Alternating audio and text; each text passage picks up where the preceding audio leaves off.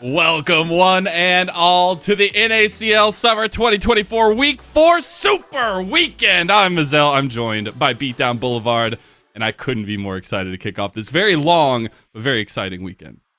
It's going to be a good one, Lennon. I mean, I'm already spoiling it by saying this. We got some matches with a little something on the line. You know, we'll get to it later. That's going to be the most exciting. You know, we're taking advantage of our earlier time slot this weekend to get some more games, more NACL actions for you, the people.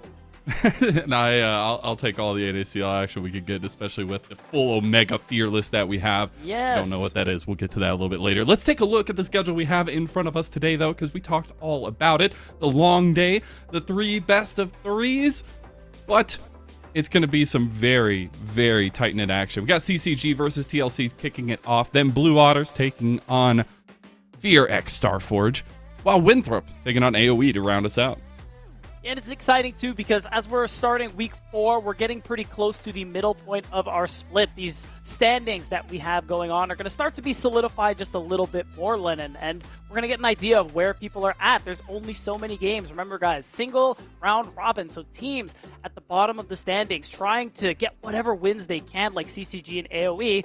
You know, that window is starting to close for actually making it to playoffs and that opportunity to make it to that America's tournament later on this year. Yeah, and especially with some of the matchups we have now, it's the only time you'll see these matchups, and so it matters that much more to get that permanent win on your record. But let's go ahead and take a look a little bit deeper into this first matchup that we have, and it is CCG Esports up first and foremost. A new addition to the league, but a most welcome one as we see their roster.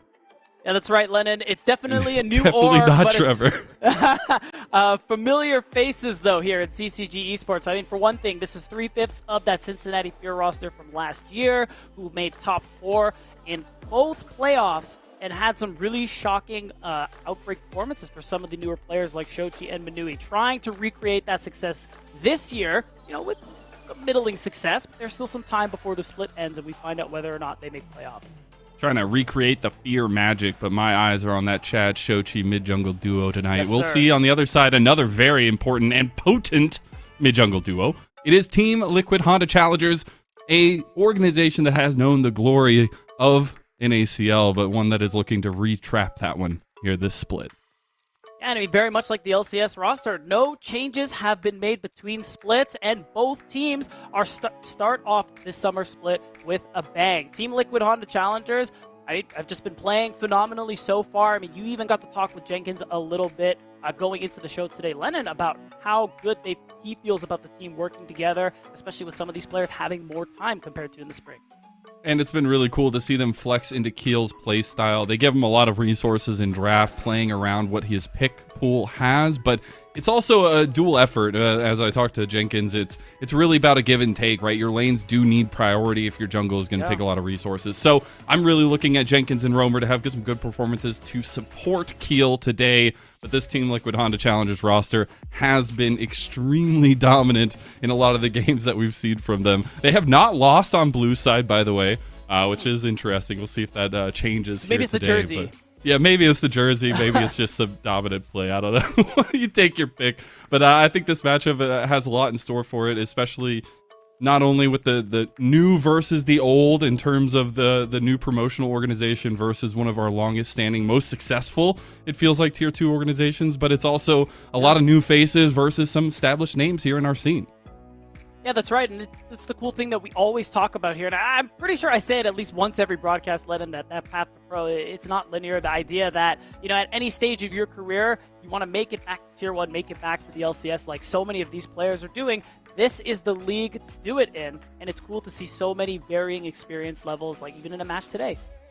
Well, we're going to be getting into that match today, and I also want to give a little preliminary before we get into the draft here. It is full Fearless, or right. I'm going to come up with a million different names, but just know from here on out it is full Fearless. Everything that is picked by either team is not available to either team for the rest of the series. Now, if we go ahead and get underway here, it does look like Team Liquid Challengers are going to be on the blue side, CCG on the red side for the first one.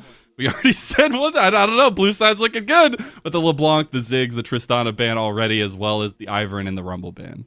And I'm curious, too. CCG, A lot of options to go for that last ban. I'm wondering if it's going to end up being the Zyra, but it's actually the Udyr. I mean, it makes sense. Keel has done some great work on that as well as Jenkins, but I think that's just an easy Zyra pick for Keel. I mean, I was watching his stream last night. He was rocking this champion in solo queue and doing some serious damage. And as far as the farming AP junglers go, she's the best on the patch. I just think it's ridiculous how far ahead you can get in the jungle matchup if you get just a little bit of leeway. There are still some very powerful picks on the table. I do expect Keel to get a lot of support and priority in those solo lanes that we had highlighted earlier. I expect those to come quick, at least in this first phase. But the Ashe locks in a ton of lockdown, a ton of shot calling, but also map visibility. Yeah, I mean, having an idea on where this jungler is going to be, that hawk shot, especially in this early game, can be very impactful here. So whether it's Manui or Trevor who's running that one in the bot lane, it's a very valuable champion coming through here. And I'm wondering what mid's going to look like. Some high priority champs are already here. I mean, Tristana is banned. I wonder if that's going to give an opportunity for CCG to take Torquay, but they leave that one up. Instead, they would rather focus on what feels like probably the premier support on this patch as well. Leona has become very popular. Just get the lockdown. Send it. Yeah. I'm just going to send it. That's so far what CCG are saying. Yeah. It's the guy on the snowmobile and everything. I do expect some early fighting priority here for TLC. We kind of talked about it earlier. We already get the Lucian. It's the Ezreal lock-in as well. There is flexibility between these two, going to mid lane or ADC. Yeah, I mean, these days when comparing of the two, I do kind of like the Lucian just because of how aggressive you can be. LeBlanc's out of the picture, so you're not really worried anymore about mid lane mages that can trade really hard into you. So kind of guessing Spawn is taking the Ezreal, but we'll see how it turns out. AP Farmer deserves an AP Farmer in return. Take some of your own medicine here, Keel, as we'll get the Karthus for Chad. And Chad, a very well-known jungler, has bounced around a little bit from teams, but he is been quoted as saying if you'll give him a full clear farm jungle, he'll take it. Yeah, 100%. And CCG are taking that one at the moment here. I mean, so far, a lot of long-range engage, kind of like you highlighted there, Lennon. And I think that's nice because when you're playing into something like the Zyra, she wants to keep you at arm's length. She wants to get those plants down, get a lot of damage without you getting on top of her. But that Ash Arrow, the Solar Flare, I think CCG already have some pretty decent tools to team fight it out. So I'm looking on TLC's side. What are you going to get to make space? I think Alistar is a great ban by CCG. That's usually the first example in my head when I think about that in the support pool. So now we may end up seeing something else like not as ideal, but Nautilus. Ornn in the top lane is pretty good at creating space when the team wants to jump in on you. Those are just a couple. Maybe the Braum as well, slinking on in. It is the Rel, the unsung hero, it feels like, of the patch. But I'm excited to see what... Okay, never mind. I was going to set up some top lane bans. It is just the Jax from Crimson gets banned away. I was really excited because these two top laners were talking about the matchup itself. They don't need to do anything special. They just want to play their own game. But Jenkins, knowing that there's a ton of counter picks available for Crimson, so we'll see what the chess mind games are going to be like here at the end of the draft. We'll see what this first pickup in the second phase is going to be for CCG. Okay, I was kind of feeling two of the three champs that were hovered, but it's just going to be... Two of the three? Yeah, two of the three. We're not going to talk about the Talon. Yeah, exactly. And we'll hope that Crimson can pick the right card, because it's very likely that he's going to be that one piloting the Twisted Fate in the top lane. So you already have a lot of all-in and engage. You have this follow-up, and you have this opportunity to make plays to side as well. So this gives CCG's comp a little bit of flexibility that I like. And I want to talk about that flexibility before we get too much further, because I think the interesting thing is the flexibility that Jenkins himself has brought to the top lane. He's able to play side laners, but he's also going for a lot of team fight engagers and things like that. We get the Galio here, and there is a little bit of flexibility where it can go, but the Kennen locks in, meaning we already know that's going to Jenkins, so he is looking at team fight, flanking, impact in this first game. 100%, and I gotta imagine that we're looking at a Galio support for Kim down in the bottom lane, which is interesting. Galio is one of those champions when it's kind of like set. When you're playing into those melee supports like Leona, Nautilus, who want to jump into you, it's actually not a bad matchup. So at that point, TLC with that Kennen as well, they have a comp that's a little scary to dive into. Now you have that Slicing Maelstrom to worry about, and you have a lot of damage from the marksman of TLC to back it up. I like the Olaf pickup here. I don't know. I mean, it follows through with all the long distance engage at least. You just run at them.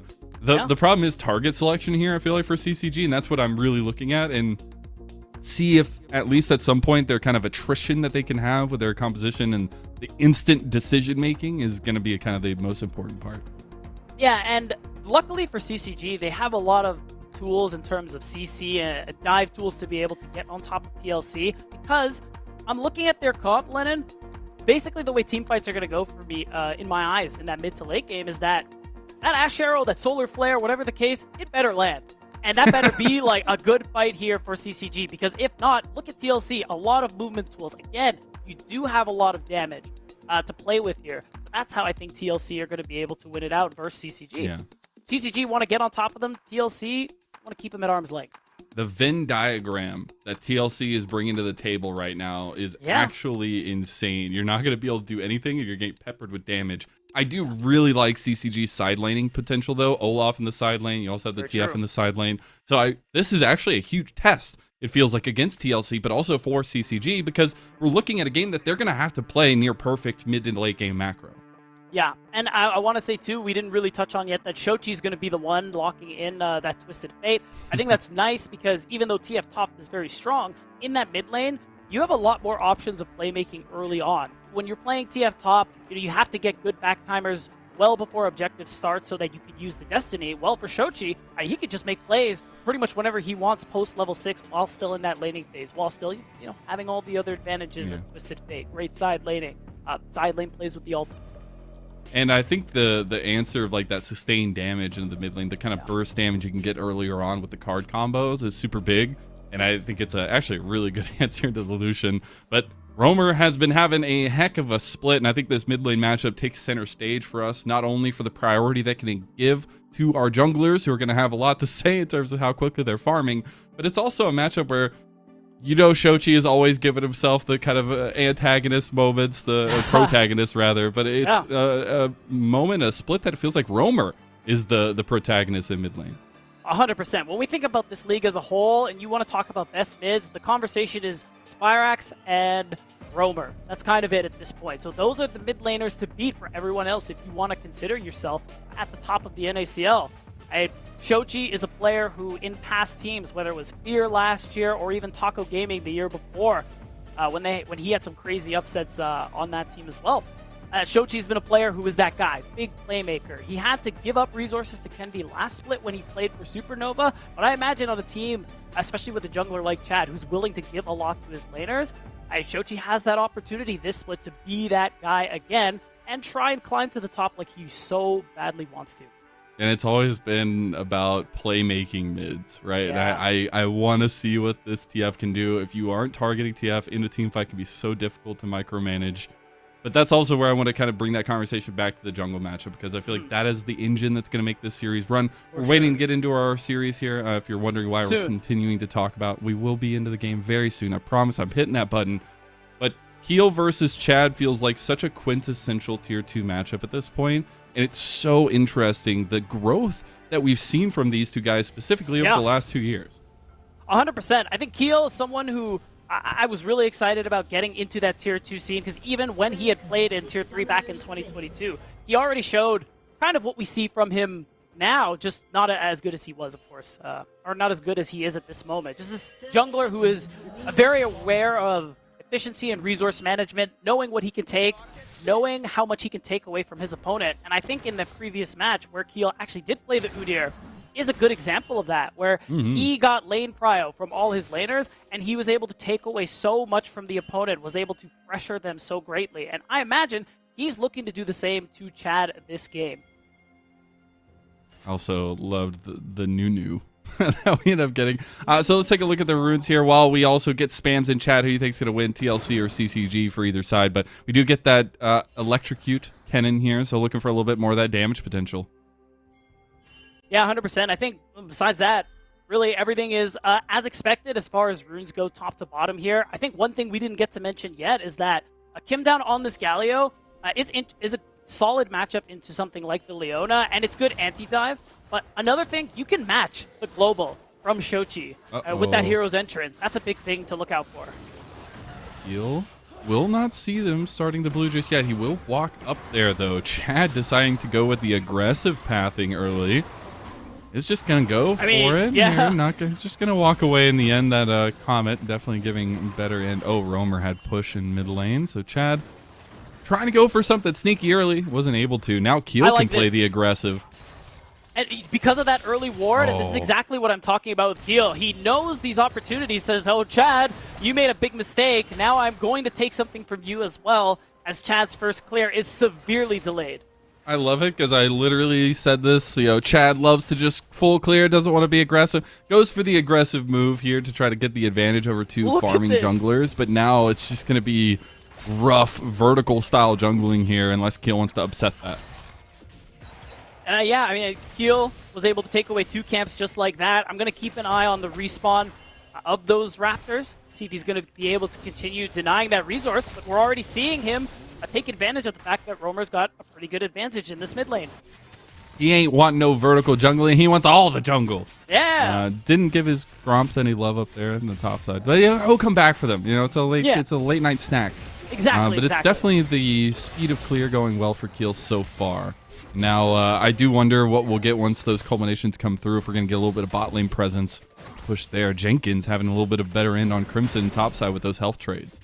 I mean, that's Kennen into a melee matchup in a nutshell there, Lennon, and it's Jenkins, one of his most comfortable champions as well. Even this split alone has had some great performances on it, so not a surprise he's getting an advantage like this. Again, Crimson's opportunity to provide value in his team fights is very contingent on the setup from Manui and Trevor later on. So keep an eye out for those ultimates, those big CC abilities.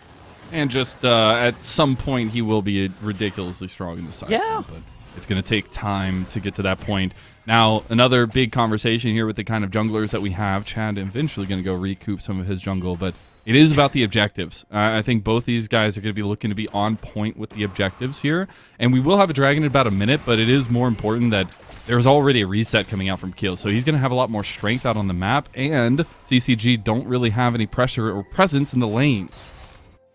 Right, that Faded Ashes is huge for AP junglers currently on the patch Lennon, and it's even better too because Chad's first clear is so delayed. He has no respawn camps up. Keel is already starting to go through some of the second rotation camps, and if he's able to take away Chad's Raptors as well, you can see he's already starting to look for it. Oh yeah, Chad realizes he could be stuck against the wall there and just get grasping roots. So it's a really good call, honestly, from Chad, but unfortunately this game has tilted completely out of his hands. He's almost down double CS already early game. Yeah, I mean, this is just ridiculous. Keel is up Keel being up 2 levels this early on is already such a big deal, and the fact that, I mean, this all started from Chad's level 1 invade, getting spotted out basically immediately. He was punished for it heavily, and if CCG can't get him back on track soon, I think Keel's just going to ride this lead to the end. Zyra is going to have all the decision-making power around those objectives. But I also want to give a little bit more introspection for Keel because he's been a guy we've had our eyes on for a long time. He's been at the top of the list, it feels like, almost every split for most valuable prospect. But it's really been about a growth from his time on CLG Academy so long ago, it feels like, going back through Tier 3 and making his way back here. Yeah, 100%. And I think Crimson is in trouble. Oh, yes.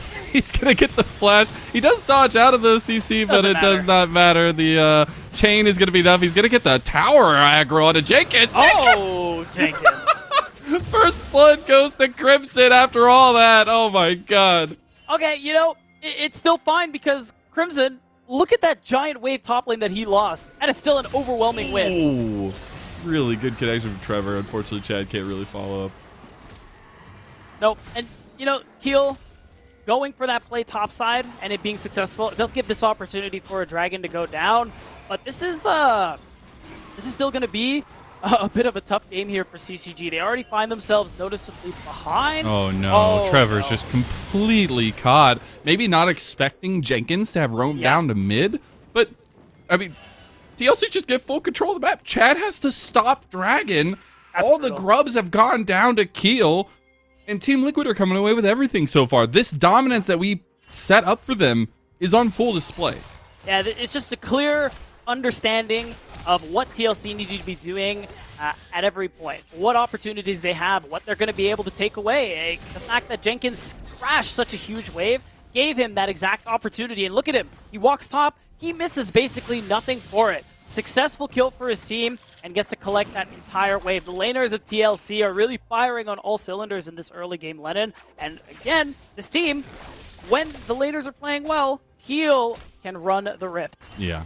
And that's exactly what Jenkins had said, and it's all working out so splendidly for them. That's the only problem for CCG. They just haven't had priority, but they're going to try to make some down here, though Keel is in perfect timing. Trevor going to give his life, not even going to kill back there. Nice gold card in mid lane, but Shochi, he's going to flash out, still get killed by Roamer as Roamer walks away, calm, cool, and collected. He'll have his jungler right behind him. Chad really wants to hit 6, but he does not have it. Meanwhile, Jenkins looking for the kill on a Crimson up here, and my God, everything is looking like a mighty horse right now, and CCG are a little bit scared. Equine scared?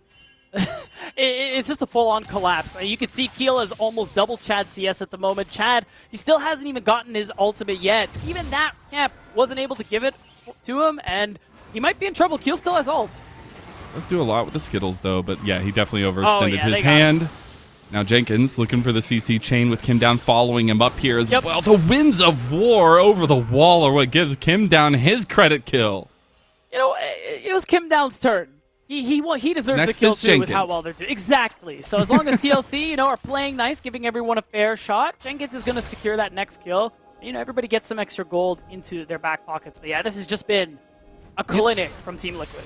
It's unfortunate because I'll talk about CCG while Trevor just some supportive combat here. It is unfortunate because you could see the machinations for CCG. Now, we will see an arrow going up towards Jenkins. If it does connect, it's big. Oh, he almost stepped up into it. Doesn't in the end. But this feels like a couple really close decisions just didn't go CCG's way in a row, and this is the culmination of that, right? Like, they were so close to having things fall their way, and if it did, I think things go a lot better, but right now it just feels like everything has been coming up TLC.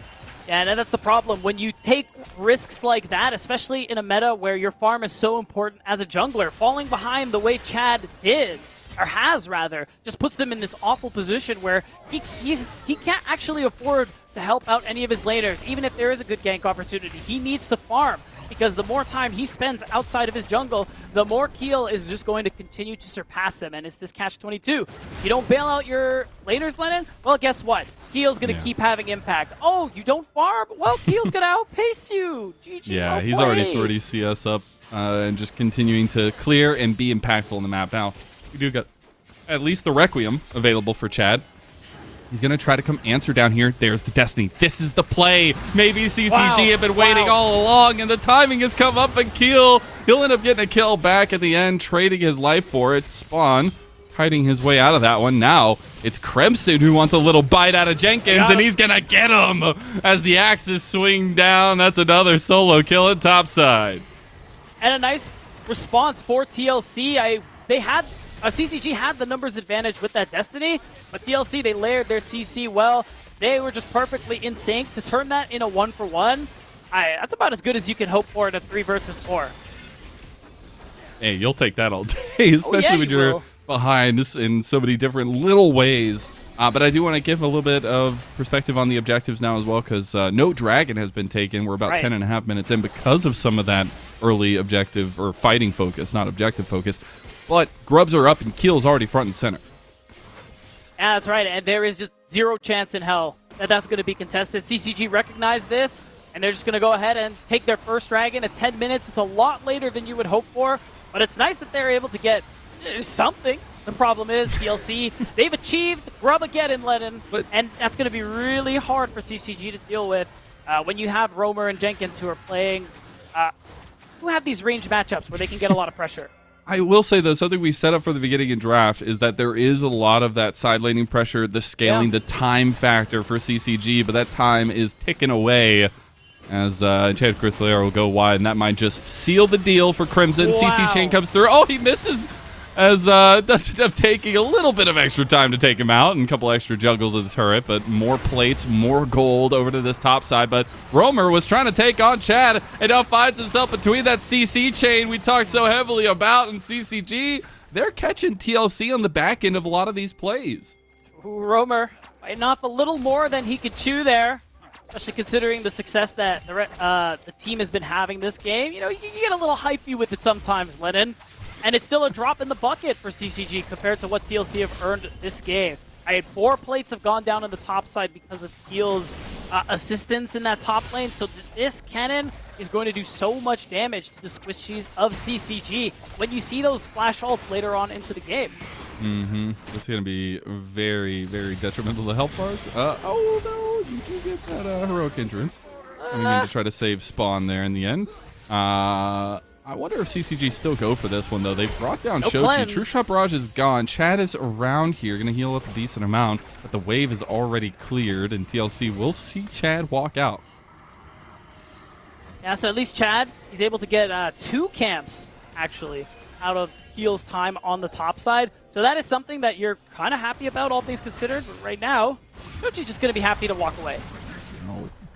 Okay, Roamer stepping up again. This time there's nobody to surround him with the CC. And this Lucian pick has not been answered by the TF that was locked in against it. No, Roamer's been playing this lane out very well. And again, that priority that we've seen here is part of what's allowed Keel to do all the damage he's done. It really is. When we're in a farming jungle meta, lane matchups are super important. I think that's something that is overlooked at times by teams at all levels, even in the LCS. I'm not going to name names, but I'll see a Zyra, I'll see a Karthus with 3 losing lanes, and I want to talk to someone about that, Lennon. You know, I have this desire to speak to the ones who make those decisions. Okay. It's not ideal. Well, I'm just here for the daily learning word of NACL, and today the word is priority, kids. That's right. We're going to learn a lot about that, especially with the amount of focus we'll have mid and jungle today in all of our matchups. We are looking at Chad on bot side. They do know he's here. Nobody's really collapsing. There's a Rift Herald, or at least coming up very soon. It could be something that Keel just wants to kind of trade position of the map over for. Yeah, when you have mid and top prio so soundly like TLC have, that objective focus top side, I mean, it makes perfect sense. They got Rubageddon. They're going to get the Rift Herald as well, which should be an easy way for them to secure that first brick in the mid lane or the top lane if it doesn't happen naturally. I mean, these turrets are getting really low, Lennon. I think it's already level 11 as well. My goodness. Crimson will hit that one as well at the back of it. The Rift Herald started up.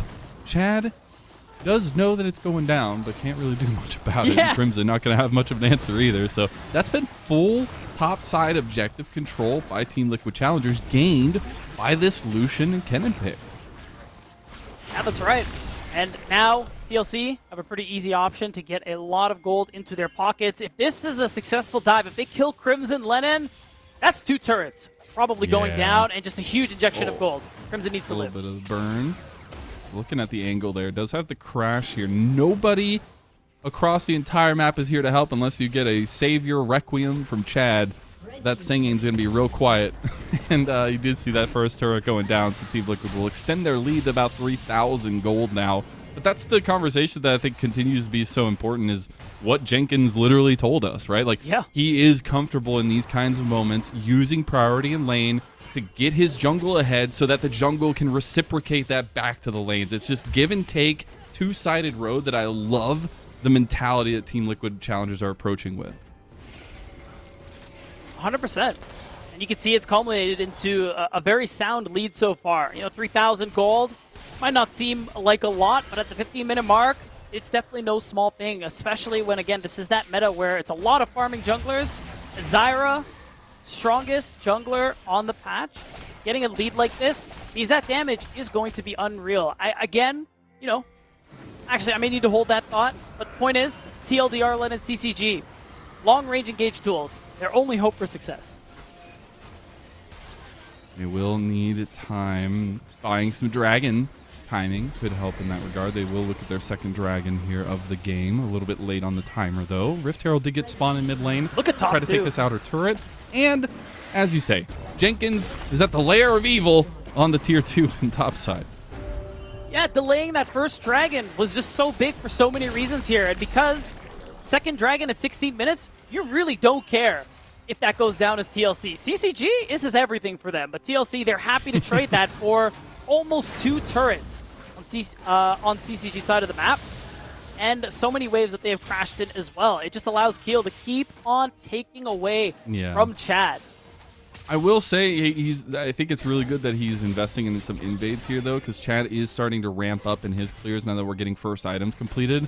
Spawn is going to be jumped on down here. Kim Down needs to be able to save him. They got TPs coming in. That's double TPs, I believe, coming through. No, just the one as Kenan is not going to come through. Now, Solar Flare does end up connecting here onto Roamer, who flashes away. And now CCG, 5 bodies strong, are chasing Team Liquid under turret here. They will end up getting the first kill after that one, but not going to follow through any further.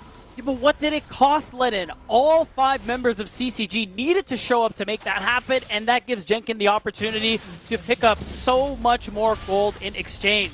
You count the kill and the turret that was taken bot lane, Lennon, and TLC still come out ahead. And the beautiful thing is Shochi could literally just come back out of the map with a TP still available for him. True. And Destiny a quarter of the way up. So some of this pick potential, some of the decision-making we talked about in the draft, and all of that CC chaining started to come alive for CCG. Maybe. But something, too, that we haven't really touched on yet is how hard it is for CCG to make plays. Like what we saw in the bot lane, even from an even state, much less the one we're seeing right now. This Galio pick for Kim Down, I think, has been really huge for them this game. It's the reason why we haven't seen that many dive attempts in the bot lane, and the few that we saw didn't really work. I think Kim Down is recognizing the timers when his AD carry is in danger. He's answered them all really beautifully, and I think it's just been a good game from him so far. Yeah, definitely has been. He's had a lot of really clutch moments, except for missing a couple little things, but the heroic entrance is super huge. Yeah. I think also it just counters a lot of the entrants that CCG have, and I think it's just a really, really clutch pick into this matchup in particular, but there is a lot to be said from Trevor Solar Flares on the other side, and I think these fights are going to be super, super mechanically intensive. I think that 3,000 gold lead, it definitely looks on paper in favor of TLC, but one thing goes wrong, and CCG will take that lead. Certainly possible. Again, CCG's road to victory are things like the Enchanted Crystal Arrow from Manui, that Solar Flare from Trevor, landing true onto people like Keel, who just has, the most amount of gold or close to it. We can actually take a look. I don't need to speculate. It's actually Jenkins, guys. But they're all pretty close. There it is. They found him. They literally sniped him down from the heavens. And CCG are exactly finding what they needed to find. Roamer is going to push them out. But the thing is, TLC, we're all moving up towards top side, and we've seen CCG collapse bot side multiple times in a row now. Yeah, that's a great use of the Ash Arrow there. It's perfect. You get the kill onto Keel. It's kind of brutal that Trevor is the one who picks up the kill. I think the big damage dealers of CCG could have used that gold. But any time you can keep Keel off the map is still useful. You slow down his farming a little bit. You give that small amount of breathing room for Chad to catch up. And if they do something like that again in a minute's time, because the arrow will be up, if they catch out Keel, that's a great setup for their Dragon Soul points and a very powerful soul that they could play for. It's kind of crazy. I feel like we're going to get to a point where we're just going fisticuff 35 minutes in with a soul fight or something along those lines. I'm foreshadowing a little bit, but that 3,000 gold lead is definitely felt here because we do have second item spikes for Crimson and Shochi. Now second item spikes coming through for Manui and Chad, but we've already had those spikes for TLC, and they'll be a little bit closer to that third item. And with a Baron started up at 20 minutes, classic Zyra gameplay. CCG, they do sniff it out. They have the vision. The Requiem going to come down with that Malignance completed as well, and TLC can't pull the cheese play off with the Zyra. That's okay. It was more for a bait to get some resources out. You're hoping for a TP. You do get Shochi's Destiny out of the way, which is a big deal. And now the TLC have gotten that. You're seeing resets. Jenkins on this Kenan, he's coming back now after resetting, spending his gold. And those are two tools that CCG don't have going into this next team fight. That's what it's all about. So difficult. Though you start seeing that Kim Down has some difficulty entrancing himself into these fights. Now, Trevor also is going to be, I'm committing the fight and dying. Oh, Jenkins, speaking of commit, he's committing to the bit. And they immediately take down Shochi, caught unawares, and now Trevor gunned down. That's Roamer and TLC. They claim 2 quick ones, and now they're moving right back to the Baron, where Keel has been growing his wonderfully green plants this entire time. And TLC, with this Baron buff going their way, this is where we're going to start to see the beginning of the end here. The smallest glimmer is that Chad's immediate recognition got the Drake for CCG. They are at soul point, but now 5k up, a Baron buff to play with for the next few minutes. We may not get to that soul. Rally cry, Baron buff secured, and TLC looking ridiculously strong now, and it all comes off of the veterancy, the call from Jenkins. And I mean, on one of his comfort champions, recognizes that, you know, before an objective comes up, if someone is out of position, and this Kennen with that flash up is so very good at setting up some of these picks, and the follow-up from TLC was great. I think we've seen a lot of examples of this team's coordination just be on point today, Lennon, and that's part of playing as a team all year long. No changes going into the summer split, and it's great to see them not only express that they haven't missed a beat, but seeing it on the Rift as well. And I got to give props to Jenkins, man. This guy is on a tear this split. Yes, you might know him from a long time ago. He was even in the LCS, multiple teams at one point. But it is a return to glory, it feels like, for Jenkins. It's a return to some of his favorite champions and playing them again. Jenkins has always been known as the Kennen, but he didn't want to play it for the longest time after the rework came through for it. But we see how much impact his mind has on a lot of these late game decision makings. Is really just a pleasure to watch. And the way that he approached this game, the positivity he has when playing with this team that hasn't changed, that's growing from split to split. It's just been really, really cool. Yeah, I mean, he was a big part of this early game, a big part of shutting CCG down after Keel's early overwhelming advantage in the jungle. Really good stuff to see. But if you want to stay updated on what's going on with the NACL, well, these are our socials. We're NACL on YouTube and Twitch, at WatchNACL on X, formerly known as Twitter. And Jenkins. Hey, I'm watching NACL right now, and I'm watching a 3v1 on the Jenkins as Trevor gets another kill. Unfortunate, but CCG get a side lane pick. They do. So that's one Baron buff out of the picture. Maybe there's a chance CCG can take a tier 2 out of it, but they're worried about their base. There's a wave crashing bot. They're telling Crimson to stay. You're probably going to lose this inhibitor regardless. Oh, nope. He's going to back. Kind of late. A little bit. Does end up getting the flash out there. When throwing that solar flare just as a distractionary tool. They did lose that inhib turret, but not going to lose the inhib just yet. Still siege on and ready to go for 30 seconds. TLC will end up backing away with. So, no big ults there for CCG. The only way they're going to get on top of TLC is with Trevor. But you can see it. The Zyra plants. There's a lot of poke. There's a lot of range. I think there isn't really a play available left for CCG. It's just about backing, spending your gold as TL, and getting set up for this next objective. Laying down vision. Someone's got to push out top wave before we get closer to that Drake spawning, because that is CCG's last hope, Lennon. That Hextech Soul. Oh, Roamer. A big hope for TLC would have flashed it over the wall. It gets sent back to the team. Shochi with the big brain. And he might have just taken that protagonist role here today. He does have a lot of say in setting up the CC, and that is another massive pick for CCG, who are buying themselves a ton of time, even with this massive deficit they have. Yeah, a bit of a mistake there. Again, coming out from Roamer. Second time he gets picked by Shochi's gold card this game. And we're getting really close to that next dragon. Something like that can't happen again, Lennon. And that's the power of CCG's comp. You got to respect that long-range CC. You got to respect the pick potential. And if you're not careful, that could cost you. Yeah, it's definitely looking like that's the case so far. But third item is completed there for Roamer. When he comes back, he'll have a lot to say. There is the dragon in less than a minute. CCG on the potential soul for themselves, but TLC look like they want to start adapting some vision down that side of the map and not let it go over for free. No, and that's really the bright side there for TL. The fact that they've had such a strong grip on the map for so long means that CCG, they weren't able to get too much value out of some of the picks they've gotten earlier on Jenkins and Roamer. You can see on that bottom side of the map. Oh, hold on a sec. Yeah, they got the CC chain yet again in the side lane. Enchanted Crystal Arrow is coming down, but dodged out of. Not in time for the Requiem, though, but he's going to turn on to Shochi. Shochi able to sidestep, and this time, Shochi is the one that gets the kill. Yeah, and in a way, it's kind of rough that Jenkins took so long to go down, because now his spawn is really delayed here, but there actually isn't a chance to get the Drake. There's too much of that pressure on the top side, but this one's going to be tough. They have a lot of damage here. They could burst this down and run away. Yeah, and I think that's absolutely the play. Spawn able to poke them out as they do. They will deny the soul, I wouldn't say early soul to CCG, but they will end up buying themselves a little bit of time in that regard. I think, honestly, with both teams, how it goes, I think we're going to get my fortuitous fortune from earlier come true, where we're going to have these late game team fights, even with this lead that TLC have held on to literally all game. Yeah, that's right. And that pick power from CCG's comp, it just continues to pay dividends.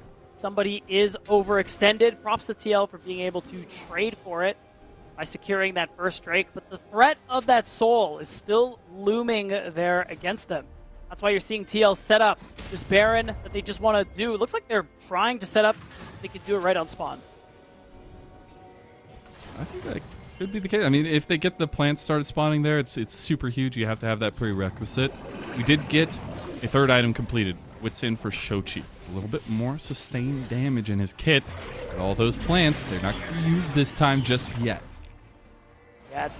They had their setup a little early. There was plenty of time for CCG to show up, clear out some vision, and establish a presence. So you're not going to be able to really get anything out of it just yet. But now that mid's pushed out, the whole team is here. They may look to start this. Okay, Chad going to take a ton of damage as the goalie comes through. True shot for Rush. Ooh! It's a little bit dicey there for Chad. Real they dicey. will not be able to commit to the Baron after all that, though. No, the angle, it's just not there. Maybe you start again because you know Chad is backing, but you're still worried about Trevor and Manui's ultimates. Those land when the rest of the team are nearby, and CCG have a potential winning fight. So TLC are being very careful.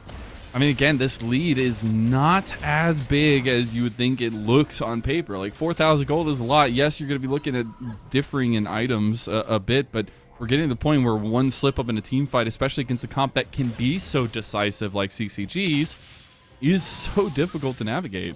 And we are getting that third item spike for Manui as well now, too, hitting that wit's end himself. Yeah, worth noting, CCG, if they play it right, they actually have a pretty decently fast Baron take on their side. So if TLC aren't careful, another pick like this comes through. Uh-oh. Oh, they saw him! Surely Run, not that. Jenkins, run. Okay. Oh, but now... Oh, he popped it as he got yellow carded. That's a little unfortunate. Rover is here now. Requiem coming down, and it's going to be Crimson sacrificing his life, and they will get the 2 kills in return.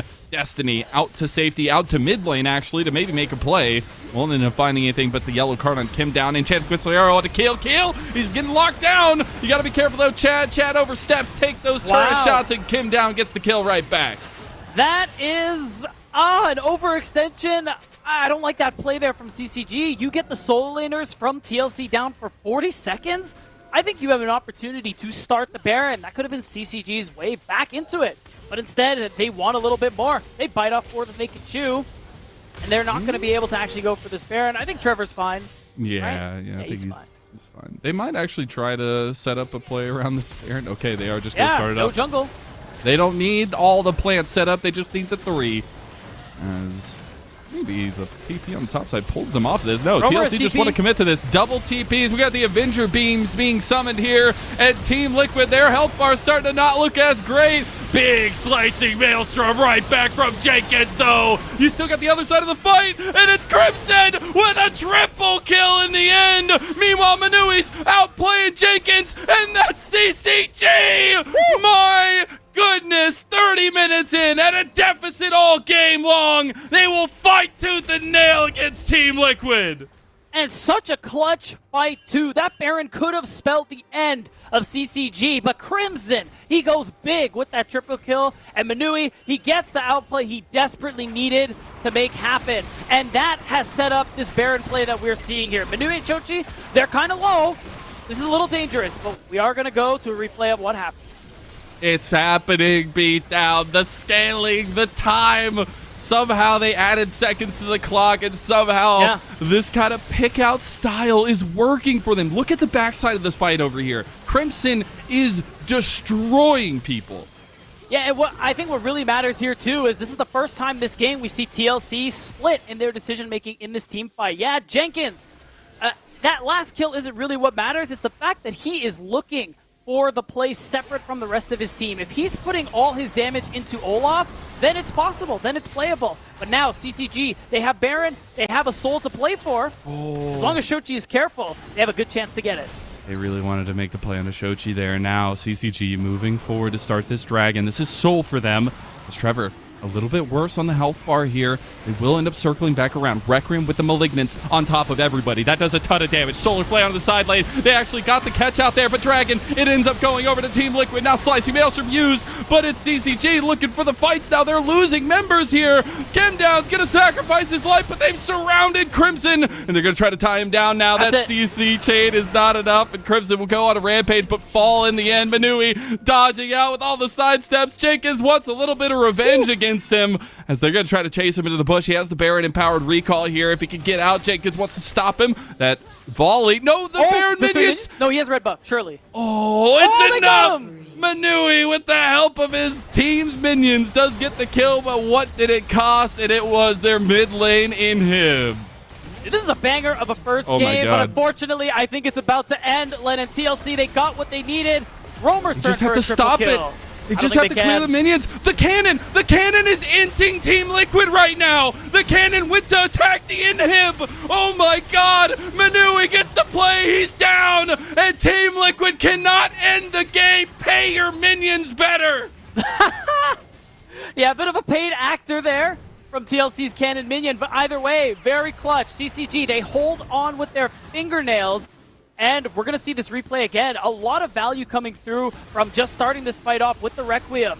I think this fight is a pretty good example of how important it is for Crimson in particular to be able to just stay on top of people this game. He was doing it on his own without support from those ultimates from Manui and Trevor. And as soon as the rest of the team were able to kite him out, and then he basically ran out of steam and was forced to go down. I can't believe Manui. We're going to see the double-sided bit. First Team Liquid's minion ints them in the base, but the... oh, goodness. The CCG minions coming in clutch for Manui in the bot side. Oh, what a crazy state. It has still consistently been about a 3,000 gold lead for Team Liquid this entire time, though. But it's getting to the point it's not mattering. No, we're getting really close to where everybody, or at least the big damage dealers, are getting to that full build state. And you can see it here too. Damage dealers are doing damage, specifically the top side of CCG. I know, it's crazy. I mean, look at that. Almost 10K between Crimson and Chad alone. And in that last team fight, Romer doing a little bit of deadlifting here, doing so much more than everyone else on his team. Now we are at 4 items for TLC. Across multiple members here. Chad realizes he needs to immediately flash away or he's going to give his life away. And having Romer and Spawn at this spike is actually huge for Team Liquid. And I think they'll be able to search. Oh, no. Oh, he popped it. He knew, and he still got taken out. That's unfortunate. Romer taking the pick potential up to the next level.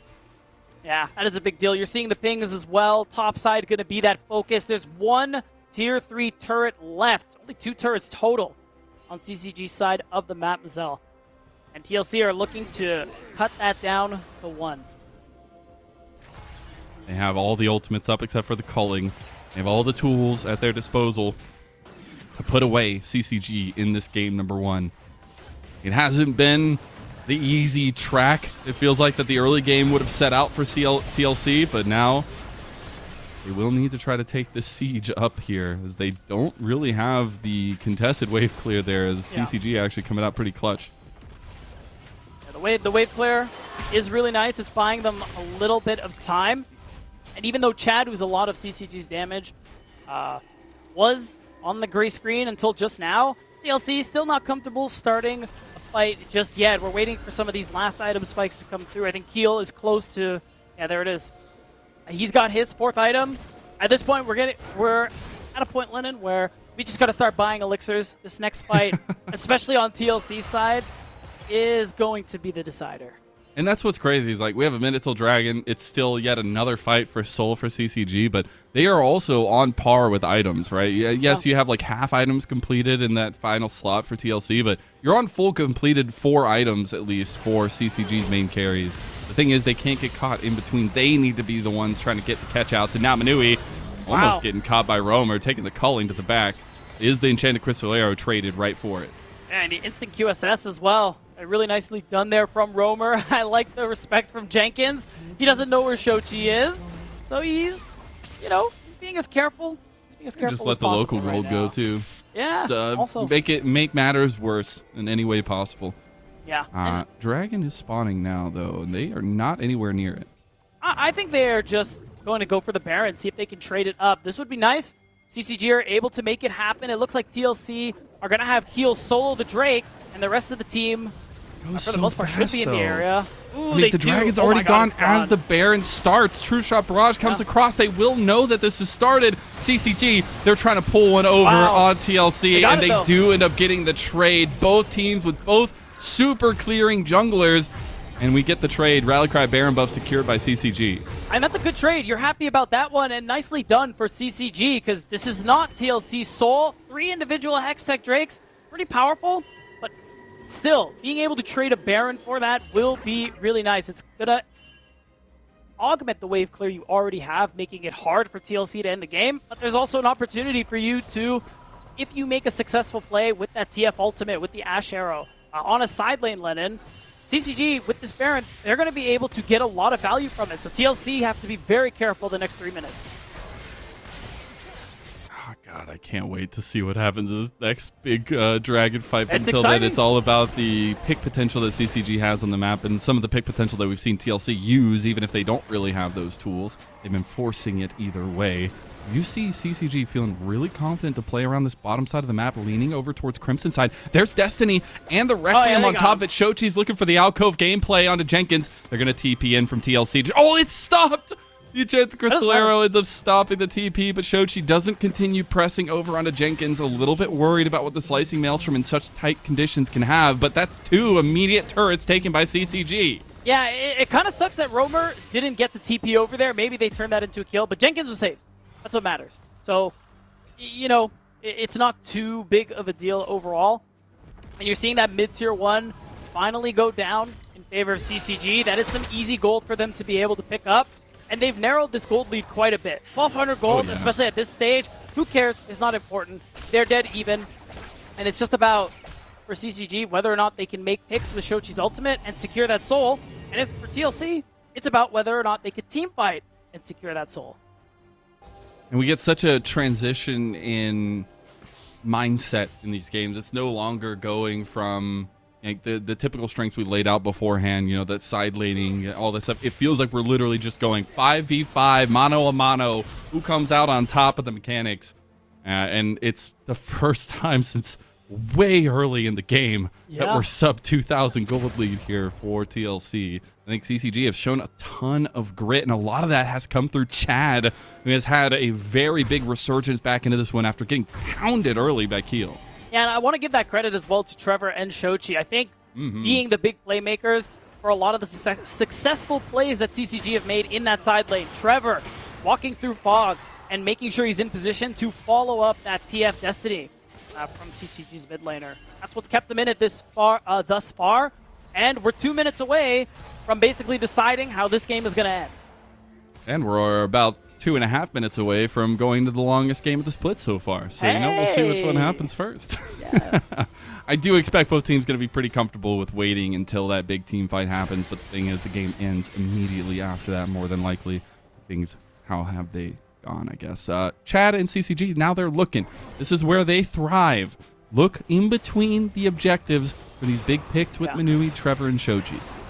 That's right. Crimson is at full build at this moment. Very dangerous on this Olaf. He gets on top of people. If he's able to continuously auto-attack so that he can keep that ultimate going, it's going to be pretty hard for TLC to win out this team fight. Like we were saying in Champ Select, you got to kite this Olaf as best you can. Got the Venn diagrams to help them. See if they were able to study any of that and make it happen. As it's all about the entrances for Team Liquid and how they get to it. Jenkins with big flanks, finding multiple people with the Slicing Maelstroms, but being able to lock down members of CCG in a centered area, I think is super big for them because they'll be able to pepper all their damage on top of that. But now we're sub a minute. And Team Liquid are the ones looking for a pick now. Destiny going to be popped by CCG. They're going to try to get some pressure in mid lane now. The calling onto Trevor gets him super far down. Big Requiem from Chad, but True Shot Barrage almost claims Trevor's life. See if they want to reset here before the Dragon fight. Looks like that's not going to be the case just yet. Trevor's still sticking around. Yeah, this one's going to be tough. Jenkins has that teleport to work with here. He is going to be able to come back with full health, maybe buy an elixir. Warmogs, baby. Yeah, look at that Warmogs. I know, Trevor's healing up so nicely. Getting to objective first would be nice for TLC, so CCG still having Trevor's ultimate to play with is so impactful here. He is going to have so much impact on how this next fight goes. He needs that setup for Crimson. He needs to allow this Olaf to keep hitting. They need to find Jenkins as well. They didn't. It's a game of chicken. If Jenkins waits to go in, but here they go on the side. Jenkins completely caught. That's the main piece of the puzzle here as they try to recircle around the group. Team Liquid, they're moving forward. They're moving on to Manui. They take him out. Shutdown goes over. Big Stranglethorn's there in the middle of everything, though. Came down, taking him out. TLC, they're taking them one by one. They were able to take it back after losing Jenkins, and they'll claim the Hextech Soul. Man, I gotta see how that team fight happened again. It was still such a great pick coming through from CCG, but it didn't work. TLC, better coordinated, still were able to kite out Crimson on this Olaf to be able to win things out, and now they have that Dragon Soul, a huge buff on top of everything else going for them this game, Lennon. And yeah, we gotta see this one again. And as we do, we have crested over the longest game in the split. You see that catch out, but it's the decision maker of TL to move forward. Roamer leading the charge there with the flag in hand, double blasting. You love to see it. Yeah, you do. And I look at Crimson. I think the big thing in this team fight here is that he lost so much of his health before he ever popped his ultimate. So there wasn't many opportunities for him to auto-attack and heal. And as the Baron's also taken in the picture-in-picture, TL have everything they need to finish this up. A powerful soul in their back pocket. They have the Baron as well. And CCG's only card in the deck is still the picks. God, there's been, and I'll just say it outright, a ton of heartbreaking games for CCG. Games where they fought with grit to get back in or hold leads, and then things just slip away. Now we'll see if they can slip their way back into a lead here. Roamer is the target. Shochi just gets completely blasted. Come at him again, baby. Jenkins gonna hit the slicing maelstrom. Roamer's still alive. We highlighted him at the beginning as maybe the best mid here in the league, and he's strutting him stuff all over CCG. Now, Roamer having an unbelievable game so far on this Lucian. You know, despite the two oopsies, been playing out these fights very well. And for a player who, that was kind of his problem when he first joined the split in spring earlier this year, Lennon, that is some growth that you absolutely love to see. Oh my God, it's the long con CCG! You never saw it coming. And they will just close the door on this game number one. More like slam it as Roamer goes absolutely insano. 12, 4, and 6 on the Lucian. And in those last 3 fights, he was the pivotal member. He was the one delivering the damage. And TLC will be the ones delivering a game 1 win over CCG. We got to give CCG credit for making it as close as they did, but TLC, from honestly the early and middle game, really were in full control. And you got to imagine, ask yourself this question, Lennon. Would things have gone differently if Chad didn't fall so far early behind? I think you could say probably. I mean, I think, again, that composition from ahead, impossible to play against. Like, literally impossible. You were getting caught 24/7, but the fact they were behind for 30 minutes and finally able to get through, like, you wonder what could have happened if a couple of those 50-50s or a couple of those little moments go the right way. But we got to give props where props are due. It was Roamer who was navigating those fights incredibly. He started it all off by keeping priority in mid lane, allowing Keel to play his game, and this guy was the superstar of game 1. Oh, I was so torn between Roamer and Keel this game because I think Keel played great for the most part, but Roamer in these team fights, he is just unbelievable. Almost 1k DPM, and just the way he was navigating a lot of these team fights, the value he was getting out of every Lucian ultimate, that's exactly how you want to see people play this champion. And it literally was the foreshadowing of the events by Jenkins, right? He talked in so much detail about how it really works very well with this composition and the strength that these guys bring to the table. They get priority so that Keel can play his game, then Keel hand delivers them some leads later on, and they can take that one forward for the win. And we saw that play out perfectly here. Now, CCG going to have to go back to the drawing board. It is Super Omega Overdrive Fearless, so none of these picks will be available in the next game, but they will have to go back to the drawing board and find a way to take down TLC. As we go to a short little break, we'll see you on the other side.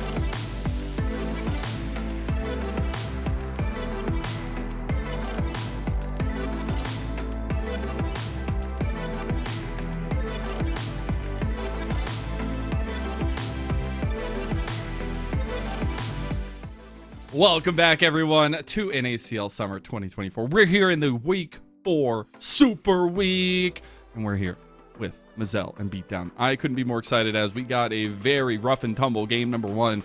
Team Liquid did end up coming out with the win, but it was CCG who gave them a run for their money for sure.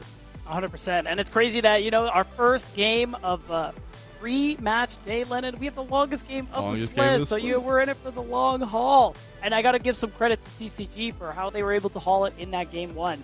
Things, I mean, I can't even imagine, those are moments where what happened at level 1, I swear, surely teams ask for a remake in those situations where, you make a flip level 1, it goes so badly, you're like, hey, try again, please, man, But that's also that's where you can bring back the conversation later. It's like they did not give up after literally having nothing go their way for the first 15 minutes of the game. Yeah, you got to give some credit there, especially for Chad. I mean, most damage in the game. He's playing Karthus, despite being set as far behind as he was. But overall, yeah, I agree. The grit was there.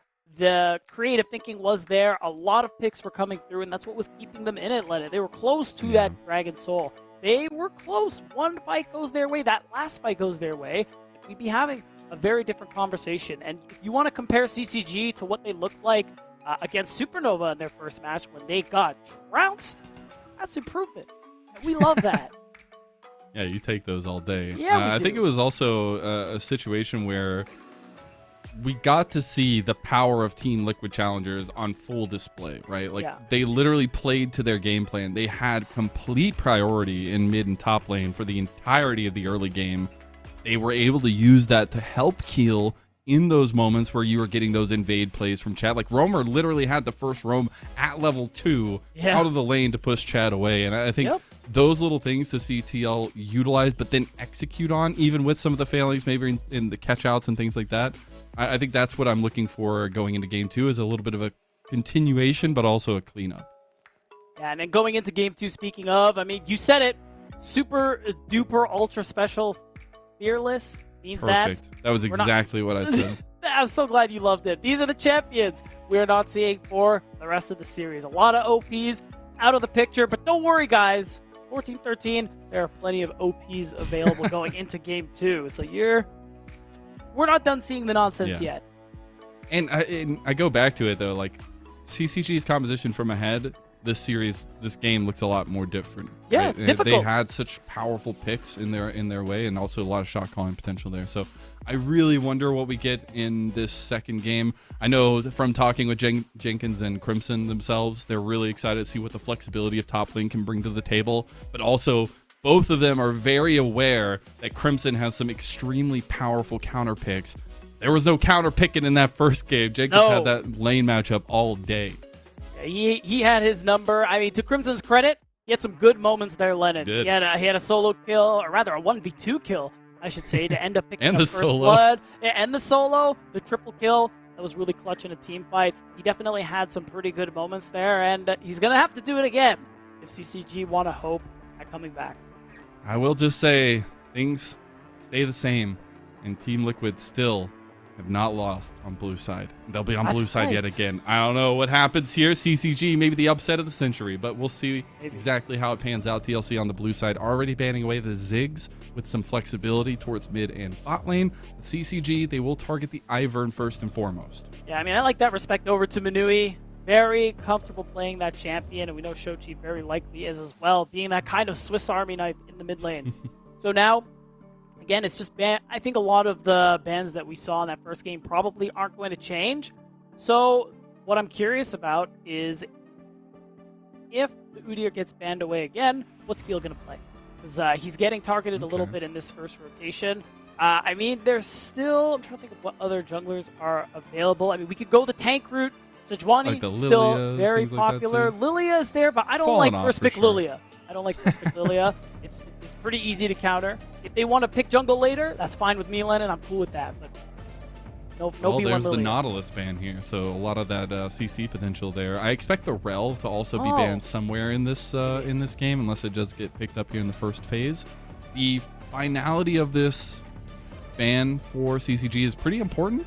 I actually would love to see them throw it up towards top lane if you think that TLC is going to go ahead and first pick or get an early pick topside. Yeah, I'm wondering too, because I see Nautilus and something in my brain lights up, Lennon. I just think about Zeri immediately. The Nunu. They're paying some respect. I like that. That's good. You can't let him get his champions. Honestly, Respect if the you have Keel. winning lanes, it's really annoying to play against. Oh, God. Oh, Oh, we're not God. doing anything Oh, crazy. God. It's just Oh, going to be the God. rover Oh, God. Tristana. What's up? Talk to me, Lennon. Dude, Tristana is just so good at getting priority, and That's we true. literally saw what that does for Team Liquid here. I need to see some answers in the mid lane for CCG. Yeah, I mean, of course, the Corki is up and available. I think in general, Trist is likely going to get pushed in that early lane phase. So unless Shochi's got something cooked up, I want the Jace or something along those lines. That would be nice. I actually really like Maybe. the Jace. If you go with like a poke matchup, you can go like Maokai along those lines too. It is the Senna immediately, so you're definitely looking at something that's a little bit more centered towards the top side of the matchup probably. And there's the Maokai! hey, look at you. Maybe we do end up seeing that come through. I think long range engage from the Maokai, is going to be really nice. And I mean, we are likely going to see that Senna Ornn, as that's a There's the pretty Rel. popular pairing on that bottom side too. I really like the team fight setup right now for Team Liquid. They literally just pull the trigger with Kim down and throw themselves at them. Pyroclasms, bodies from the Tristana. But I do wonder what this kind of final pick for CCG in this first phase is going to be. You mentioned the Corki earlier as a potential answer. Does still provide that poke that maybe we were looking for, but will probably lose out early on depending on what happens in the early part of the game in that mid lane matchup.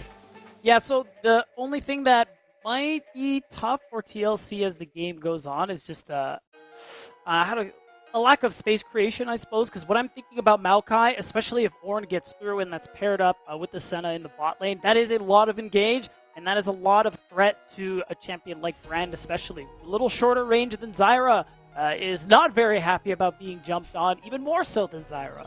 So just a wait for TLC to be able to make space for these carries is probably what I'm looking for. And CCG, you just want to pile on that CC. You want to get on him. And you want to stay on him. Yeah, you you definitely just want to follow through, it feels like. Now in the second phase, we are getting the Smolder ban. So some of the scaling choice, I guess, against the Senna going to be taken away. But the play ban here, trying to focus down if this bot lane is going to have the Corki Senna. Yeah, I suppose that would be possible. And they're So it just also removing... could be play support. Yeah, it could be. Hui said, I don't think I've seen that, but it's not impossible. And it's good in general because you're just removing a poke tool as well. Because you don't want to be outranged, which is already going to become a problem potentially with that Senna, with that Corki as well. I think that's a fine takeaway. I know it's also, Manui is a classic mage player, so it could also be in any way targeting Manui. And I think that's something we haven't seen from the Fearless Fear reunion, maybe without the list now that they're not on Fear anymore. But I think we haven't seen that kind of draft gap kind of come through because of having Shochi and Manui so far. And it's been really good prep from teams against them, banning out a lot of the crucial picks. But it was the Camille and the Jinx that were the last bans from either team. Yeah, and it's interesting because you have not a whole lot of hard CC. That's kind of what I was hinting at earlier and why I don't like the B1 Lilia. But oh my god, it's the Chad Rengar. So that pretty much tells me it's Senna Maokai in the bot lane. Yeah. And Chad, I think only just recently in Spring Split we got a positive win rate, but this is definitely the Chad special. And it's a champion that he picks when he is of the utmost confidence that he can win with it. Yeah, and knowing him, I've talked to him, especially this split, there's a lot of moments where he tries to present the Rengar, but there's just other things that work better. I know in a particular one against Kenvi, he really wanted to play the Rengar, but realized that the Xin Zhao was just stronger for the team composition. This one is give all the bucks to Chad and go against Keel, who definitely had some strength in the jungle matchup last time around. So I'm very excited for that. It's also just that classic, like you mentioned. We do end up getting the Cassante Kaisa lock-in or TLC, though.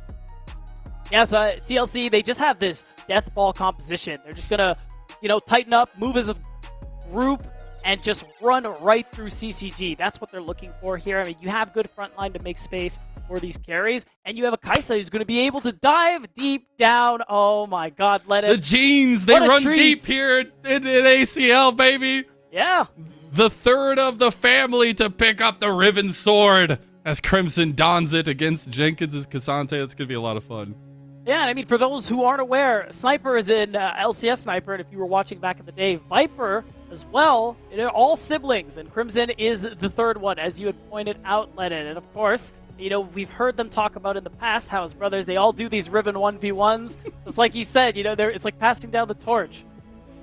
Oh, I love it. I love that we're getting such good flavors of the kind of comfort champions from CCG. It's definitely something to set yourself up better in the early game here, because you're going to feel a lot more comfortable, a lot more confident on that. But that also means that I'm heavily looking at this top trio to have a lot more presence and strength on the map than they were able to in the first 20 minutes of the last game, at least. 100%. And I'm interested in what the top side for TLC is going to look like. Brand, one of those jugglers where, yeah, you do a lot of damage. You're very valuable for the stronger champions on this patch. But if people can get on top of you, like Riven, like Rengar, they can kill you pretty quickly. And so Keel's positioning in these skirmishes, in these team fights, is going to be of the utmost importance if he's going to want to be able to get the max value. Yeah, Keel and the rest of TLC are definitely like, we go in, we fight in a particular area, and we just want them to stay there so we can take them all down. While CCG are going to have to go in and out, and try to find ways to get away from the pyroclasms, things like that once that comes around. We are looking at a level 1 here. Wonder if they want to go towards mid lane. They will end up spotting out Shochi and Roamer. And while we wait for this level 1, make sure you're spamming who. Trevor doesn't see them, by the way. Yeah? Oh, no. Shochi, no! Shochi, oh, no! It's cooked. Shochi, no! He's got the Valkyrie, the Flash. He's out! Oh, my God! He literally had 4 health. Oh, my goodness. That is not how you want the early game to go. And CCG, they will make it out barely. They will lose this side of the jungle more than likely, though. I mean, even without the kill, Shochi gonna have to teleport very early on, lost his flash, so that is super punishable by Kim Down and Keel in this early game, which I'm looking to see. And it's just gonna happen. It's just gonna have that jungle trade. This time, Chad can go for the blue buff unpunished. It's a little bit of trade back. I'll end up looking at vertical jungling here. What's just the blue buff that Keel went and stole away, so he's gonna look at a little bit more of a reactive jungling now, going back to his side as Chad can continue stealing as much as he can. I do think that mid lane matchup is going to be super important to keep an eye out on, though, because without Flash, without TP, Shochi extremely vulnerable. Right. And I'm interested in what the jungle pathing is going to look like for both sides here. Hey, Chad, he's taking the entire top side, it looks like. The pings are coming through. Keel, he's well aware that this is a possibility, so I'm wondering if we see that clear of his bottom side into a potential invade. You see Spawn and Kim Down, they're trading so hard. They're making sure Trevor and Manui have minimal access to this wave so they can crash a huge wave. And I'm betting they're setting this up so Keel can go for an invade and basically keep up the farm you want to have when you're playing something like Red. The warding really clutch for TLC. They saw Chad go in, and now they saw him escape. So they will have timing on exactly where Chad is pathing right now. Roamer taking up another game of priority mid lane, as they do have a lot of strength on that Tristana early. Keel has made his way bot lane, though. Yeah, I think he's just doing it. Again, it is for that cross map so that he can just continue farming it up. Yeah, he's going to take the Grumps. His mid and bot have basically set him up perfectly to do this. And a lot of damage here, though. Wow. Yeah. Level 3 got completed. Manui going to go in. Does end up getting the cleanse out. Here comes the long con, though. Manui getting a little low. Got Keel hovering. How low they are, it's kind of baiting Keel into wanting to stick around. Looks like he's going to make the decision to move over to the Scuttle Crab. Yeah, I'm glad he didn't stay that extra wave. You don't want to overstay, especially on a champion like the Brand. So instead, he's going to just basically keep on pace here. Continue farming. Get that baited ashes as soon as possible and continue cycling his camps. Oh, he actually wants to use that info and take more from Chad. Yeah, I mean, hey, Chad took all of his side. He wants to get a little bit of recompense there. The 2v2s in the bot side going to continue kicking off here. Chad will have made it out here to his lane, but not going to go check the jungle just yet.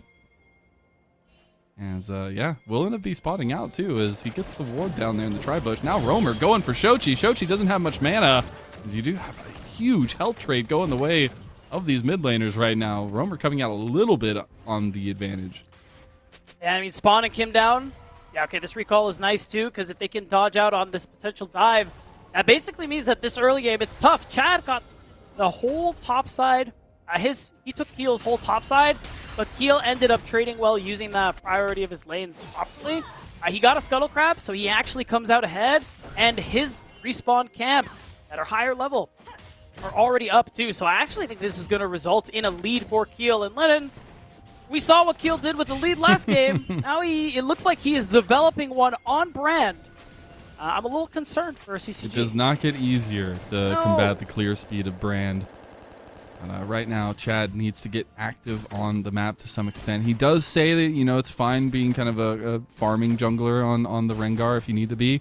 But definitely with the way this mid lane went early, you want to try to provide a little bit of pressure and a little bit of presence there. Trevor going to make his way out. Will be spotted out, though. Oh, no, actually not. Just yet. Ends up walking over that control ward now as the back's coming through from Roamer. No play in mid lane yet available. Yeah, and I think this is fine. The play isn't there onto Roamer. Shochi's had zero presence in this mid lane. Roamer's had him pushed in and is just out-trading him the whole time. And this early game is going about exactly as you'd want it to as TLC. We didn't really talk about scaling yet, Lennon. And although Crimson on this Riven, it's a bit of a wild card, no pun intended for me, on how this late game is going to go, I am really liking TLC's scaling here. You have two marksmen, you have Brand for a lot of damage, and you have tools to make a lot of space for them. So I think Keel getting a lead like this is so good for TLC. CCG, they need to be active on the map. They are the ones who need to find ganks, find plays, and find gold. And if game one was any tell, we will definitely be getting to that scaling conversation later on in this one.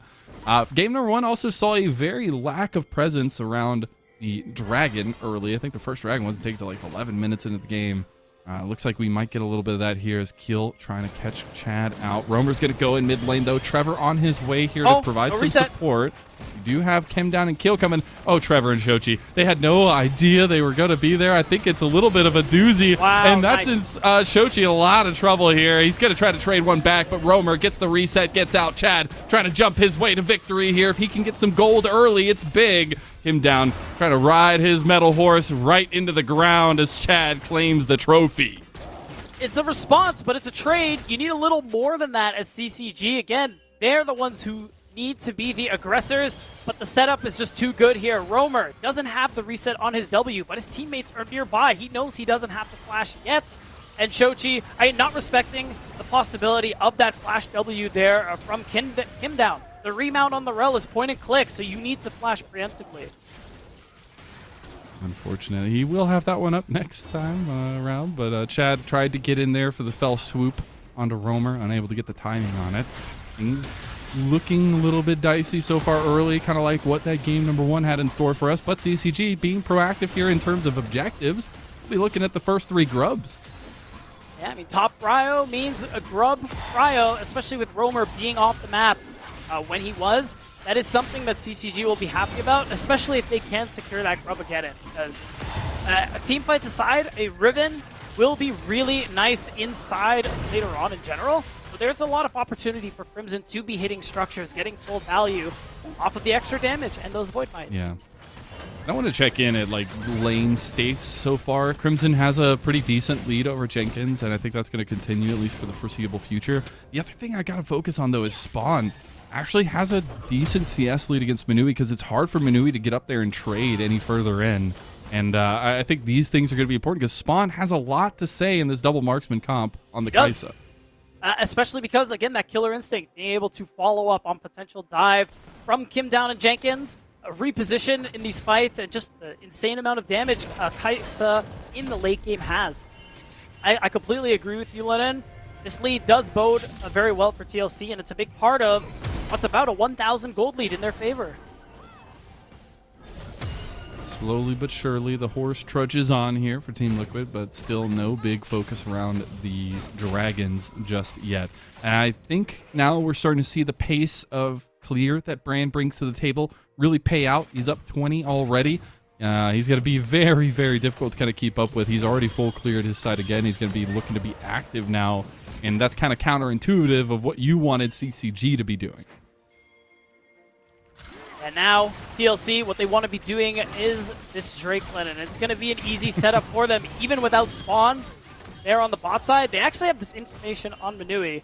There isn't a dive per se, but delaying him is nice. You force him to stay a little bit longer. And honestly, you just kind of ruined what he wants to do. He's kind of stuck right now. What is a tree supposed to do? You can't move very often. You're a tree.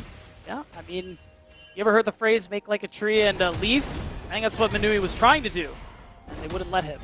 How does that work? What does leaf mean? Leaf. You know, trees have leaves, but leaf. Well, no. Obviously, I know what the pun is, okay, but like great. physically, what does that mean? I don't know. You're leafing. Well, I'm leafing us over to staying updated with NACL. I thought, yeah, that was real bad. That was real bad. Keep going, at keep going. NACL on YouTube, at Watch NACL on X, and NACL on Twitch. Also, just as we have time to talk about it, make sure you give some love over to these teams. Subscribe, as anything you add to the subscriptions or any of those subs you put through will go directly to affecting the players and teams. And maybe Crimson's going to need a little bit of that. I don't know. I mean, he's got 4 bodies circle around. And look, they're wow. going to team. Oh, whoa. Oh, it's canceled. I wonder if they actually go for it. No, it No, he's there. That You can't weird. cancel that one. Oh, no, the power line plasm. disappeared. He's got to go in for the engage, though. Bramble Smash back the other way, though. That's so unfortunate.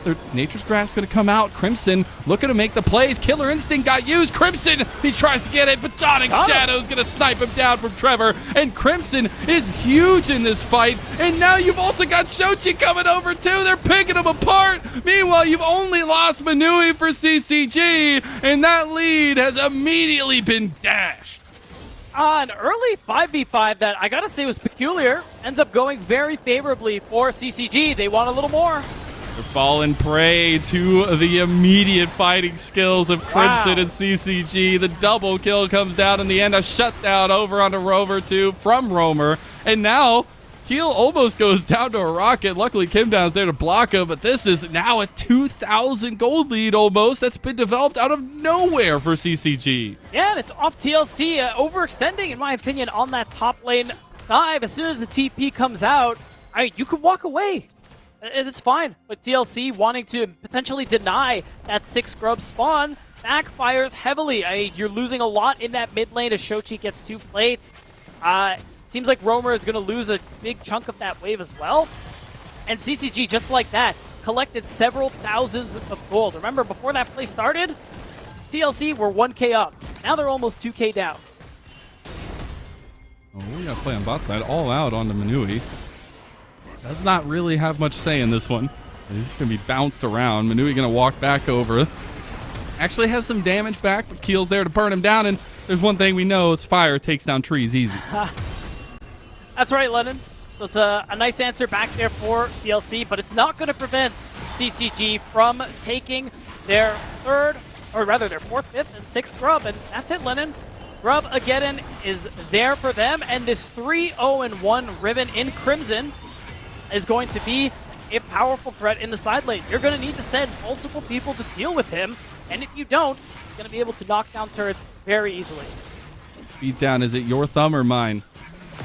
Your thumb or mine? If you haven't seen Fallout, you won't get the reference. But anyways. No, I'm sorry. I watched like 3 episodes and I stopped. Nice. Anyways, it is something where TLC are able to fight back a little bit. I think the leads in lanes that they had accrued is helping weather the blow a little bit from that early play from CCG, but it is kind of working out the way we expected. CCG needed to be proactive, and now they have a 3-0 Crimson, who Jenkins was literally worried about the counter picks that Crimson has, and here he is with a monumental lead, a Black Cleaver already completed, and all the eggs in his basket. I mean, you could say that again. I mean, take a look at this. Crimson topping the charts right now. Roamer, Shochi not too far behind, but this Riven, like you said, all the eggs in that basket, Lennon. And he's going to be both a side lane threat and a team fight nuisance to the backline of TLC. So if they're not able to space him out, if they're not able to avoid him, specifically Roamer and Spawn and the less than mobile Keel, I think Crimson's going to have so much value in this game. I think Roamer and Spawn are going to fall prey to the typical top laner versus ADC's conversation that's going to happen. Play safe. just play safe. Yes, it's fine. Of course. Definitely doesn't have a bunch of dashes and studs and shields and yeah, it's gonna be great. I'm gonna have so much fun watching this. Just get outplayed as an ADC player. Yeah, you know the rules, Lennon. You got outplayed. Speaking of rules, there's objectives on the table, so that That's must true. mean we're getting close to something as we get mid lane to be the new bot lane. They are roaming here with 4 members from each side. Chad just going to take the engage over here on a Roamer. Roamer getting low, but he rocket jumps right to safety. Gets caught by the Nature's Grasp. Wow. But it doesn't matter because all the damage from CCG has already disappeared. No, hasn't. Dotting Shadow right back. Manui, the big tanky tree. But it's not enough because Spawn and Keel are still cooking. Really nice fight being played out there for TLC. I mean, we talked about the lead that CCG had, but remember, it was all on Crimson, who was away from this fight.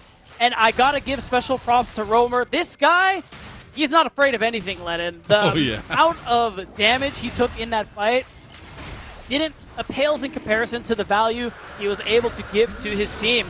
Now Crimson.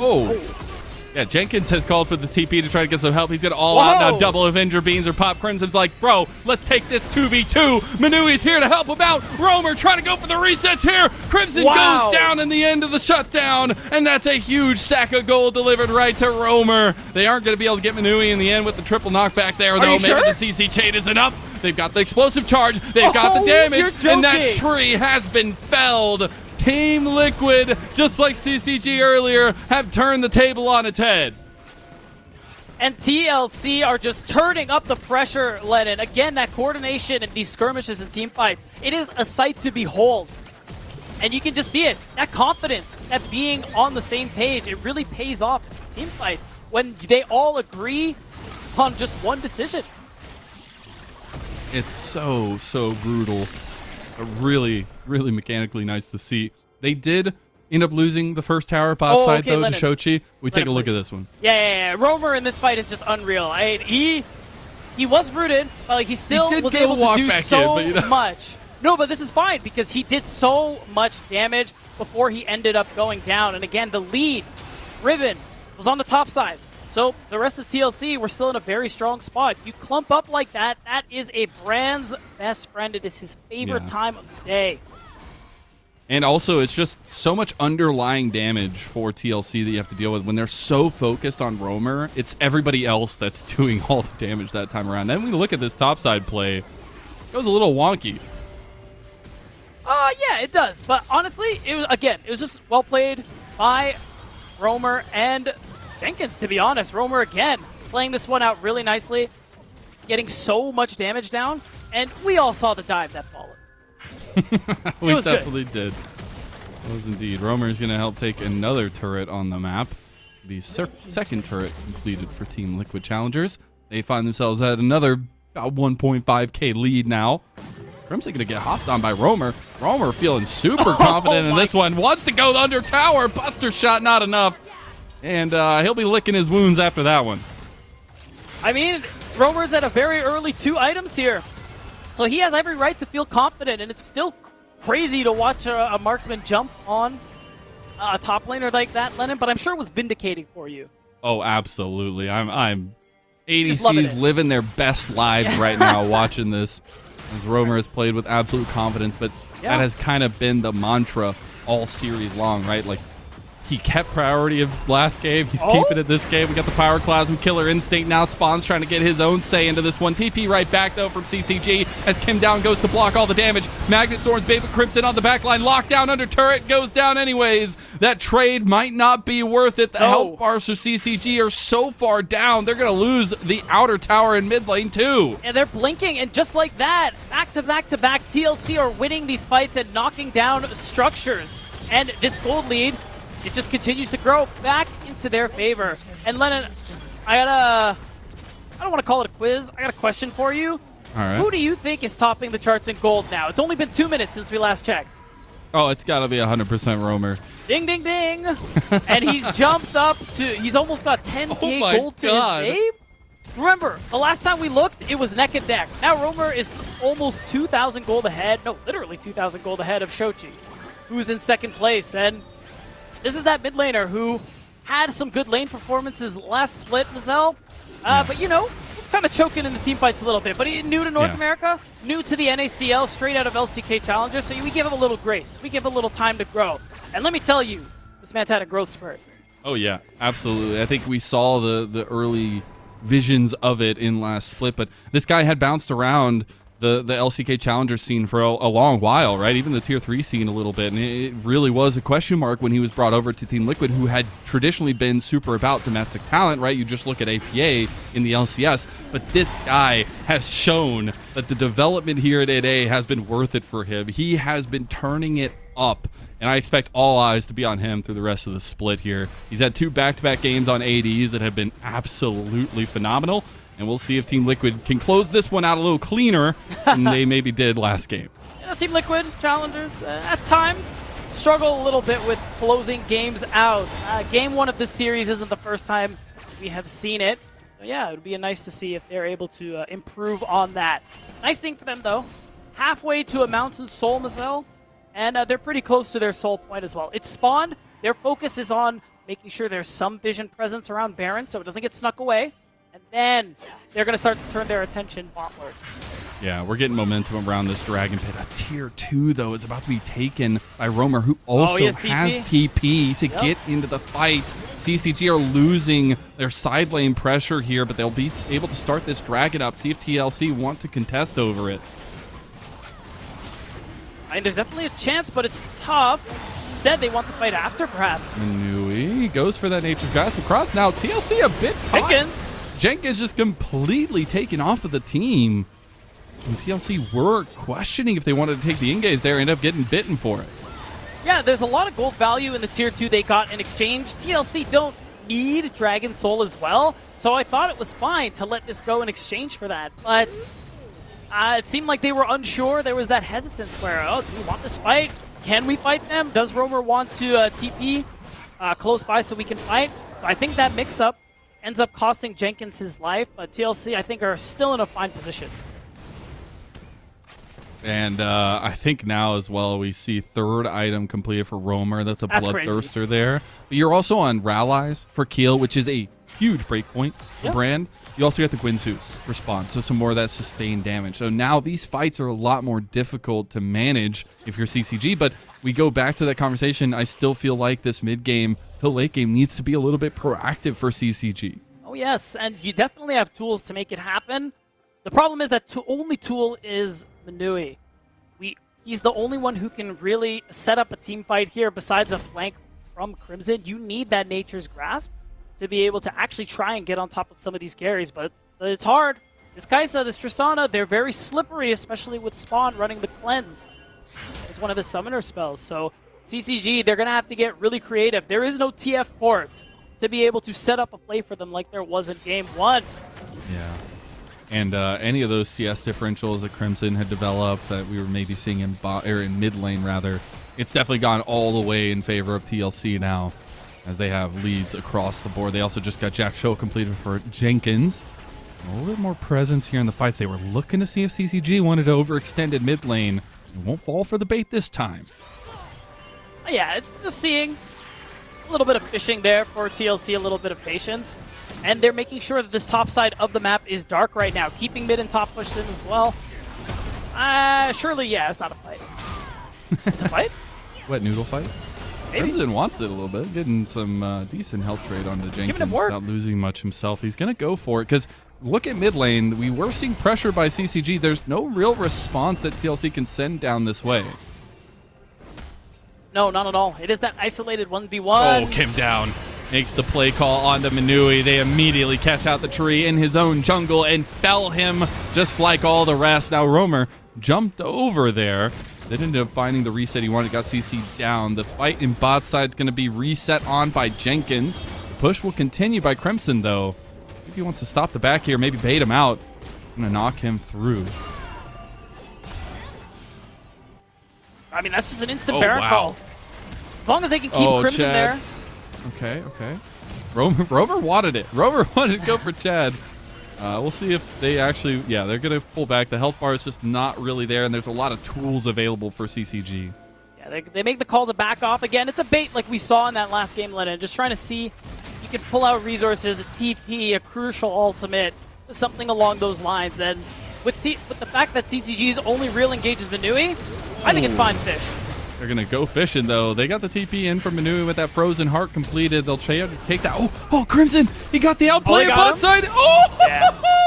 Solo bolo for Crimson. And he's going to take a tier 2. He finally wins out on the war of attrition down there. Yeah, that's the side lane threat we were talking about with this Riven being able to win the 1v1, get max value out of the Grubageddon. And something I just remembered, actually, an interaction between Senna and the Rengar. I know chat's probably been talking about this all game. I apologize. But because they changed Rengar last year and allowed him to leap from camo as well, yep, Trevor can help Chad with that setup a little bit. He can jump out of the E, out of the Senna E. So, you know, we saw it earlier. We might see it again, and that could help Chad get the drop on someone not named Romer. Don't look at this guy. He's really hard to kill right now. He's really hard to kill. He's going to be close to that. Look, he has steel caps. Yeah, it's actually insane. But I think that's a good call out there. Now, you did get third item for Shochi. He will be strong. There is still some scaling aspects, especially Trevor almost circling around 100 souls now on the Senna. If he targets somebody that's not tanky, we start seeing some big health bars coming off. And TLC, they're moving around this mid lane because Dragon's coming up. And remember, this is TLC Soul Point. They sacked that third Drake for a turret, and Jenkins' life for some reason. Now, having to walk into TLC's comp is very really have difficult. An entrance. The Nature's Grasp is the only entrance you're going to get.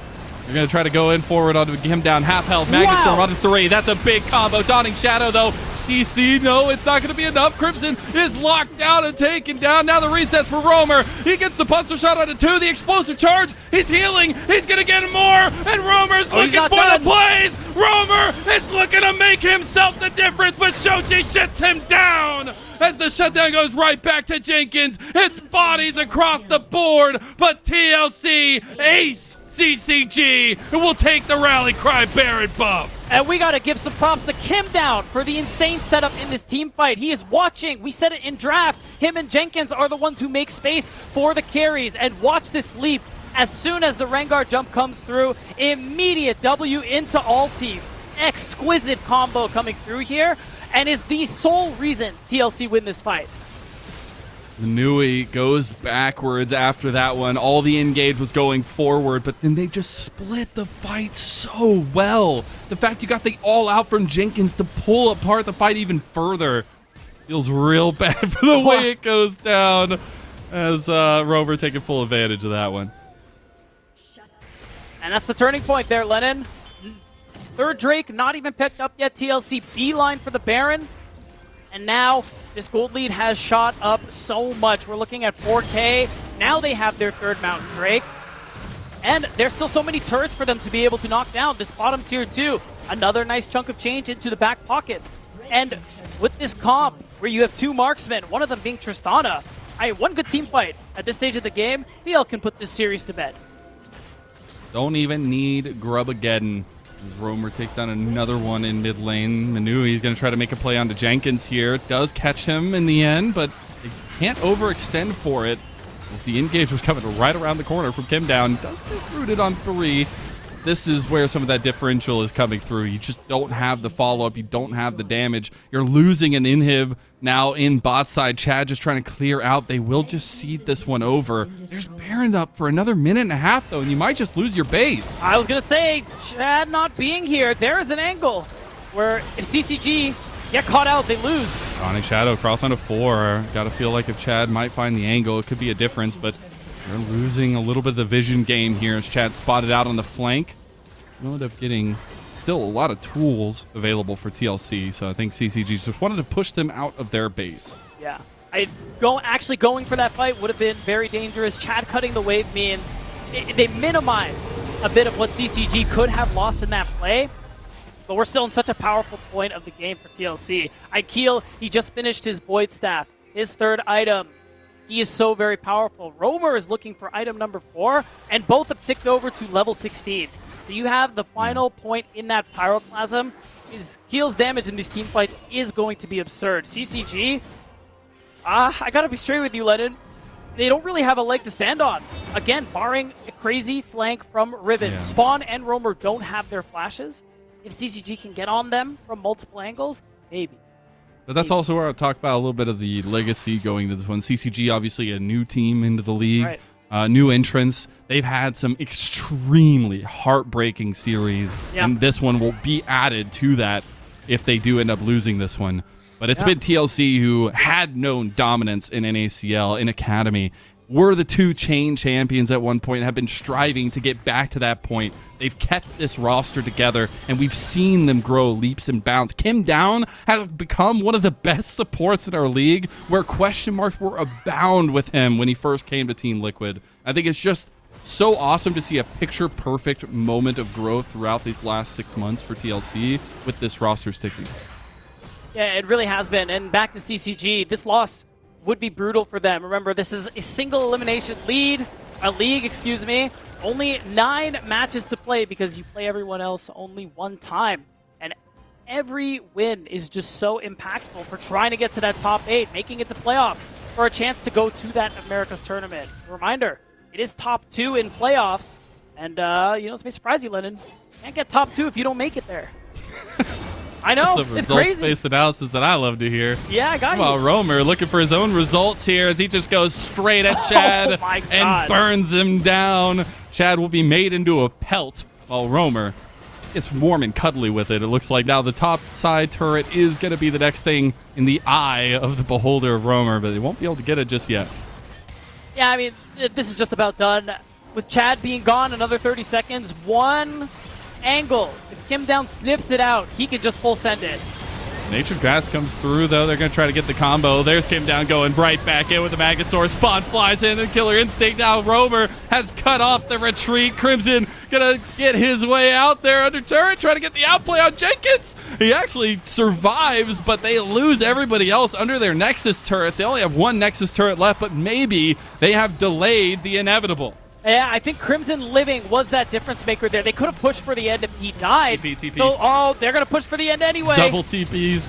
They called it. They knew they had the tools available to them. They have 3 waves crashing at the same time. And CCG, they cannot stop the storm. They cannot stop Romer, who has cemented himself as one of the best mid laners in NACL. And he had 2 back-to-back incredible performances. TLC will take a 2-0 and remain undefeated on the blue side.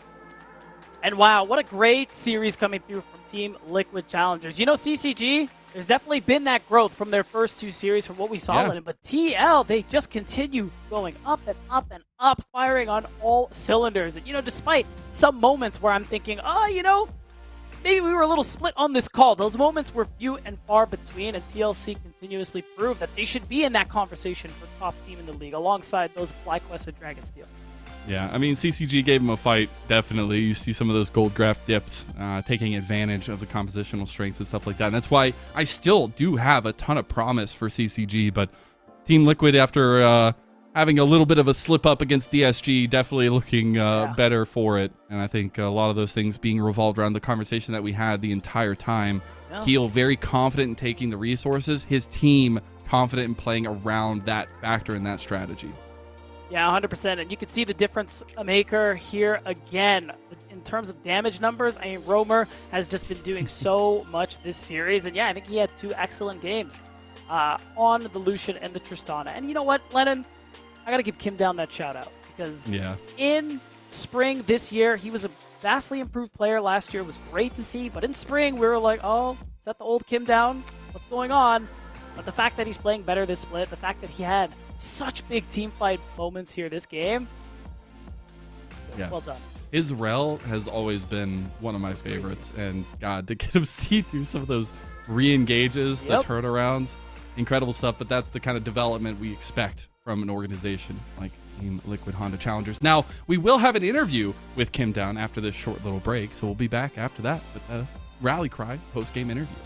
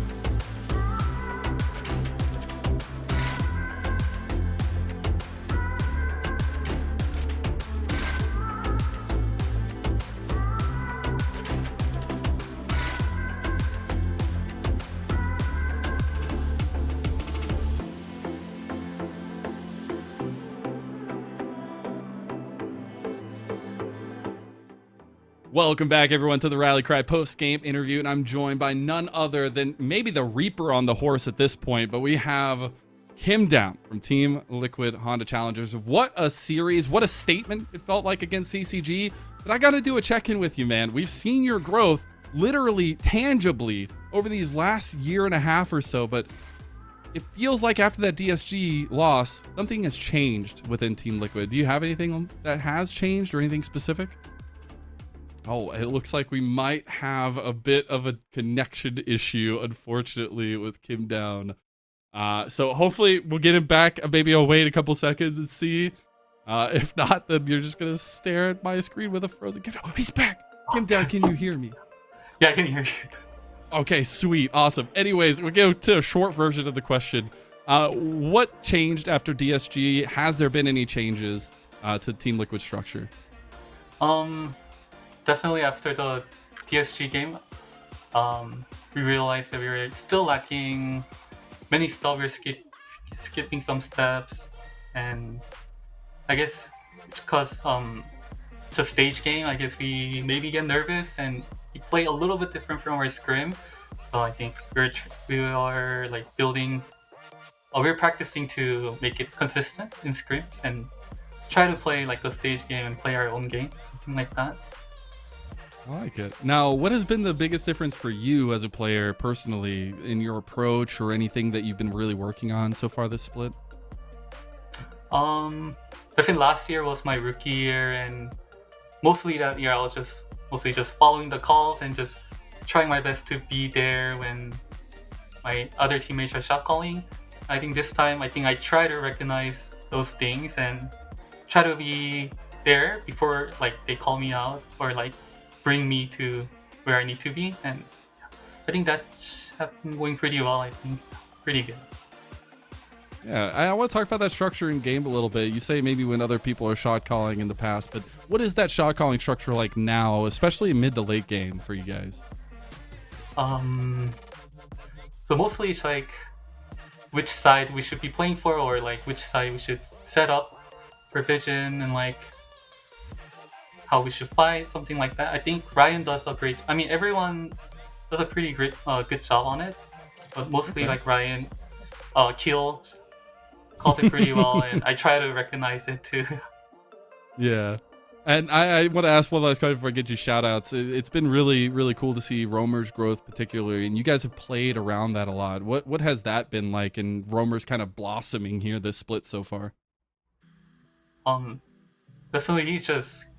I think at first probably like the language barrier and language difference is like one of the obstacles that we have to face, but I think every day Romer is just getting better at English. Is he popping off at team fight calls? Yeah, he's pretty good. Yeah, he's pretty vocal. Let's go! Sometimes, and... I want to hear some of those mic checks, man. I want to hear some. I do gotta. Sorry. You should absolutely get those going. We'll talk to the manager. I do want to give you a chance to give some shout outs here before I let you go though, Kim Down. A shout out to Team Liquid Honda, Alienware, Monster, and shout out to my teammates, my coach, and my LCS team who is playing at the Saudi Arabia. And well, thank you so much, Kim Down, and we'll see you again soon, I'm sure. It was a roundabout victory by Team Liquid Challengers. We're going to send it off to a break before we get ready for Blue Otter versus Fear X Starfall.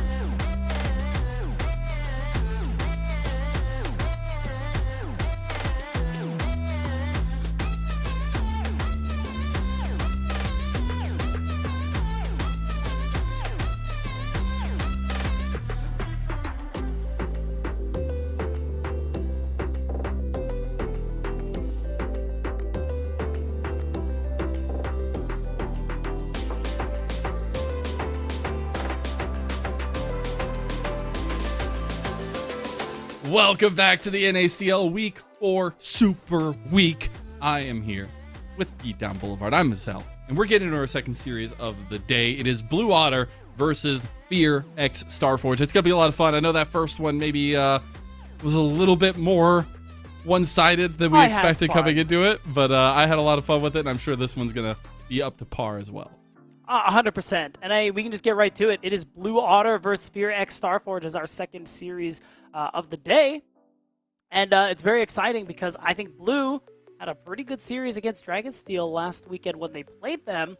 And this is a team that I think, not the highest of expectations. So it's really cool to see them be able to exceed them a little bit. But we can look at the standings to see where they and the rest of the team were at.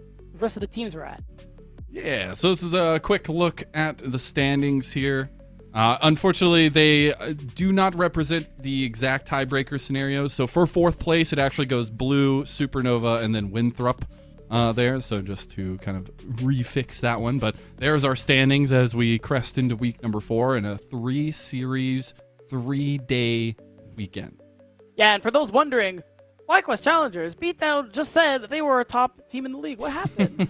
They've only played 2 matches, and to be fair, Dragonsteel, sole owner of first place, you see him over there on the top left, did beat them quite soundly. But I promise FlyQuest are good guys. If you haven't seen, if this is your first time watching the broadcast, this is a good team. Trust me.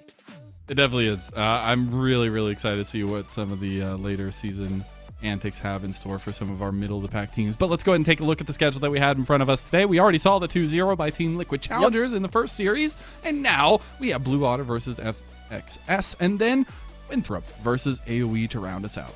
Yeah, and remember, we talked about the importance of every win here in this league, in the regular split, being that single round robin. Blue Otter, another team who really need...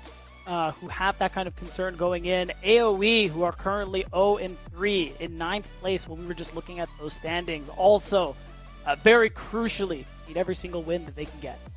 Let's go ahead and take a look at this Blue Otter roster. Maybe cute and cuddly from perception, but bearing fangs nonetheless. This team has been really fun to watch because their mid to late game macro has been so strong, and even able to take up the likes of Dragonsteel there. But I think there's some really interesting pieces, some additions, but also a Blue Otter team who is making their entrance in NACL for the first time. That's right. And again, newly promoted alongside CCG, as you had mentioned. I think the real standout here is Samikin in the mid lane, a bit of a newer player, and definitely an exciting prospect if you had seen his play during the promotion tournament just a couple months ago. I think he's been playing well so far. Yeah, we'll have to see how that pans out against maybe a super roster. I don't know, to some extent. Can we have those in Starforge. Tier 2? I don't know if we can have those in Tier 2, but this is maybe one of the closest to it. We do have some serious LCS experience all across this roster, but it's also been an interesting split so far for them. Not maybe the highest of highs they would have expected for themselves. Overall, especially when you look at players like XU and Ablaze Olive in the mid lane, you highlighted LCS experience. No one on this team has it more than those two. XU, freshly off of what a lot of people, myself included, consider a successful split on Dignitas. Having to come down here, talking about the motivation he has to earn himself back a slot into the LCS. And his gameplay's been showing it, that's for sure. Yeah, I know he is a huge criticizer of himself, though, and that's why I was alluding to maybe not the highest of highs that they would have expected, because XU expects more out of himself, and I'm excited to see him put that on display today. We're going to be getting in draft now, though. A little side note, just because I made the same note last game. Please, yes, let's Blue hear it. Otter, with the blue in their name. I don't know if that's a theme. Undefeated on blue side. Same for Team Liquid last series, so we'll see if that continues here with Blue Otter on the blue side for this first game, while FXS are on the red side. Do expect a lot of mid-jungle focus yet again in this matchup. 100%. Music's a player who we saw make his debut in the Tier 2 here at NACL last year, and there was some potential. Wasn't really able to go very far, as far as maybe we would have hoped, but it's cool to see that he still stuck around, played his way through Tier 3 with Blue Otter, managed to get that promotion into the league that we're seeing here today. And again, pretty good performances so far from him and the rest of this squad. I mean, the only change going into this split was Quacker into the top lane, someone who, we felt pretty good about last spring, or this past spring. and bringing over Levitate. But That's I right. think the interest for me is what flexible picks we'll get in this first game. Because again, it's Super Omega Overdrive Fearless. Everything that that's gets right. picked not available in the further games. We are seeing some very big high-profile picks, or at least high-meta picks right now. The Ashe taken away, the Lucian taken away. A lot of flexibility in the draft, trying to be honed down a bit. And I'm wondering too, I think Blue Otter, I was about to say, angling for that first pick Tristana, but Fear not allowing that one to go through. So it could just be a Corki first pick. They may have a different answer there for Sammy Kid in the mid lane. We know he's really big on mage players, and that's how he got a lot of his success in Tier 3 and the promotion tournament. So we'll have to see. Quacker, just so you guys know. He's been a fan this whole time. Yeah, doing this. exactly. You know, he's just flexing a little bit. He was previously a Darius one trick, but it is the Hui, something Sammy Kid very proficient on. I'm going to like to see that in mid lane. A little bit of consistency there once you get your levels under you. But I do think that now you're going to need a pretty proactive jungler to pair up with that, something that can take advantage of the spell rotations that Hui brings to the table. Now, there is still potentially flexibility in that pick, but I expect it to go towards Samikin. The Zyra, though, has been let through and immediately locked in by FXS. Yeah, I mean, really strong. We saw what Keel was able to do with it in our first series of the day earlier on with TLC. I just think there's really, you can't go wrong with a champ like this patch. It's a crazy thing, I know. And at this point, Fear, they just get the 1-2 of their dreams there with the Corki on top of it.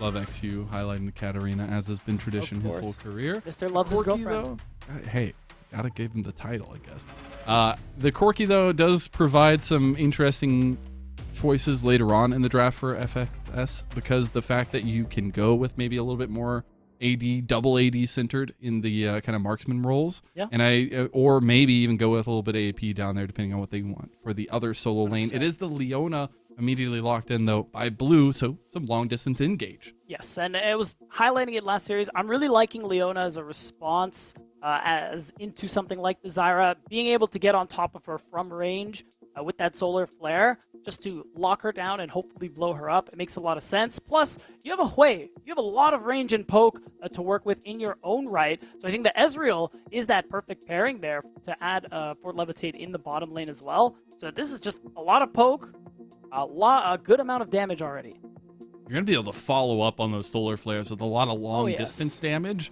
Yeah. which is going to be really interesting to watch. But the classic pick into the Leona, or at least something that we have seen if it's available, the Nautilus locked in as a counter there, but also giving a lot of engage potential over to Fear. And you do love Nautilus into those slippery champions, your Ezreals, your Lucians, your Zerries. It doesn't matter. Nautilus just has to hover you with his mouse and press his R key. True. It's like, sorry, buddy, you're locked down. The evolution of the Nautilus combo to where now you just are into the dredge line no matter what every time, and it works. The Renekton is the focus here for the top lane matchup. We are going to be getting into that here soon, maybe a counter pick available to Philip, but it is going to be the Renekton into the Senna bans right now by Blue Otter on the other side. Yeah, and I'm thinking too, what are we expecting for music into this jungle role? I mean, top lane makes sense to target the Renekton. It's something Quacker plays a lot of, and priority is really the name of the game again in this current meta. So trying to remove those safe options is a good call, and I'm wondering if Fear is just not really even expecting music to go for an AP jungler. I mean, it's just this double ban towards Quacker on the top side. Gives us a lot of indication that maybe Philip's going to take his pick on 4, or maybe they just want to remove safe options for Quacker. And Philip has been an interesting developmental story, right? He's gone from playing no carries to playing carries to not playing carries, and I think it's what flavor of Philip we're gonna get, because you know he's always screaming his head off. It's always about what that 1v1 is gonna look like in the end. It is the Jax ban towards Philip, so taking away a freebie there, it feels like. Yeah, 100% too. I mean, that ban is nice too, because maybe that's something that scales really nicely later on into side lane. And things like that. It's something that we're seeing banned a lot there on blue side so far today. So now it's just about what's that pick going to be, who gets the last pick there, and it's looking like it will be Philip.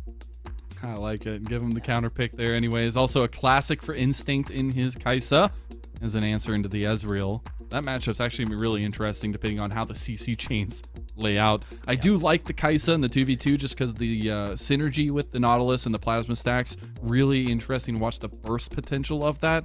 But I think there's going to be a lot of safety on the side of Blue Water down there.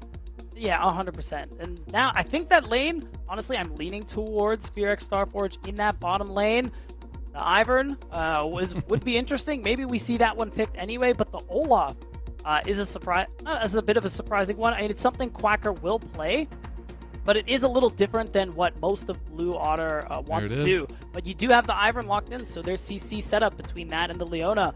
And again, it's kind of like what we saw for Crimson in the last game. You have a lot of setup, and the hope is that you get this Olaf to stay on top of this backline so he can keep that ultimate going. And he's also a target for Ivern as well. He will get the benefits from the speed ups and things like that. That's and the true. attack speed increases. So I'm very curious at how this works out. They have a lot of long range setup, it feels like, with some of the CC chains they have and a lot of follow-up damage. But the odd man out for me in this moment is Quacker and seeing what he can do in a lot of these situations, because he's going to have a lot to say. The Aatrox was that lock-in for Philip in his confident counter pick into the Olaf, but it really is a team fight centered composition from the side of FXS. 100%. And on Blue Otter's comp too, I think what's nice about it is that they function pretty well without Quacker. If Quacker were to be off in side lane in the 1v1, they have a nice little death ball here. It's kind of a 5v4 because, you know, you count Daisy as the sixth man of this roster, and you have a lot of ways to make space. It isn't. You have a lot of ways to make space for Sammykin and Levitate. So I think Fear's goal is using some of that range and poke and only really diving in with that Kai'Sa and Aatrox when they really need to get on top of Sammykin and Levitate. Yeah, the dive potential is there, but also the objective control is going to be really interesting. You have such a hard farming, hard presence jungler in Zyra against the Ivern, who's going to have a clear speed of matching uniqueness, it feels like. But we're getting into game number 1 of our second series now. Make sure you spam who you got in this one. Blue for Blue Otter, FXS for Fear X Starforge. It should be a lot of fun. FXS going for a early game play on the top side of the map. But it's all about these jungles and what the early pathing looks like for both of them. Do expect the solo lanes to have a lot of say in that. Hello, Ari. Hi, Hello, Ari. Lennon, do you have the skin? No. No? I don't play even the smallest version of the skin? I did buy the pass to get like the broccoli emotes and stuff like that. Oh, nice. Yeah, the pass. So I do have the like basic one. Okay, nice. What's your favorite emote? Is it the broccoli one, or was that just the first one that came to your mind? I think it's got to be the broccoli one. It's just too iconic. I like it a lot. All right, fair. I will. Are you an Ari enjoyer? Did you I am. get the She was skin? the first champ. She was the first champ I ever nice. played. I don't have the So really expensive one. You don't have the really one? Oh. No, I have the base one. I have the base one. Okay. And our producer Emily called me poor last week. I'll never forget that. Broke boy. She was right. To take a look at those runes, nothing really out of the ordinary there across the board. Really, though, more so asking of what you think this bot lane can have, since both junglers are kind of pathing down. Well, we'll get the reverse side pathing for music, but at least XU is pathing down that way. And I think Instinct and Winsome have had huge says in the 2-0 start to Fear X Starforge. Yeah, 100%. This is a bot lane where I think Winsome, the back half of last year, not the greatest of performances, and Instinct, I think, just didn't get a fair go in 2023, but being a player who had good performances in the open qualifiers in spring and was able to qualify here and find a spot on a roster like Fear, it is a nice turnaround for both of these players. And yeah, they have been performing really well in the 2v2, and Instinct team fighting very well so far here in Summer Split. And you have to remember Instinct being from CCG recently. Interesting, we just saw them as well. But against Levitate, I think this bot lane match is going to have a lot to say in the later parts of it, but we're not going to get to that just now. We do end up seeing the culmination of the pass for junglers. Going to be down towards this bot side, though. Yeah, and with this prio going the way of Levitate and Rovex, it's probably just going to be pretty easy for Music to easily secure that first Scuttle spawn. One thing I wanted to highlight too, a thing I like about this Ivern pick, is that when you're dealing with a lot of poke, having an enchanter like Ivern, it feels pretty good. Those shields, they help absorb some of that damage early on. And of course, the value of Daisy cannot be understated. Plays Olive in a little bit of trouble. Music trying to go for the guaranteed CC, misses it anyways, but it delayed enough time for the slow to be there. Flash from a Blaze Olive gets him out. early fights in mid lane, though. Blue will end up getting the summoner spell there. Wow, I like that path there from Music. Instead of trying to fight for that bottom scuttle crab, instead he goes into that mid lane, takes advantage of how pushed up Blaze Olive is, and is able to basically just trade crab for crab. I think he's just prepping that top crab, right? No? Yeah. Probably did. He probably did. Usually it shows up. Yeah. But maybe it only shows up on jungle camps. I guess we'll see. But that's also the curious. Okay, well, I was going to talk about jungle matchup a little bit. We got the Not allowed. there Sorry. That's what I also find interesting about XU's approach to split. Did. He's very confident in his own right, the way that he approaches the game, but something he's been trying to work on is the leadership aspect, being a leader in game and out of game. And I really want to see that work out in positivity with Winsome, who also I feel like has had a lot of say on the teams that he's been on, especially FlyQuest. But Music going to be the one that stays proactive here. Even though XU is up on this top side of the map as an answer, Music won't be able to get the gank off. No, but he's alleviating pressure. And that's more than enough here. Quacker is going to be able to receive that wave, continue farming, and there's no gank angle for XU either. In fact, there's an angle to go for this respawn Raptors. Oh. Talking about being a leader, Music going to find XU and gets the severing bolt there from Samykin from long range. That's the power that you can have from Samykin in the mid lane, especially now that you're getting a little bit closer to level 6. An invade coming through from Music. And be clutch to get those chicky nuggies. And this is also, when I was talking about leadership for XU, Music, on the other hand, signified by Rovek, say that he is the voice in the early part of the game. And so far, so clutch. 100%. And this is part of what we were talking about, too, in that pregame here for Blue Otter. What I really like, and what I saw from them, especially in that Dragonsteel series, is that, you know, even though they didn't win all the games, there's this clear understanding of how strong they are at different points in the game. They know what invades they can go for. They know what resources they can try to take away. Quacker. Phillip. You got this pick into him. Going to burn the flash there. So Quacker might have playability up here. You are getting a lane swap coming through, or at least a lane transition here with Instinct and Winsome up on this top side.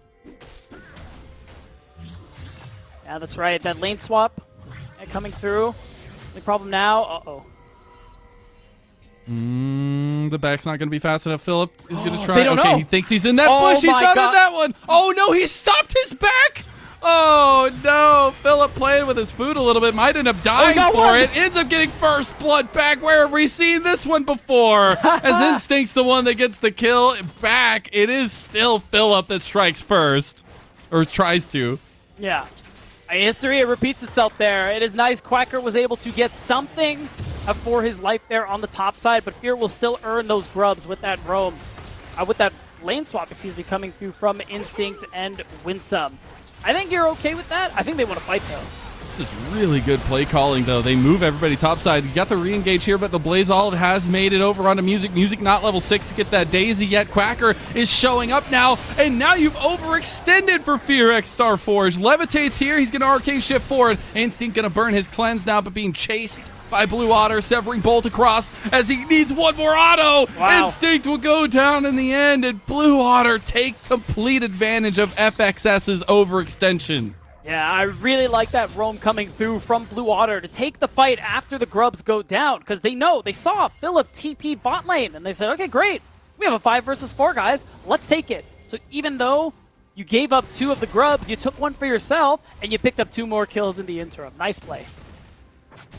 Really good capitalization there. Still a slight lead for Fear, but really good answers from Blue Otter and some of that play calling coming in to fruition here for them. I will say there's a slight lead for Phillip now, but going to be recouped a bit there. And as we take a look at kind of the strategies we said earlier, Dragon is up on the table. We will have a little bit more presence down here on this bot side of the map as well. Do you think that it's FXS who can take priority over that one? I think I do like Blue Otter's chances, especially now that Music has hit level 6, though. You do have access to that Daisy. You do have this Leona who, with just a Ruby Crystal, is already so insanely tanky. And I like this play there to get Samykin that mid push so they can walk into the Drake first. That this impact all of Blue Otter has had to try and influence this mid matchup in the early game has been very nice here. You support your mid laner, and you make space for him so that you can make invades like this. XU does a lot of damage to Music there on the back end of the Zyra. trade. Winsome hasn't hit 6, neither has Rovex. Trying to take down Daisy before any of this fighting kicks off is actually a good call there, but we are level 6s for Instinct and Levitate as well. Rovex just That's hit big. Solar Flare. There's a lot of tools available as FXS start up the Dragon. I think they can't do this. Winsome, he has access to no wave, no experience, and this level 6 for Rovex is huge. They just got to let this one go. And it kind of feels bad if you're FearX Starforge, but again, that impact from Rovex moving around allowed this to happen. Oh, they get caught a little bit, though. Blaze Olive trying to get over. Stranglethorn is so big, though. Spiraling Despair is going to hit on 4 members. True Shot Barrage across 2. Samikin's going to clean house here, but Blaze Olive and XU, they try to get the lockdown. Blaze Olive wants to step forward, but Levitate has shown up. He's trying to take down XU, and he's going to get him. Now Philip coming over to help out Blaze Olive. Levitate's trying to make the plays. Levitate goes down in the end.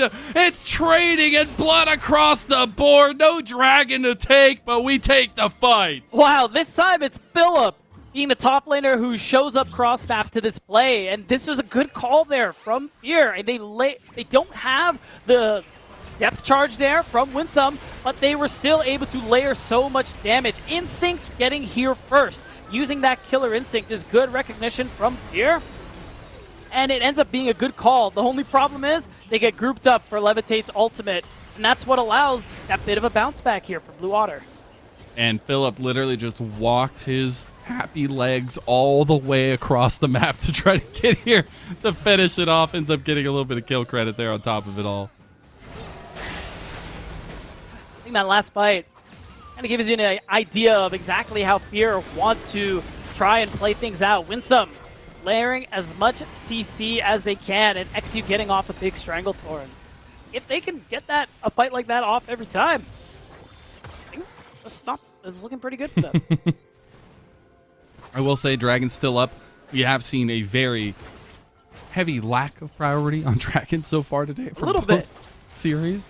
And it will still not be the case. The biggest thing is going to be that next spawn of Grubs coming up, as we did get 2 for 1 in that trade in the first place. Now Rovex finds out Winsome. He's pretty tanky, but not that tanky. He will end up burning his flash, gets hit by the Solar Flare, and this is another big collapse by Blue Otter to try to take down a member of FXS. They do so beautifully. Now those Grubs will be theirs, and that's 4 to boot.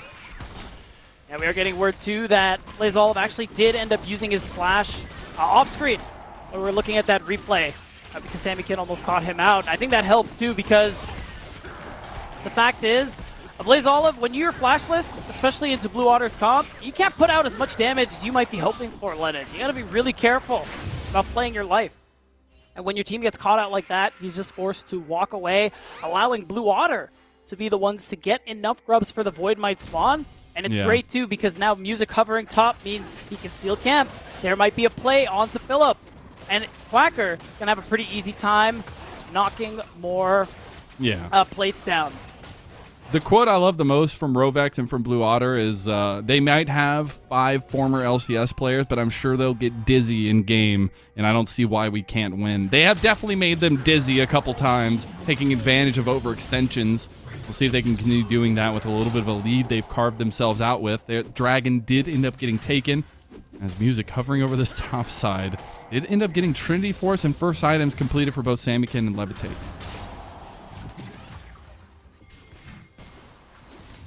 Slow down a little bit here. Oh, unless, did I jinx it? We were close to. I know.